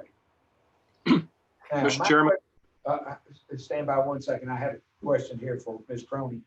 Ms. Cronin, of course, I understand that many of the parks serve alcohol. Is that correct? Yes. Yes. We're not the Alcohol Beverage Control Commission. You know, we're really not the ones who grant permits for that. So I'm having a little trouble, and I thought you might be able to help us understand that better.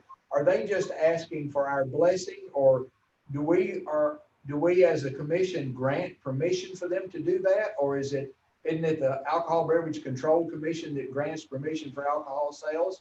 And second part of that question is, and I've already asked Paul this, is there any adverse effect upon the commission or our funding or federal funding if alcohol is served on any of the places that we own or any liability? Hang on, Brian. I'm kind of want to get the attorney's update on this. In other words, I was a little confused when we got this, that it sounds like it's our purview, which I don't think it is, to either allow or not allow alcohol sales on there. I think it's the Alcohol Beverage Control, the ABC, commission that does that. And would this in any way adversely affect us when it comes to federal funding or federal grants to allow alcohol on that lake? And I understand further that, and I know this is kind of lengthy, that it's wine and beer, and that there would not be a bar connected with this that would be up until 3 o'clock in the morning. It would only be during the hours that they're serving food, and then they would shut all that down. But can you tell us our duty here, either you or Mr. Stevens, I see him on there now, as far as making the determination if alcohol sales can be made? Okay, I'll shut up. It's your turn. Well, you raised a lot of really good questions, which we will have to look into further. At the cabinet, we do have the capability to apply for alcohol licenses, although I think the facts here may be a little bit different. And I'm going to defer to Stephen on that, because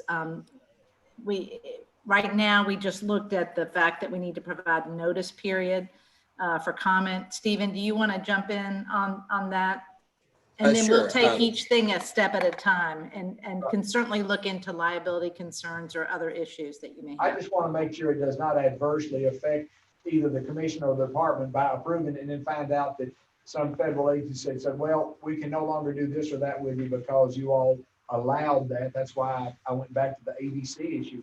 We're really not in the business of granting a license or permission, in my opinion, because you're all the legal staff.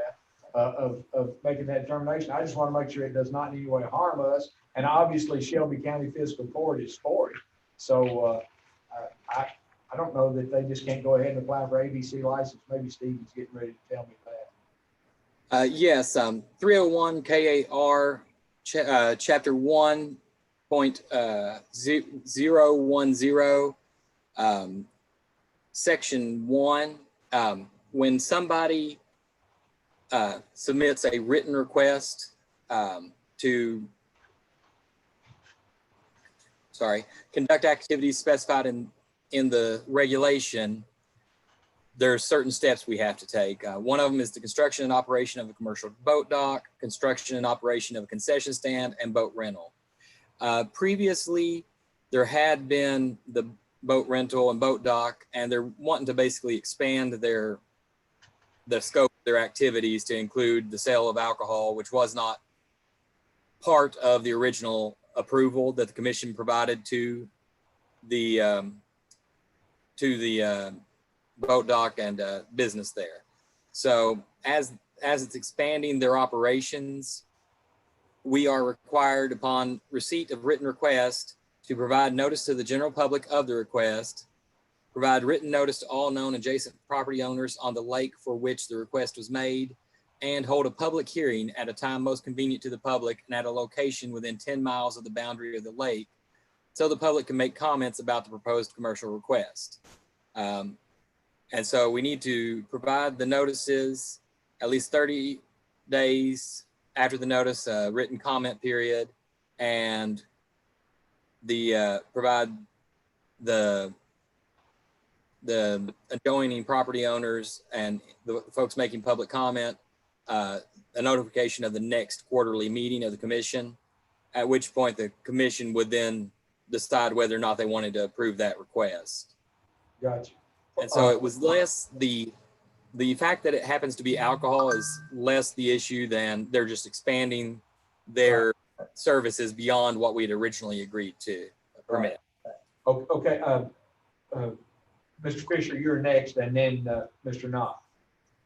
You kind of hit on it. My concern was the liability for us agreeing to it. Right. Yeah, I think they'll look into that, because I want to make sure we're not punished on a federal level or some other level if we give our stamp of either approval or okay.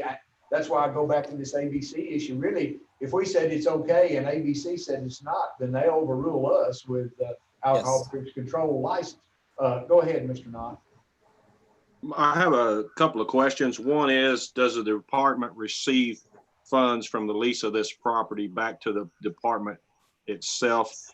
And if so, having said if it does or does not would be the first question. And the second part is, with adding the additional sales of alcohol, the county's going to receive additional money from taxes and all this type of things that goes along with that.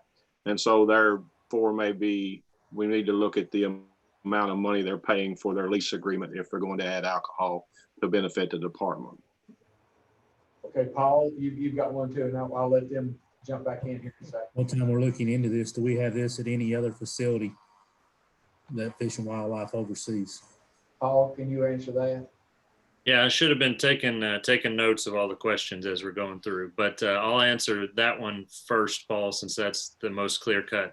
We have that at really at Lake Malone is really the only other marina on a lake we own that would be any way comparable. In most cases, these marina facilities have kind of phased out over time on our smallest lake. Gist Creek is one of the ones that's remained successful and useful, so we still have it. Now, in terms of liability, now, Stephen, correct me if I'm wrong, you've seen the lease agreement and the memorandum of understanding allowing the concessionaire on that facility. Those agreements should cover us from liability concerns regarding whatever happens with the concessionaire on that property, correct? Well, I hate to just do a knee-jerk response on that. I would have to look into it, but generally, if you lease a property to somebody, you are not the one that is going to be liable if there's a problem at that property. But to give a firmer answer, I would rather take some time with that particular question and review it so I can. Paul, how close is the closest resident of this restaurant? In other words, is somebody only 62 feet from it? Or how close are the residents of this restaurant and the noise events is what I'm thinking about. That's a tricky question. Yeah, that's a slightly tricky question because I make it not so tricky. There's actually kind of they have, I believe it's around 60 acres at that campground, and there are campers that live close to that grill and facility, but their camper agreement is with the foundation at that facility. So in terms of private landowners who are next to this facility, I believe they're a good distance away, and there isn't a lot of housing development on that lake. Ralph, you may actually be able to answer that better than I can. Gist Creek, that's not a major issue that I could see. And again, you're talking about a restaurant at a marina. The marina is not that big, and this is indoor. They may have some outside seating there, but I mean, it's a boat ramp, and right, the little concession. I mean, it's a concession stand. I don't even know if you'd call it a restaurant. I guess you would, but there's not going to be any noise issue, and I wouldn't imagine there'd be a bunch of people partying there on Saturday night and going late into the night or anything. But noise and where it's located. It's some ways off the highway. There's not an issue with noise or residents close. Any other questions for Paul concerning Gist Creek? If not, I'll entertain a motion from someone to add to our next meeting a vote concerning Robert Barth Lake, largemouth bass size at House Plant, Clear Fork tributary of Gaspar, and Gist Creek Lake. And to include those, move those on to the next meeting of the commission for voting.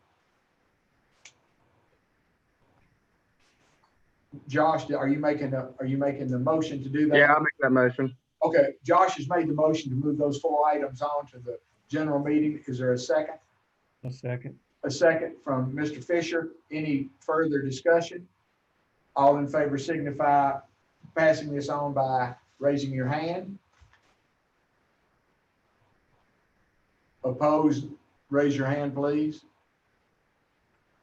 The ayes have it, the motion carries. Now, next item is the Waterway Safety Enhancement, a discussion from, I guess, the Colonel. And I've lost him. He's been here all day and we have now lost the Colonel. That's right. Been here all day. He's had enough of us, fellas.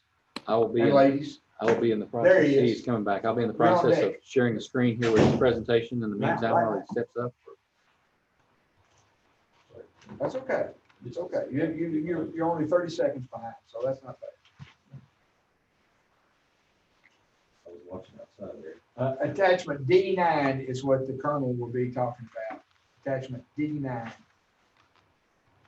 Well, thank you for allowing me to make a small presentation about waterway safety. Waterway safety continues to be a focus of our agency, of all of our divisions here, not just law enforcement. I'm the one that's before you today, but I want to say in first and foremost that this presentation has got a lot of different divisions. We've worked together to tackle this problem. Engineering has had a part in this, and you're going to see some of their sketching, marketing, communications, I&E. So a lot of the divisions here have all had a part in this waterway safety. The problem that's before us, and it's been an issue since I've came on board here, we continue to see a real high number of drownings. We're at 47 for the year, which last year we were at 38 total, and then the year before that we only had 47. So I've been here 3 years, 18, 19, and 20. 20 we've already hit the number 47. That's 10 boating related fatalities and 37 other water related fatalities. They may be swimmers. They could be occasionally we've had a couple of cars run off into waterways, and we count those numbers because we do a drowning report on them, but there's not really much prevention on those. But the ones that we're trying to prevent, there's first I'd like to say that it's probably worth addressing that the agenda says that you all receive, and it's the way it came up as an action item, and that's the reason why it's on the agenda this way. Amend water safety regulations to require PFD use requirement on manually propelled vessels, wakeboards, and other apparatuses pulled or propelled by vessels. That's the discussion item. However, that's turned into quite a piece of work. We have discussed that. That is an item I want to say it does have some background with the agency, with the commission. Some user groups have petitioned the commission, and specifically some members of the commission have been petitioned for a couple of years for this very item to be mandatory wear. And they particularly were looking for an age group that I would say was 18 and under for this mandatory wear. And I want to give credit to them for coming forward and saying that they felt like it was a safety concern for children under 18 to not have mandatory use of PFDs while on paddlecraft. However, that discussion and the examination of the facts, as our agency normally does, is look at the science behind. And our science is a little different than the biologists do, but we look at research and based on the history of fatalities, how our fatalities are happening and where they're happening. That research doesn't show that 18 and under user group are really a target group for making a great change. In fact, in the last 15 years, only 8 people under the age of 18 have fallen victim fatal to a boating accident. So in the last 10 years? 15 years. 15-year time period is what we look back on. So that doesn't necessarily beg for new regulation or legislation. So we look at it, so that created the position that we're in here. So what we've come forward to the commission as a report from the waterway safety team that we've all put together that I mentioned before, all the different divisions, maybe with more of a different approach on trying to help solve the issue. First, I'd like to say that the way I'm going to present this is like a 3-pronged approach.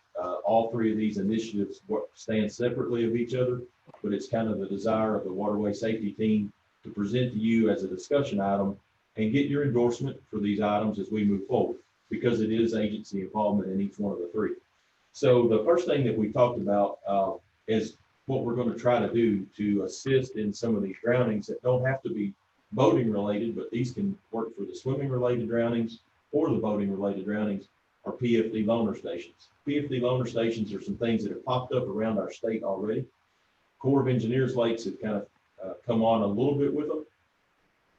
PFD loaner stations are used, even some of the lakes that we go to, we see that people are just using like a hand railing, and they're leave a jacket, take a jacket kind of sign. They're not very formal, but they are effective. And what happens are, people show up, they see that they've forgotten their life jacket, or they may show up to swim and don't have one. and they're available to them to use and then put back on the PFD loaner station. This is a project that we see that it does have some merit for us to look at. The PFD loaner stations that you see that's brought up on the screen that's being shared with you are just an example. The one at the bottom is a real fancy one that the Corps of Engineers have on one of their bodies of water. We've got our engineering group to draft up a couple of models, and that's a below grade sketch that's showing the concrete foundation. It's not so tall and that you have to imagine that gray line is the line of the ground, or maybe just a little bit below that, the top of the gray, the concrete pillar would be underground. But those two are a roofed version and a unroofed version.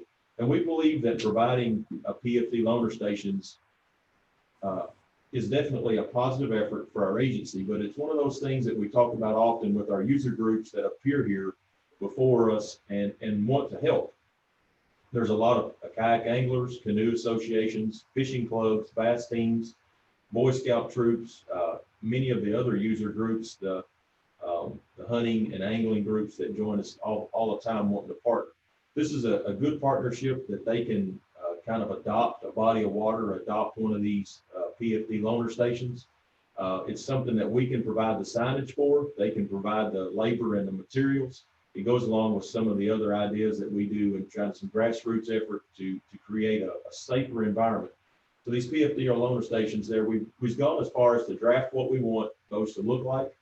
And then right below that, there's a material list. So the involved parties could see what their cost would be and then what the cost of the agency would be. And they would kind of own that little station as they're kind of need to look at it to see if it's in state of disrepair. It needs new life jackets. The life jackets have become tattered or worn, and then they could work with us to get those replaced. We have plenty of opportunity for outreaches with other industries to help us with these PFDs. We get a lot of donations occasionally from PFD. So this little station here, that one on the left is the roof version. The one on the right is more of a economical version that may be used at a smaller put in for a kayak or a canoe. And what this is meant to do is provide a PFD to be available for someone that's come without one, or they don't have one that's in good working order and they've got one they can use and put back. And these are pretty effective across the United States. Would you care to go to the next slide? And it's got some cost analysis laid out. And I'll show you to the detail we went. Let's just say it's a Boy Scout troop or a Girl Scout troop that want to take on one of these projects or anything. And I'm just using them for an example. And we talked about it a little bit here in a little slide that I created along with some of our boating safety people. They really worked hard to get this together. But it's focused on areas that's popular with paddlers. It's going to start on our department-owned or managed lakes, and then hopefully it would expand over to state parks and private access points. We would develop a sponsored life jacket loaner station program in which the department works with the sponsor to ensure the station is functional and the life jackets are in good working condition. And then we have already created a construction and cost plan so that the sponsor has an itemized list of materials, so they know how to go into the store, what to order. And actually with COVID, they could even pre-order and have curbside pickup of what we've got. We've got the item numbers and the quantity you need to order. So if you go to your local home improvement store, you could tell them exactly what you need. They could even have it COVID compliant, pick it up and load it in your car for you. And then our department's buy-in is this bottom part, develop a standardized signage for the placement. And we feel like it's one of our department's missions to promote this safety. But the signage is one of those things that with marketing and I&E, we can control that message. And we can create a sign. It gives us some buy-in. We know where that also allows us to know where these signs are being placed at. But we can control the messaging while working with the groups and allowing them to put their name on that sign and have an ownership of it. We want to make sure that we properly tell people how to put on a life jacket, when it's required to wear a life jacket, when it's not. And then, some other stuff about, the statistics about drownings and how life jackets save lives. Next slide. So the first, and I'm going to get through this pretty quickly now. I just want to give it a little background first. This is the roof version, and it's a little far for me to read. I think that one is that 700? Down at that bottom right corner down there is that number 700. It's a little far from my eyes. Yeah, 816 or the 710. I'm sorry. 710, $710, $250 of that, and you'll see is our agency's estimated sign costs. So a user group would expect to spend about $500 to build one of the roof versions. That's including all the concrete, the mix, and some of those could be donated supplies that may not come to that cost. But we wanted to give it a real estimate based on what we think it would take if you did everything brand new from your local home improvement store, and you bought the 10 bags of concrete, which may be excessive, but we want to make sure that we give it the best cost estimate we could. So the $250 there, that's the signage, will be the part that we would cover. The $500 or so would be the part that the user group that's building this or wanting to become a partner and in this would be invested in. The next slide. The next slide is going to be the one without the roof, which is more economical. It's about a $500, I can't read it from here, but I think it's about a $500 sign. So what's that one running in that same hole? Is that 500? 526. Yeah, $526. 250 of that again is the signage. So that puts that user group $250. Pretty small investment. They can put their logo on it. We'll have a space, a blank space on there for anybody that participates in this project. You know, put their logo, their messaging, and let them know that they're a sponsor of this. So it's not like we're going to keep them off of the signage. We just want to control the signage so that we don't have one looking one way and one looking the other. And they show that, you know, the reasoning and, that it is a department thing so that people don't abuse it. We feel like having our logo and knowing that it's part of this department will keep that from being abused, and people will bring the life jackets back as they should. Would the goal be to have one of these at each ramp on these, or at the busiest ramps first, and then do all those, and then come back the second busiest and do all the lakes that way? Or I think that what you'll see from what we've noticed, we have there's already a working group that's got some of these up. Taylor County has really worked hard down in that area around that Taylor County Green River area. There's a group that's already took off with this and started running, and they have a website that has where are these PFD loaner stations across the state, and they've already developed that. So we're kind of wanting to basically join hands with somebody that's already taken this as initiative and saw the game and help our department kind of, stand in the forefront of some of the safety initiatives that's so is going that on. on Green River? I mean, Green River Reservoir? Yes, sir. And you can see that website online. So, but what we're hoping is that user groups will probably want to put them where they're using, is what we feel like. If they're, a local area from Cedar Creek Lake, the Lincoln County High School bass fishing team may want to sponsor one as a project or something. So there's things that, we know that area users will be the ones that are the most likely to sponsor and put one of these up.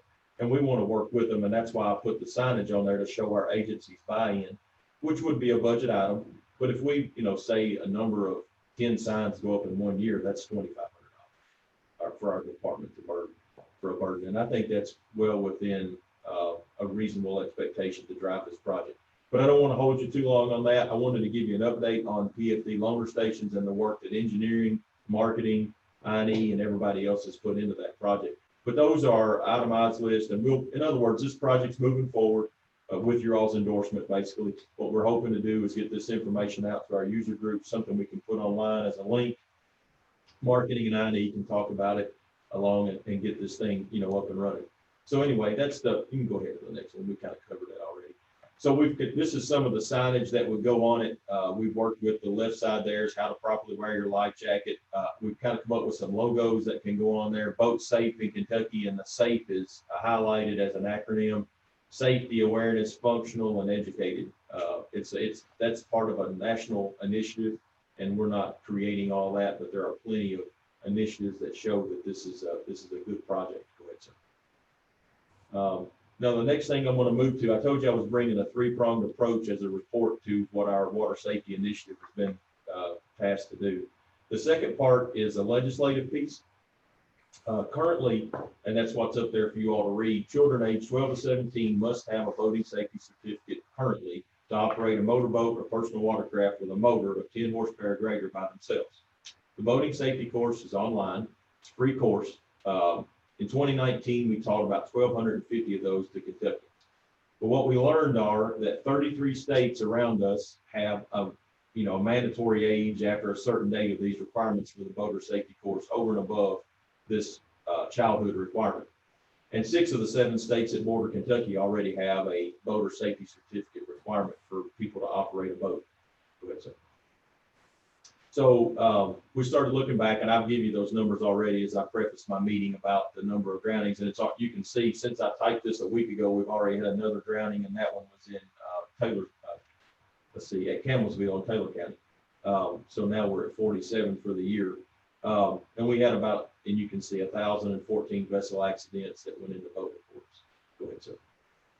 So the reason I got through those facts is to get you to this page here. We show that if you look at the huge pie chart to the right, you'll see that it shows that about 85% of boat accidents, there's either no education or we were unable to determine 18%, which we do have in that 85% red. But unable to determine is usually one of a couple of short things. Either they were deceased or they left the scene and we were unable to talk to them. So it's not normally we don't get too many unknowns, because in the investigation, that's one of the questions that the officers ask the operator about. So there could be a few other exceptions for unknown, of course, but normally unknown is we were unable to determine. But 67%, along with the 18% of the unknown, make up whatever 85% of that pie chart. I can't read the numbers from here; my eyes aren't good enough anymore.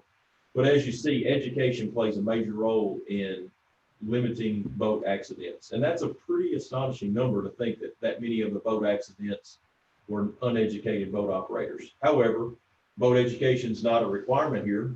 So it's one of those things that we do feel like no education is probably more likely our operators have not gone through the course, is what I'm trying to say, and that and we only have a few that have. So with that being said, the initiative for a boat safety certificate, boating safety certificate for operators, is what's kind of one of the issues that's come up. I will say that we've been approached by legislators to ask about this numerous times. Many of the victims' families have reached out to legislators on their own behalf, who have then come to us and asked why we weren't looking at this, or if we would look at this proposal. So boat safety certificate is one of the items that the legislators will probably take up this session. And with that being said, I think it would be wise, or would appreciate the department's stance on how you all feel like boat safety certification is something that we want to be behind. So as you see, there's some other stats there on the left that talks about the number, and I talked about it earlier, fatalities by age group. You see that we could say, okay, we're going to make all our children 18 and under have it, but that's such a small number of our fatalities, that eight fatalities in 15 years. You see that the age group, your user groups that have the most fatalities are over there to the right, that 36 to 55. And then, of course, there was a few in the unknown, but then your two largest groups there. So with that being said, focusing on 18 and under really doesn't hit the mark. But I can tell you that in discussions with some of the legislators, they feel like it should closely mirror our hunter's ed. And that's a big proposal for us, because it would be a requirement for us to teach a lot of boating safety. Now, boating safety would be something, if we did teach it, it is a free course. There is also some paid versions, but we do offer that as a free course. And I think if we did get behind something like this, it'd be something that we would do as one or two, we would look at a period of time that we would be issuing courtesy notice of this. This isn't something we're going to go out and start writing tickets for. Even if it went into effect in July of 21, we would still have a grace period here where we started to get people compliant, and probably another full year after that July of 21. So they might not be mandatory to have without citation until July of 22. But boat safety certification is definitely something that all the states around us, and you obviously immediately flash to tourism and how does it affect our boating industry. And when you think back that 6 of the 7 states that surround Kentucky already require it, most of our tourist industry that come from out of state are going to come from states that already have boat safety certification. We're kind of lagging behind a little bit on this nationwide trend. Obviously, we would make it something available. We've talked about, like, similar to our hunter ed exception, there could be a short-term exception where we give a brief questionnaire and then ask them to complete that shortly. So we definitely have some things to work through. It's not like it would drive away people from their one day out on the lake or whatever that they would want to do, but it would be something that we would try to put some framework together and support the legislation with your all's endorsement move forward. And then the third thing and this kind of closely mirrors the PFD requirement that's on the agenda item. And I wanted to talk about that the most because that gets a lot of criticism quickly started. And I want to make sure I was clear about not requiring the PFDs as part of what I'm presenting today. So what we're talking about today for in a review of this, after Chairman Kleinert and I discussed it several times along with the commissioner, we looked at our current statutes first, and we refer back to the equipment KRS, the KAR that we have that we're already enforcing. And that KAR is 301 KAR 6020 boating safety equipment. And when you get down to PFDs, which is section 4, it clearly lists about a Class A recreational vessel, and that's your 16-foot and less stuff. Talks about what's required, and you get down to a type 1, 2, or 3 personal flotation device, and that's, I think I have this KRS up there, Brian. Go ahead, one more. Commissioner, sorry. If you read down, that's what I was looking for there. So the PFD already says that this needs to be readily accessible. And that's one of those items that we give a lot of, we ask people and explain it to people when we check kayakers, canoers, even motorboats of any kind, we tell them about a readily accessible life jacket. And the reg that's been before us for many years says readily accessible, but we haven't necessarily enforced that to the letter of the law. Definitely not to the letter of like A there, just above it. It says appropriate size for the wearer. We enforce that. So if a small child 12 and under is in a 3XL, that wouldn't be appropriate. So that's something we're already enforcing. But we kind of look over the readily accessible. You could easily find a life jacket stowed in a dry box under a dozen fishing poles or a handful of gear that doesn't make it where it would be of any use to you if you were involved in a collision or a drowning incident. So we think as a good proposal for us to go forward is that we look a little bit closer at this readily accessible language that we currently have without any regulation change, and look at what we can do with that language and see how we can improve safety on Kentucky waterways by asking the officers to emphasize either some more courtesy notices for this matter, and then maybe even possibly advance to issuing some more citations for this readily accessible. We've not taken that approach yet, so I think we have some room to do that before we ask for a KRS or KAR that amends us to a mandatory wear. We're trying to save people's lives with this action, and we already have something on the books that I'm not saying we don't enforce this. We talk about it often, and I've talked to several of our officers and asked them how they handled it. And most report that that's one of those things they talk to them about, but they don't enforce with citation. So Colonel, I think one of the same things you have told me is that at this point, the legislators that you have talked to are not too excited about making a mandatory PFD for a certain age group or under. They're more for enforcing what's already written, just getting a little tougher on the readily accessible aspect, right? yes, sir. That is a sentiment that I received when I discussed this matter with some legislators, that readily accessible would be favorable. They were in favor of the boat safety certificate. I told you they come to me with some of those, or we met, and that was one of the items that the victim's family had presented, I guess is the right way to put it, the boat safety certificate part. But the PFD, I don't think has momentum in the legislative session as I saw it. So, right. Thank you.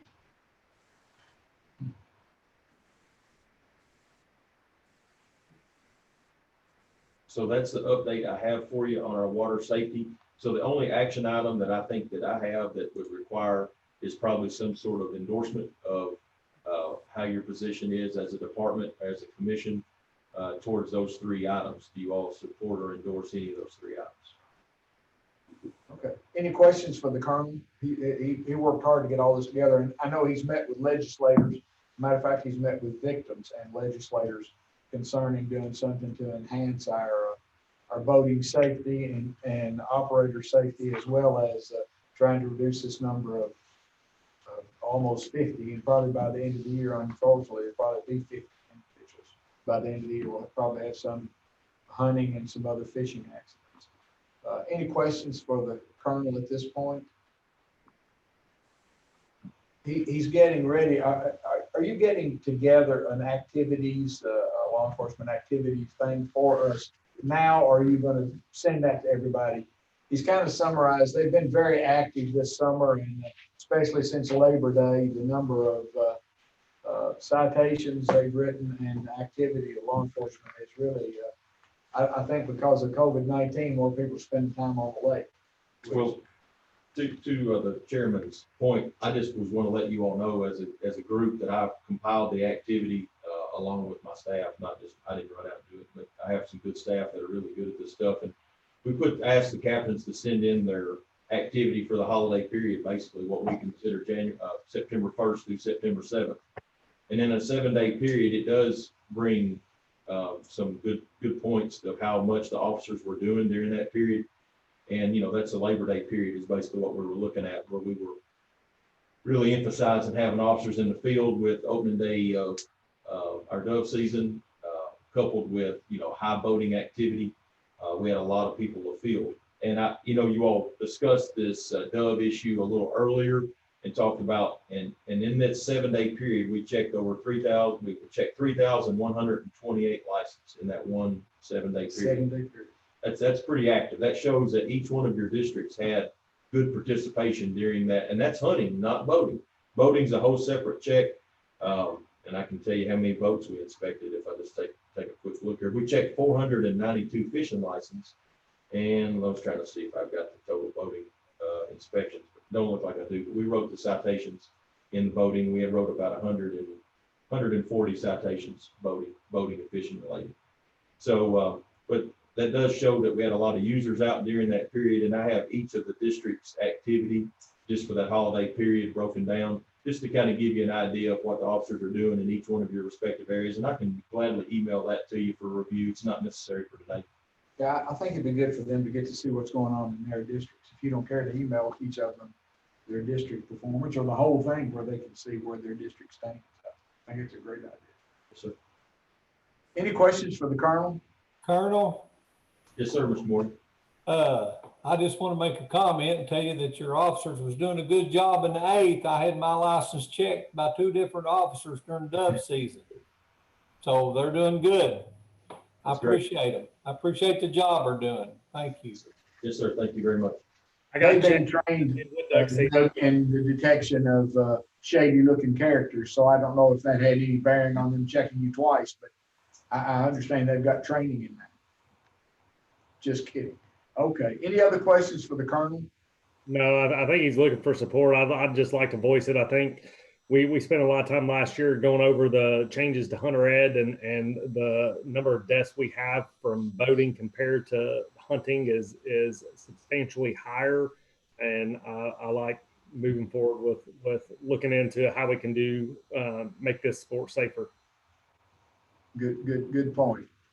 Okay, can we move that screen back? One comment, Colonel, you may go back and look at some of the procedures or processes when we had the water patrol agents and when we were 2 separate divisions and see if there's anything there that we could do to rekindle some of those teaching facilities. I can't see the screen.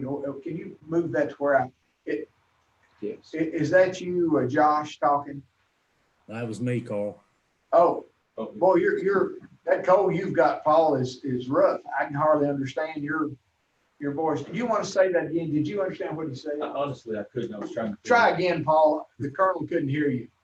When we used to have water patrol, the Colonel might go back through some of that material and some of those teaching materials and see what we could do and just rekindle some of that old information. When we used to have game wardens and water patrol.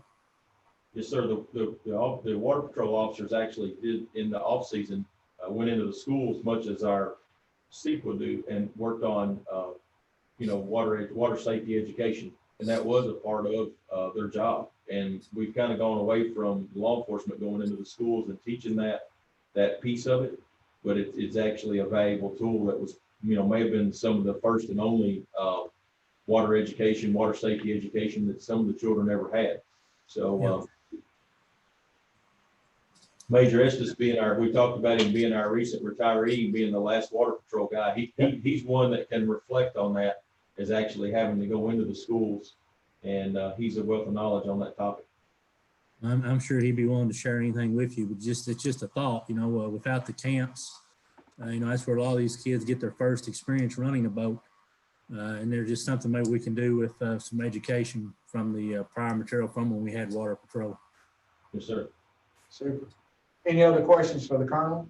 Well, the other comment is that you could also look, instead of just saying hard line, this age group has to do it, is I don't know what the thought process several decades ago, but when they did the hunter safety and put the requirement, I think it was 79 or something like that, and just phased it in over time. So that's some other option. You may be able to start with that date and say, okay, anybody born after this has to have a hunter ed and a boating and do them together. So there's lots of options available that would help out. So That's kind of the born on date is kind of the way that's designed, the born on date, born on or after a certain date. And those are the numbers that we've talked about. I think it's the born on date for our agency would be very simple if we matched our hunter ed born on date. That's that January 1st of 1975. So yeah, back to 5. I was thinking 9. I just know it applies to me for hunting. So there you go.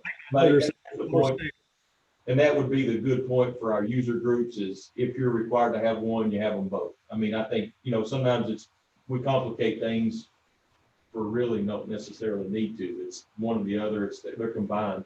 And our I&E people are, of course, I have a boating safety coordinator as well in my division, and he's the one that teaches a lot of these boating safety classes. So it'll be a big effort on this department to take on this, and we will definitely need some time to get everybody up to speed. Mm-hmm. But it's a very important program and one that we already have in place. It's just voluntary as it is. Any other questions for the Colonel? What would be the pleasure of the commission as far as passing on the waterway safety enhancements to the commission meeting? Any motions from the floor? I so moved. Ken Knott moves that makes a motion that we move waterway safety enhancements to the general meeting. Any second to that? I can't see if Brian Fisher seconds it. Any further discussion? Can you change me back there where I can count hands? Yes, sir. All in favor of moving water safety enhancements to the general meeting in December, please raise your hand. All I can see is Kenny right now. Sorry, He's just trying to one. move us back. I got Kenny, 1, 2, 3, 4, 5. I got at least 5. Motion passes. Gentlemen, if it be the pleasure of the commission, we can either do these 5 or 6 new business items now, or do you want to take a 10-minute break, come back and do those before we go into public comments and executive session? You want to take a 10-minute break? Mr. Chairman, might I just suggest, not to affect your break, but might I suggest, like you often do in in-person meetings, we take a brief recess at the beginning of your executive or closed session, and you all could gather snacks or lunch, and then we can reconvene for the closed session, meet while we eat, and then Yes. come back for open session after that. Yes, that sounds like a grand idea. Does everybody understand what the commissioner was saying there? That for the executive session, because it's going to be about an hour executive session, you can bring your food back and acquire food for that time, and so we can all eat lunch while we're doing executive session on the land acquisition. So do you want to take a short break right now before we finish these other 5 new items or new business items, or do you want to do them now? Would be your pleasure. I could use a break. 5 Okay, minutes. let's take a 10-minute break. We'll come back and do all our new business. Then we'll do the public comments and take a break prior to executive session. Is that all right with you, Commissioner? Yes, sir. A short break prior to Absolutely. It'll the probably take at executive least a session. half Then hour. when to we get start through. executive session, you can eat your lunch during executive session. Okay with you? Yes, sir. Okay, All right. let's take a break for 10 minutes. 10 minutes, that's it.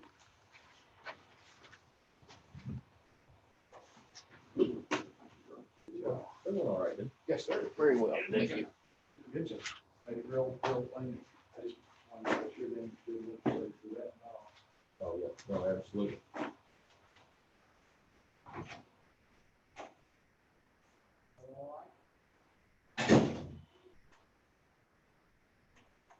That was all I had today. New business, I don't think I have anything in new business, good. Well, you know, for the sound on this main mic, is it on this amp machine? I think it is. Yes, it is. Okay, thank you. It says toggle switch. Mhm. Very good. Make sure I didn't turn off the video. Have to reboot the whole system.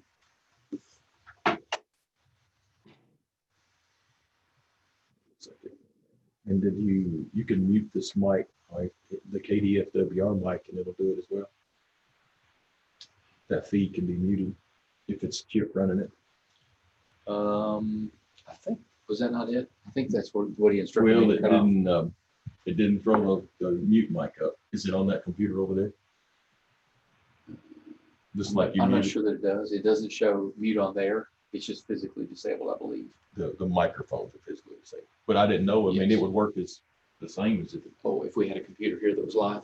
Yeah, if there was, Yeah. I didn't know if that one was running or Chip's running it back. I believe that one should be muted, I think. Check it. Good point.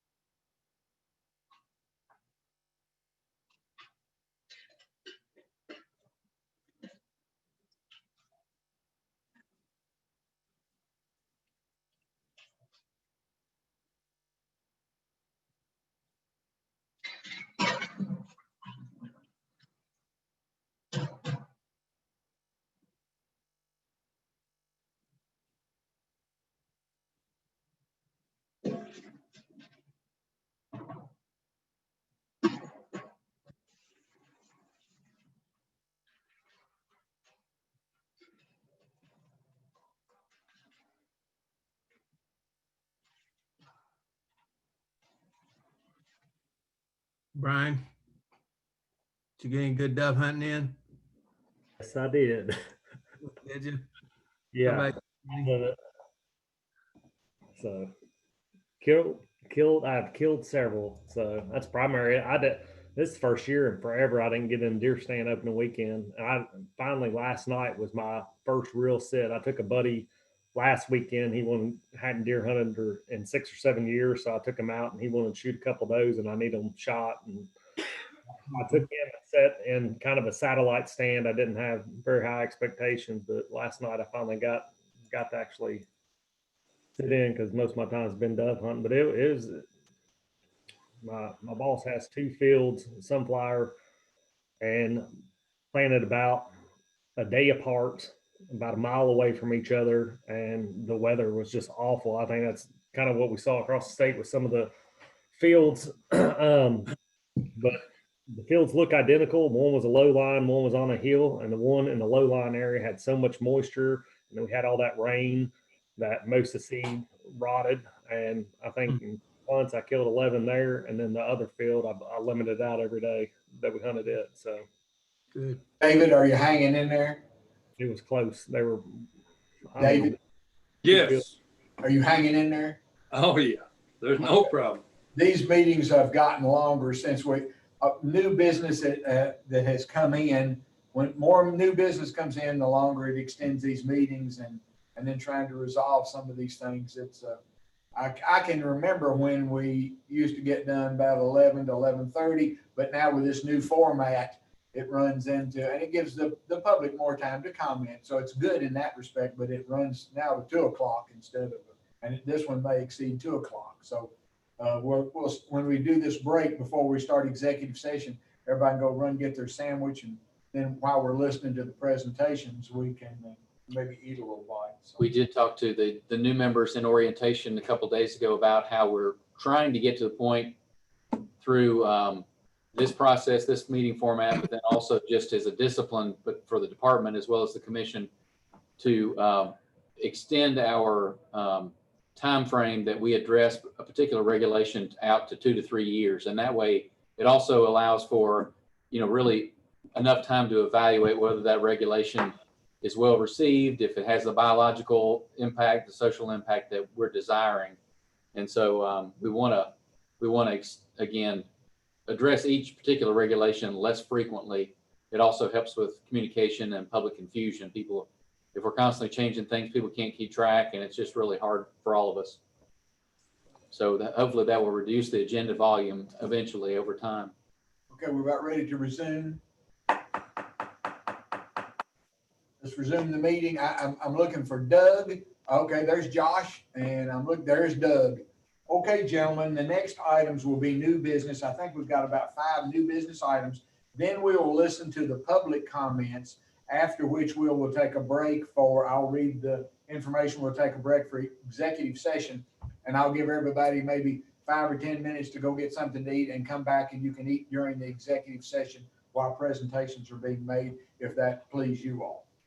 So the next new item is a new business item, and it's the waterfowl hunting requirements. That should be attachment NB, as in new boy number 1, NB1 should be the attachment with waterfowl hunting requirements. Chris, are you with us? Yes, sir. Okay. This first one is a new business item we want to bring to you to amend several provisions for Ballard, Boatwright, South Shore, and Sloughs WMA to enhance waterfowl hunting opportunities. As you know, we started this process with a critical review of Ballard waterfowl hunting and Sloughs waterfowl hunting, and we're kind of expanding this to other parts of the state with what we learned in those areas, try to make these areas better. I'll read the introduction bullets. Underneath there in your packet, you've got a little more detail. If you'd like me to, in the interest of time, just read the bullets, and then we can go back with any questions on each one. I'll be happy to answer them. But the Wildlife Division proposes these changes related to WMA waterfowl hunting. We'd like to change the description of the Ballard WMA Ohio River hunting exclusion zone. There's a removal of the dam 53 there that necessitates that, because that's what's defined as one of the borders right now. We'd like to enhance the waterfowl hunt management units on Boatwright WMA. Change the shot shell limit from 15 to 25 on Ballard, Boatwright, and Sloughs WMAs. Change the Sloughs WMA Jenny Hole unit quota hunt periods from weekly to Thursday, Friday, and Saturday through Monday blocks. Removal of the seasonally drawn blinds at Sloughs WMA, Grassy Pond, Powell's Lake, and Highland Creek units, make those areas walk-in units. And remove the requirements to hunt from a blind at South Shore WMA and make that just a walk-in where you can hunt anywhere in the unit as well. Has everybody got that handout starting on page 48 about the individual things written in there? I assume everybody has perused those. I can tell you, Chris, for sure that I talked at length with Commissioner Jones the other night, and he's going to have lots of questions for you on Ballard and a lot of information that he needs to gain from Ballard that he's not aware of and that he's not ever been privy to. So I'm going to prepare you for the fact that you'll be communicating with Mr. Jones a little bit about figures and numbers that he's kind of interested in. I said, I know that you'll be cooperative in extending to him those figures, but it might take a little bit of getting it together. So he said, no hurry, just probably in the next 2 days would be great. So, just kidding. So anybody have questions about these changes? Or I'm sure everybody has read them, especially those maybe in the first district over there. So any questions you all have for Chris about the individuals, things that they would like to change otherwise? I know Kenny, are you? Yeah, I see you there.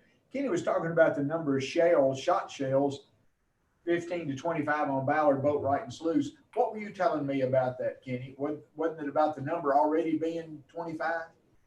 Yeah, I think in the way that was explained to me was if the duck numbers are above 3 in the bag limit and the goose limit above 2, that the 15 limit shot shell did not apply. And so that's what they've been operating on for the last 10 years or so, I think. So it's been 25 shells on Ballard for a pretty good while now. And so that was a little bit confusing to me when I first saw that, but that was the explanation. But what I think this does is simply cleans that up to where it's simple. It's 25 shells and you don't have to be worrying about if there's 3 ducks or 6 ducks or whatever. It's just simply 25 shells. And so I'm fine with that. Okay, I just remembered you mentioned, Jimmy, I've talked to so many of you the last few days about different individual subjects. I thought it was you that asked or said something about the 25 shells. Chairman Klein, may I interject just Sure, briefly? of course. So this also for the benefit of our new members, but just as a reminder for everyone, going back to our discussions late last year and in January when you adopted a new meeting format. So part of our goal here with the new business items being introduced as a different section rather than categorically sort of randomly through the year is that we're teeing up these items that we want to next discuss at the future meeting, the upcoming meeting. And so it provides a couple of things here. It provides you all with a first exposure to these items that are proposed by the department, maybe by a partner, maybe by you all as commission members that want to get something on the agenda. It gives you opportunity to see it for a first time formally, and then as a group, maybe think about it collectively briefly and identify any information needs you might have if it's something that merits further research. You want us, the division, the applicable division, in this case wildlife, to bring forward some facts for the discussion. You all may decide, here it's something we need to study at more length than just over a quarter. If we need to do an extensive research project or study or something like that, it could be that need to be identified here or in the next meeting during discussion. And so it also provides the public with sort of a notice that this is something that's on our radar. It's something we're looking at potentially implementing if the commission so sees fit. And so there's more time for the public to weigh in between now, the discussion, and then when it's an action item, at least 3 different meetings. So thank you for your patience there with me, but I just wanted to share that as opposed to it being introduced. Historically, it might have been introduced as a committee item and then acted on, at a subsequent meeting. This provides, potentially 9 months or more for everybody to weigh in and consider it. So just more deliberate process. Commissioner, I have already visited with the 3 new members and explained to them that many of the things that they might consider as new business, they may be able to handle outside of the big group by calling the individual who deals with that, and it might avoid getting on this list that once it's on this list goes through the entire process. So Yes. I've just told them if they had, everybody in the department so cooperative about trying to help them answer questions, like in Mr. Jones's case, questions that he had about his specific area that he can probably find out without having to go through all this business, it'd be easier. So I think they all 3 pretty much understand that. Try that route first. Yes, Mr. Morgan. On the South Shore WMA on the duck blinds, I've had a lot of comments on that. I've had a lot of people call me about those blinds, and when this comes up, I guess this will go to the next meeting as a discussion item. Yes, sir. Well, you're going to have lots of comment on that one. So, Feel free to contact me between now and then with what the, what the issues are, questions or concerns. I'll send them to you, Chris. Thank you. Oh, we'll talk anyway on the WMA group. This is a WMA. We'll talk about that. So I think the suggestion from him is that we all peruse these individual, because he's written a rather extensive amount on each one of those issues. So be sure that you have looked at that, maybe save that out, that NB1 attachment, so you can read that prior to the next meeting, because that'll help you with discussion items when it comes back up for discussion. Might help you with your questions that you might have at that time. Any other discussion about that new business item? I'll move on if I can. I want to apologize to Ken Knott. I was supposed to advise on the new business item that we had talked about. I was supposed to advise to have it on the program, and I neglected to get it in there. So Ken, I'd like to go ahead if we can and add your new business item at this point in there now, if that's okay with you. It wasn't yet. It was coming a little bit. No, I say it was right now. Okay. No, we were going to do it at the Ballard Management Entry Rules. So go on with all this. Okay, you want to go on with Ballard Management area? No, I'm saying is are we done with this discussions on these here? Yes. Yeah, since it's new business, they'll just move on automatically. Or I was just reminding everybody, they might read that NB1 attachment because it's pretty lengthy, and it'll help them next time when discussion items come around. So do you want me to go ahead and do Ballard Management, or are you ready for, go ahead and talk about your new business item? Okay, I can do that as well right now. What I wanted to talk about was the Ballard area a little bit. I've hunted there on and off since very early age, less than 15 years old. So some 45 years I have hunted that area. I have a lot of experience there. Have experienced a lot of good things and some not so good, and things like that. And I've had a lot of comment from people that are applying for quota hunts and things down there this year about the process, and with the coronavirus, the way things have been set up to be done this year. And I would like to get Chris to explain exactly the process that's going to be implemented this year. What I want to say is, first, whoever came up with the system that we currently have employed has done a wonderful job. That is very transparent. It's very good. It's fair to all the sportsmen. You're in charge of your own destiny when you're there at the public draw. There's 14 blinds made available a day. And a lot of time, the first day, mostly 13, 14 will show up. But after that, it's usually 7 to 10 drawn hunters. And then the rest are available for standbys. And so, but that process is not being followed this year due to the coronavirus. And I wanted the sportsmen to understand exactly what process they're going to use this time. Then I would like to make a few comments about that after that. So Chris, can you explain how you've had to alter that system because of COVID? Yes, sir. I think Wes is online if I miss anything, but basically this year, due to the ongoing COVID pandemic and the restrictions we're facing with that, traditionally at Ballard at the WMA office, the morning of the hunt, hunters would gather at the office. Since the WMA offices don't allow for a whole lot of social distancing, basically we're going to conduct a random drawing every Monday. Basically, you apply online currently, and when you apply, you're basically applying to hunt whichever unit you get drawn randomly.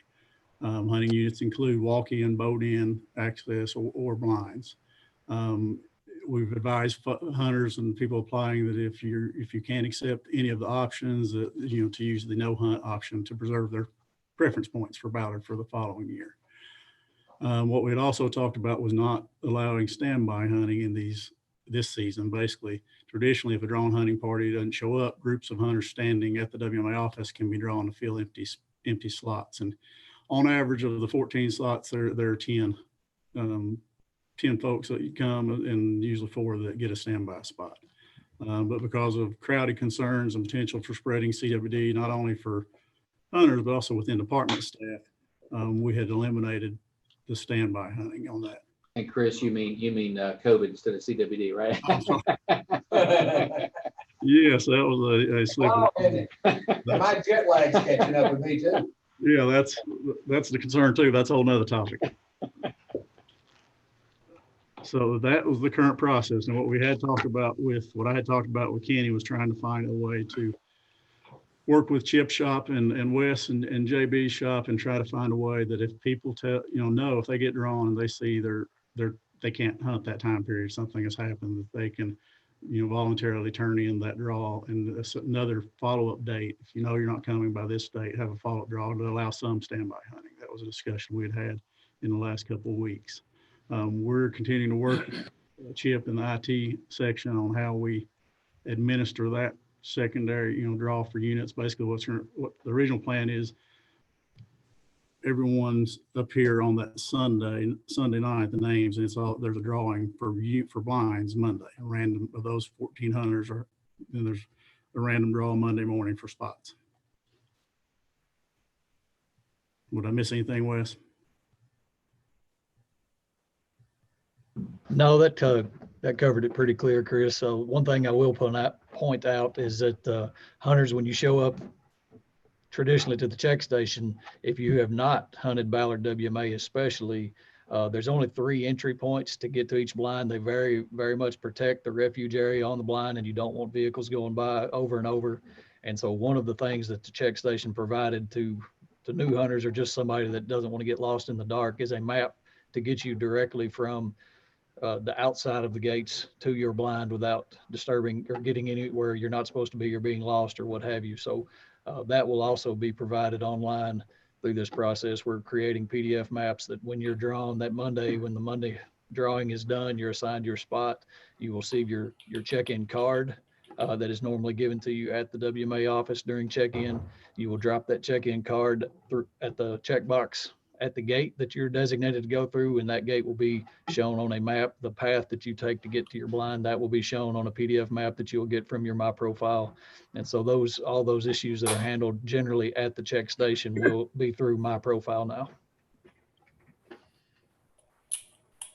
Another thing I know Kenny recommended and we've committed to is if these COVID restrictions that we're faced with, are lifted between now and the waterfowl season, and we can have in person, standby drawing, we will do that. Okay, Ken, your turn. Okay, well, the history of this is when you came through the door down there, as he was said, and generally they allowed all the hunters to come inside that wanted to, and a lot of times it's 30, 40 people. Could be 50 people. 54, I think, or 56 is the maximum amount of hunters that would be allowed in the 14 blinds. You fill out a card, and that card was given to staff, and then staff assigned you a number, and then you take that number and put it in a tumbler, and then at 5 o'clock they drew your number out of that tumbler, and the 14 blinds were placed upon the bulletin board. And then if you were number 7 and number 7 was first drawn, then you pick from the 14 blinds the one you desired, and it keeps going down until there's no blinds left, or there's 10 hunters, then there's 4 left for standbys. I understand that many people in the building and all is not permitted at this time. However, felt like there was a lot of ways around this thing. There's an open air shed across the road to where this last part of the draw could have been held. It's open air. You could have do that draw, because that's very important to hunters to see the transparency and the openness and how that is fair to everyone, and you're in charge of your own destiny. So that giving up on this and taking I say the easy way here out without a lot of thought or a lot of input from some of us, I felt like we could have done a better job. We could put up a piece of plexiglass at one of the shop doors at the main shop building, staff be behind it, hunters be outside, and only allow the 14 draw hunters to come up there, not the entire party, and spread those out.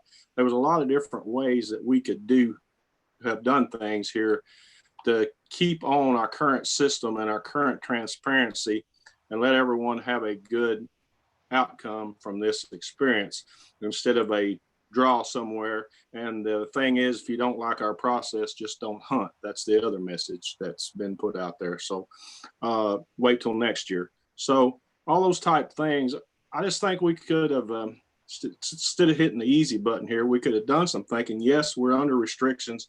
Yes, we have to be mindful of people, but we're talking about a maximum of 14 people, and it can be done in an open air draw outside. And I just think we didn't do enough to make that the best that it could be.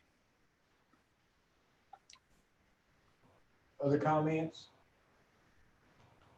So what do you suggest as the cure the next time, Ken? Is there something you'd like to see as far as maybe the department, or in this case, the wildlife division, or it could be fisheries division, try to make some contact with members of the commission or whatever, suggestions of how to handle it? What do you think the cure of it is? You stated that you weren't too happy with the process. So what's your suggestion for the cure? Well, like I said, if they know people that go through the process, that hunt the area, that know how it works and things like that, please get their input and let them share in the process, is one thing we need to do. And the amount of opportunity that we give to our sportsmen without standby hunters and without this other stuff per what that costs to put on, when we restrict it down this, when people draw a bad blind that know what it is in this current system you have, they're just simply not going to show up, and you're going to have very minimal use. You're going to have 40% less use than you normally have of the area this time. And our job is to provide the maximum amount of opportunity for the sportsmen that we can provide. So I don't think we're doing it this way. And I still think we can do both and be mindful of the COVID restrictions at the same time. We just need to work a little harder at it. And that's what I would like to see. Mr. Jones, Commissioner Jones, you got anything to add to that? You're right there in the nest, in the middle of that nest. I just hate to see the 6 guys that work there be put at risk 5 days a week just because,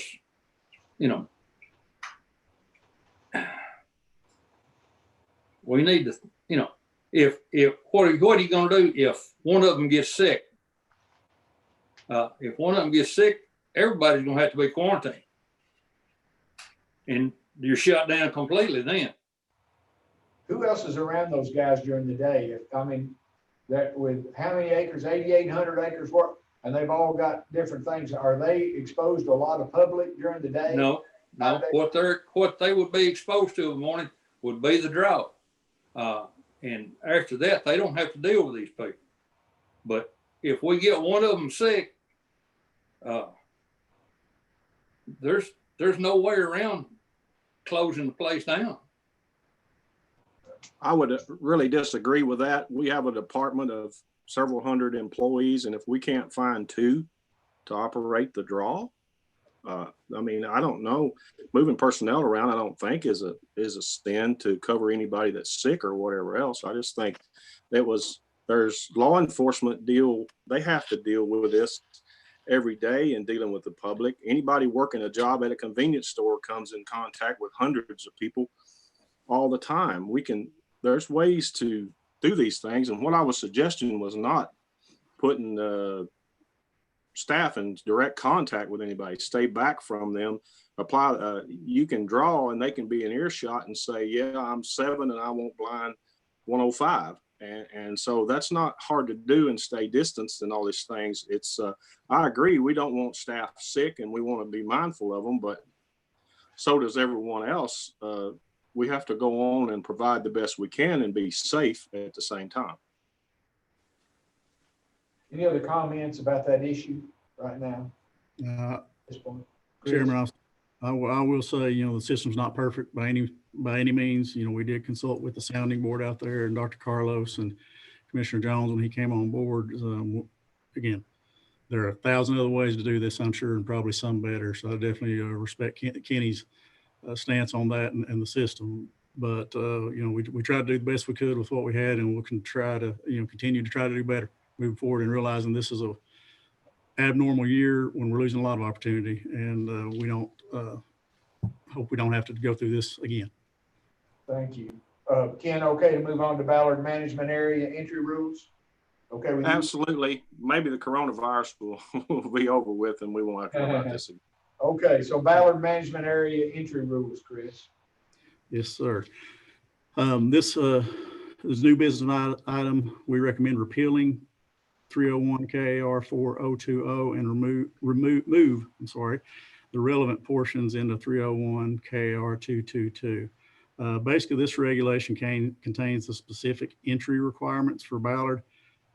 It's a little over the top when it says, only basically what it does is say you can't be on Ballard except, during the period from October 15th through March 15th when it's refuge, but it has listed that, department employees under direction of the commissioner, the director of the division, the wildlife management manager, U.S. Fish and Wildlife agents. We basically want to simplify that and say, or authorized personnel. Obviously, people hunting are there engaged in department activities. And it even says you can't have a firearm or accompanied by a dog. You can't be on there carrying a firearm or accompanied by a dog. Where our waterfowl hunters have both of those going on every time. So the regulation is kind of antiquated, so we'd like to just repeal it and put the needed sections as far as those dates that you're allowed to be in there by authorized personnel into 222. Okay, and that'll appear in the discussion item next time. Are you going to specifically write that regulation out? Yes. It says you want to make those changes, but can you include that in your discussion item next time? What the actual regulation says? Yes, I'll have which sections will be. I'll break it out into which sections will be added to 222 and which sections will be eliminated. Okay, thank you, because it doesn't say what regulation 301 KAR 4020 says. So if we're going to repeat it, it'd be good to see what it says. Absolutely, okay. And I can send that to you in advance of the. That'd be great. I'm sure they'd like that in their packet. Okay, and then how about Swan Lake Unit entry rules? This is a very similar thing. We'd like to repeal 4050 and move those relevant portions to 222 and eliminate some regs. Basically, we have stuff on here that's the only relevant portion is the time frame that you can't be there because of the refuge dates. It has a clarification, a prohibition on unleashed pets, camping except in designated areas, camping with so many days. A lot of that's already covered under 3010. So there's really no need to have it in multiple places. Again, we'll have that spelled out specifically. We'll have a copy of that reg as the action or the discussion item, which parts to be repealed and which part will be moved to 222. Anything you all want to add to that you'd like for him to show you other than the actual regulation itself in the discussion next time? You're all okay with that? Okay, and then let's see, what's the next one there? You've got harvest and sale of Asian carp. It's Asian carp, that's not me. Paul, yeah, take your mask off there, Paul. There's Paul. Hey, I thought Chris was going to take that over for me. Well, Paul, do you want to do it, Chris? No, sir.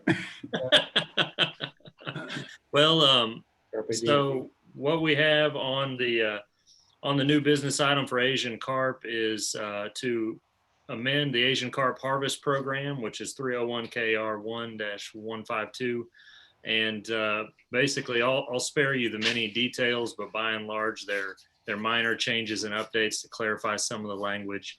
As far as Asian carp go, when we wrote this regulation and initially the commission reviewed it, we were doing a lot of it as quickly as possible. So right now, we want to come back and clean some of that up. And we can get into the details at the discussion time, hopefully. Okay. And then fish kill information. But who on the commission asked for that last time, or did somebody ask about that one? Yes, that did. That was Commission Member Bond. I just remembered somebody asked for that update, didn't they? At the last. Okay, so go ahead. Thank you. Yes, they did. And so as you all know, we've had a couple higher profile fish kills, some bigger fish kills in the past few years. One of them we mentioned briefly this morning, the Clear Fork of 17 miles.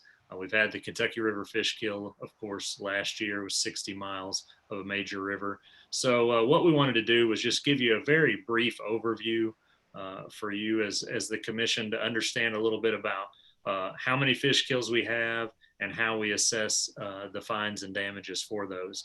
To do that, I'm going to pass this on to our environmental section supervisor, Doug Dawson, since he actually works on the ground on many of these kills and can give you the specifics of how we go about assessing those. So with that, I'll turn it over to Doug.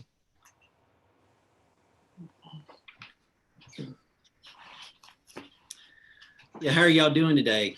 Great, Doug. We're just having a great time. We're gonna that's good. And then Paul asked me to kind of give an overview of the fish kills, and what I did was kind of look back the past 10 years. A lot of common causes of our fish kills have been sewage releases, impacts from chemicals, agricultural practices. We have some from agricultural practices, of course, the bourbon industry, the mining industry, and some petroleum impacts as well. These kills have occurred kind of statewide. What we see has been most of our sewage releases have kind of been within the Golden Triangle due to aging infrastructure and the population growth within the Golden Triangle. A lot of our agricultural fish kills have come within the southern and western part of the state, and of course, mining in the eastern part of the state. Over the last 10 years, we've assessed 20 fish kills. Now that doesn't include all the smaller pollution events that we've had. Within that 10 years, we've had over 150 incidents that we've monitored. Only 20 of those have we assessed. We've recouped within those 20 fish kills, we've recouped over $240,000. Had 120 stream miles impacted and about in excess of 450,000 estimated fish have been killed. The way that we assess our fish kills is we utilize the American Fisheries Society publication. That's the way that we assess those. That publication is actually mandated in reg that we utilize that. That's also the way that we assess those our values. The way that monetarily, the way that we do that is we take our hatchery production cost from that manual, and we do that. What we don't recoup from that is recreational impacts. We also don't any kind of time for the resource to recover. We don't recoup that as well. That's really as far as the kind of frequently asked questions that we've heard. Is there any questions from you all? Questions, gentlemen or ladies? Any questions for him? Fish kill situation. Any questions associated with the Kentucky River fish kill in particular, or Clear Fork? Brian, did you have one? Did you something keeps making me think, Brian? Did you have something about Kentucky about the fish kill? When I was getting ready to ask, I did see on our financials that under miscellaneous receipts, there was 186,000. What was that related to? Was that the Kentucky River or? Yeah, I think so. I think that our estimate was a little over 194,000 was our estimate on that. So it could have been associated with that. Once we're completed with our assessments, that it's my understanding that that money gets deposited into the general fund of the department.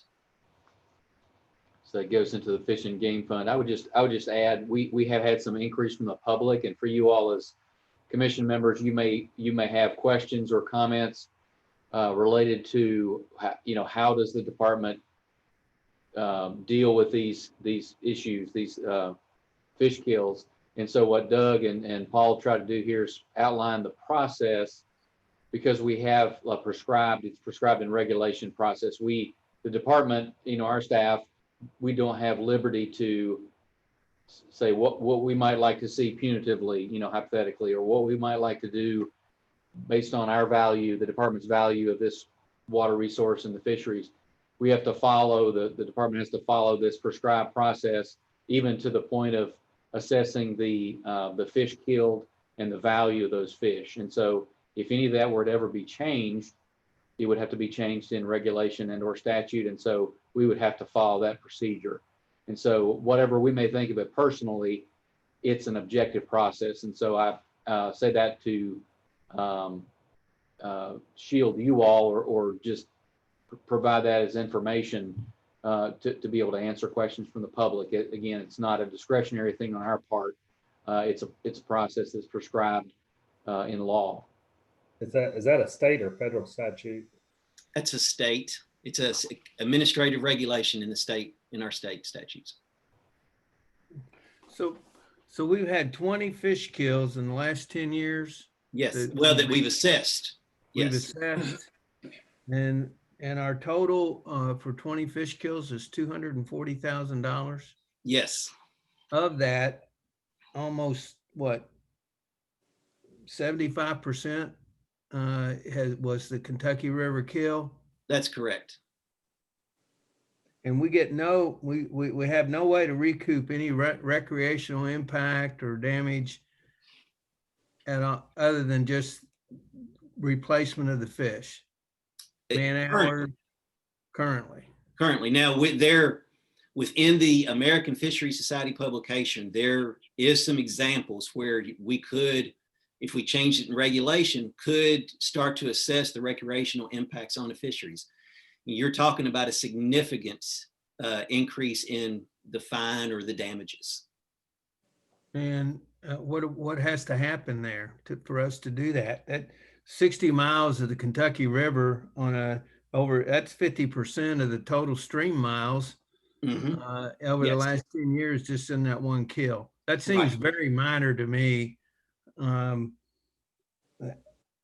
not sure what I expected, but that number just doesn't seem to fit the damage.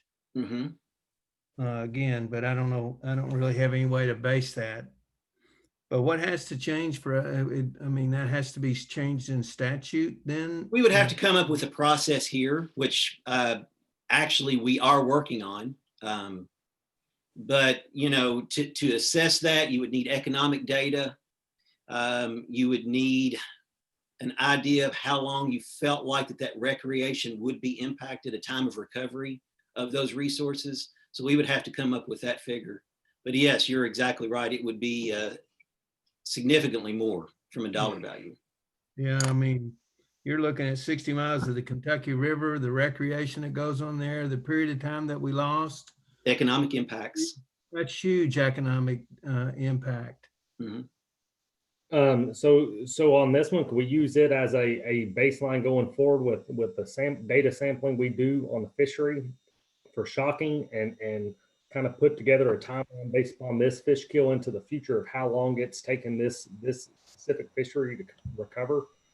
I think so. I think we could come back. We would be able to identify that year, I guess. Yes.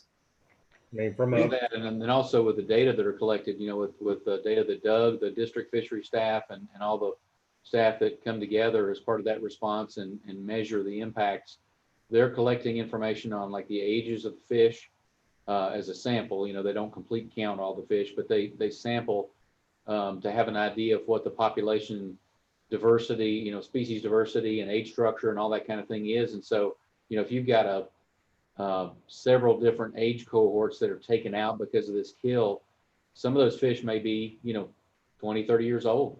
And so these are long-term impacts that we can't just go back and stock fingerlings and even larger fish, and we're going to have a 2 or 3 year recovery time frame. Some of these are long-term. And so, we recognize as a department, we recognize that there is potentially, significant pushback. There could be pushback from industry on, changes that could cause the again, as you've said, the cultural, social, biological, and economic recreational impacts of changes. So, but in reality, those losses are real. And so something for us to think about, but Doug and his staff, they're working on some possible ways to accommodate, to address those losses. And so we'll be bringing that, to you all for consideration, and vetting that, of course, with our chain of command as well. But I think it's definitely something to look into, because typically with business, if the cost of the potential for an accident is less than the cost of prevention, they're not gonna make steps towards prevention. Correct. So I'm still trying to, and that kill we've only recovered $194,000 for that Kentucky River kill. Correct. That was the value of the fish, and that's based on hatchery production cost. Did we do that by mediation, or was that by legal terms? In other words, was that taken to court, or did the two parties just agree that come to that was mediation? Because I would suspect, and legal staff is here, I would suspect that if we start assessing them for loss of recreational use and all, that's going to go farther than mediation. I'd say that there comes Stephen. Go ahead, Stephen. Well, I was emotionally damaged by it. I think we ought to get That's because you fish. Stephen's got something here. Hang on just a second. Yes, the Kentucky River kill, the full penalty amount was paid, so that's not a reduced amount. Also, we have the regulation that sets out the specific method by which we calculate the replacement cost, and we can modify that through our normal regs process. However, the statute that authorizes that, KRS 150-990 subsection 7, does limit us to the replacement value of the fish and wildlife which has been killed or destroyed. Costs assessed for the restoration of wildlife under this subsection shall be ordered to be paid directly to the department. So we can't assess for the recreational value, The loss of tourism, we can't get replacement value. That would have to be changed in statute. We could try to look into that, Stephen. And the other thing I would suggest is, what was the date that those replacement values of the fish were calculated? Wasn't it a long time ago? Yes, it is an older version of the document. I believe fisheries would have a better number on that. 2003 was the publication, but there has been an updated manual that's out there that we are in the process of getting that referenced in the administrative regulation as well. Just a question, when you talk about the age or the replacement cost, is it the replacement cost as the fry or the replacement cost of a 20-year-old fish? So you would keep it for 20 years in the hatchery? Those replacement costs are based on the size. So if it's a 20-inch, bass, then it would be that is based on the size of the fish. Not just, but now the reality of if we did restock it, we're restocking smaller fish. We're not putting in larger fish usually. So while we assess the value based on that size that was killed, what we're putting back out there, that's, I think, the concern of the public is something a lot smaller. Mr. Lillard. So with that money already received, are there advanced stocking efforts happening in that section of the Kentucky River? So that happened back in the summer of 2019, correct? No plans as of right now. Yeah, this You is haven't put any Paul fish chiming back in in to the that? side. Yeah, there are no plans. I'll scoot over as well. Where's that money going? As Doug mentioned, that money right now goes straight into the general fund. And so, you know, there's a lot of questions that come along with this. When you're talking 60 miles of Kentucky River, it's not like we have the hatchery capacity to instantly be able to churn out that many fish to restock the river. Not only that, you know, we only stock select sport fish species in most cases. So when you have a complete kill, a lot of these fish we can't raise in our hatchery. Right. I just think it'd be a really good opportunity for making that premier muskie fishery. Well, I would enjoy that, but yeah, and in issues like this, you know, we would love to go back and say, well, we'll stock 100,000 catfish in that water this year, but we've destroyed the aquatic food chain from the bottom up. Yeah, we're gonna We have to wait for a forage base to return before we can even talk predator base. So in another question here, and I'm kind of stuck on this. Okay. Y'all might have to push me down the road a little bit, but Don't worry, Mr. Fisher will correct you here in a minute.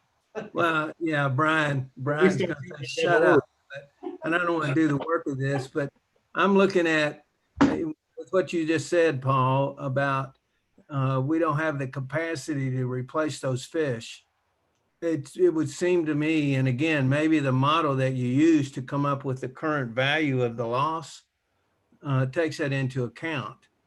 But it would seem to me that, you know, we lost a 20-pound or a 20-pound catfish and a 5-pound bass.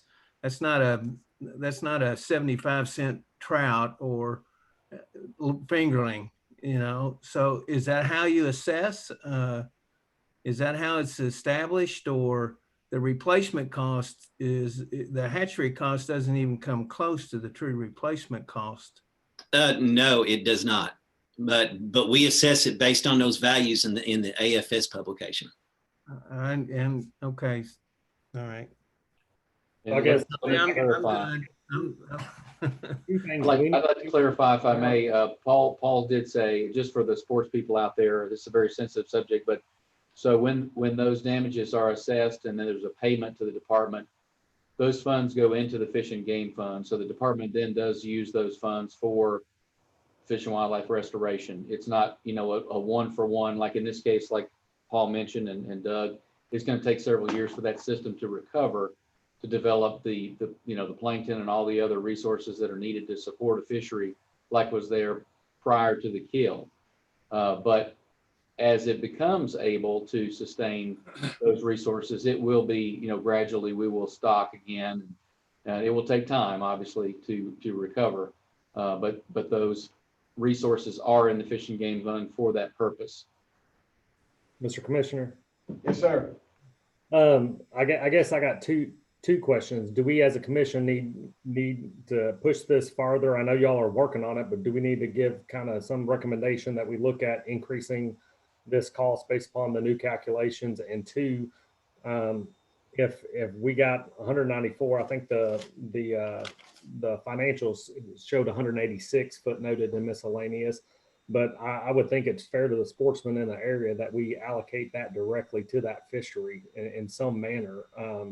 If it's going into Fish and Game Fund and we don't have a plan to bring that stream back to life or the river back to life, I just don't, I guess I would be concerned there that we don't have a plan to use those funds that we got for that river to at least attempt to get it back to where it needs to be in some shape, jumpstart it. Yeah, and we would say, I mean, speaking for on behalf of the department, I would say we absolutely should develop a restoration plan and, you know, and budget accordingly. Good. Yeah, Comments, we need to, I want to caution us, or we need to move on. I believe Commissioner Horn has a meeting in about an hour. Is that right, Mr. Horn? Where is he? The Is last that- thing we'll say is that we'll continue to look into it and evaluate this and be reaching out to some of you all about some potential ideas. Okay, my suggestion would be both Mr. Lillard and Mr. Swallows, they have an obvious concern, and Brian too. Those are kind of those three guys I'd be sending some of that information to if you can, Paul. Thank you. Is that right? Okay with you guys? Anybody else want to be on that list? I just don't want it to be something we have fall off the list. Yeah, I mean, it's a very good point. Very good point. We don't want to get that money for that and then use it for quail. So that's a good point. I'm very interested in this. Any other? Yeah. Look, when I said use it for quail, did you notice that that Chris kind of squirmed around a little bit there when I said can't use it for wildlife if it's for fishing? Any other comments for them? Thank you, gentlemen. Thank you, Paul, for bringing that information to us. That pretty much concludes the new business items. Go ahead, Chris. All right, I just had a real quick, I know y'all are in a hurry, but I just want to give a quick update on our September archery season. We are on pace right now. Currently, we have the second highest September harvest of deer, 6,398 deer as of yesterday. The high from 2015 was 6,650 deer. So we got another week to go. So 6,300 to now. That's pretty good. Great weather for an early season. Mine's not on that list. Yeah. So are we ready then, gentlemen, to hear public comments that have been sent in to us? You all are ready? Kevin Kelly's going to do that. I want to reassure the public too that for every question that was sent in, we will have an answer at some time or another. We have been at this now. It is now 2:25. We probably have another hour to go. So bear with us, public, because we'll get those answers to you. We may not be able to read them all in this quick session right here before we go into executive session. So we will get an answer for the questions that have been sent in. Kevin? Thank you, Chairman. We received one comment, and I believe this is in reference to the Veterans Day item earlier in the agenda. It's from Mr. Mike Abel. Defining a veteran is easy. See the link below. Mr. Abel provided a link to an item posted September 10th on va.org. What is a veteran? The legal definition. Getting a person to prove they're a veteran can be very difficult. You have to have served on active duty, not just guard or reserves, have had an honorable discharge. There's a whole lot of people who say they are a veteran who do not meet that criteria. Most veterans do not have an ID card. They would have to have actually made it to retirement to have an ID card or still be on active duty. Reservists and guardsmen who are currently serving will have an ID card, but they are not necessarily veterans because, once again, they have to have served on active duty and been honorably discharged. Or they would have to be going through the VA for medical. The VA reports that there are approximately 19.8 million living veterans eligible for VA benefits, but only 9.21 million are actually using the services. So the VA's utilization rate is 46.5%. A Department of Defense form DD 214 is a paper form that most veterans don't actually have handy. Some will and some won't. Some won't want to bring a paper form into a waterfowl field where it could get ruined. Trust me, we have many veterans who cannot prove their status, so it will be hard to enforce. Just wanted to help you with the context and background. I'm Colonel Mike. So Chris, you got that? Was Chris still there with us? I lost Chris. Colonel, you got that, I assume too. So good, that's a good informational update. Thank you, Colonel, for that. Have you got any other questions? That's all. Okay. So any other questions that may come in a little late, we'll get those answered too. Before we go into executive session, somewhere here, there it is. Mr. Fields has provided me with what needs to be read. So to the public, all meetings of a quorum of the members of any public agency at which any public business is discussed or at which any action is taken by the agency shall be public meetings, open to the public at all times, except for specific items listed in KRS 61.810. The commission has business today that will require entering into a closed session. Prior to entering the session, KRS 61 815 requires notice to the general nature of the business to be discussed in the closed session, the reason for the closed session, and the provisions of KRS 61-810 that authorizes. In today's session, we will be discussing a land acquisition. The session will be closed to protect the state's interest in the acquisition of land. The closed session is authorized by KRS 61-810 under Section 1B Boyd for land acquisition. No final action will be taken in the session, and no other business will be discussed other than what I have just described. When we enter into closed session, the live feed of the meeting will be suspended for the duration of the closed session. During this time, the live feed will end. Once the closed session ends, we will resume the live feed. Members of the public that are viewing the live feed will need to click on the live feed link to resume the feed. We anticipate the closed session will take about 1 hour. If it is less than that, we will take a break and not resume the meeting until at least 1 hour has passed since entering closed session. That way, everyone knows that they have at least a 1 hour break to get a drink, stretch your legs, have lunch, or whatever you'd like to do. Thank you, Mr. Fields, and I'll try to hold on to this one so you don't have to constantly make me a copy of this. So I'll entertain a motion and a second to enter into closed session. I have a motion from Commissioner Fisher, and I have a second from Mr. Morgan. All in favor of entering into closed session, please notify by raising your hand. Acclamation, or not by acclamation, motion carries. We'll enter into closed session. So we would resume about, for the public, resume about 3:30. Just about 3:30, public. Thank you. So gentlemen, if y'all want to stop and get something to eat for about 10 minutes, we're going to start back in about 10 minutes. So grab you a sandwich and we'll start back. Thank you.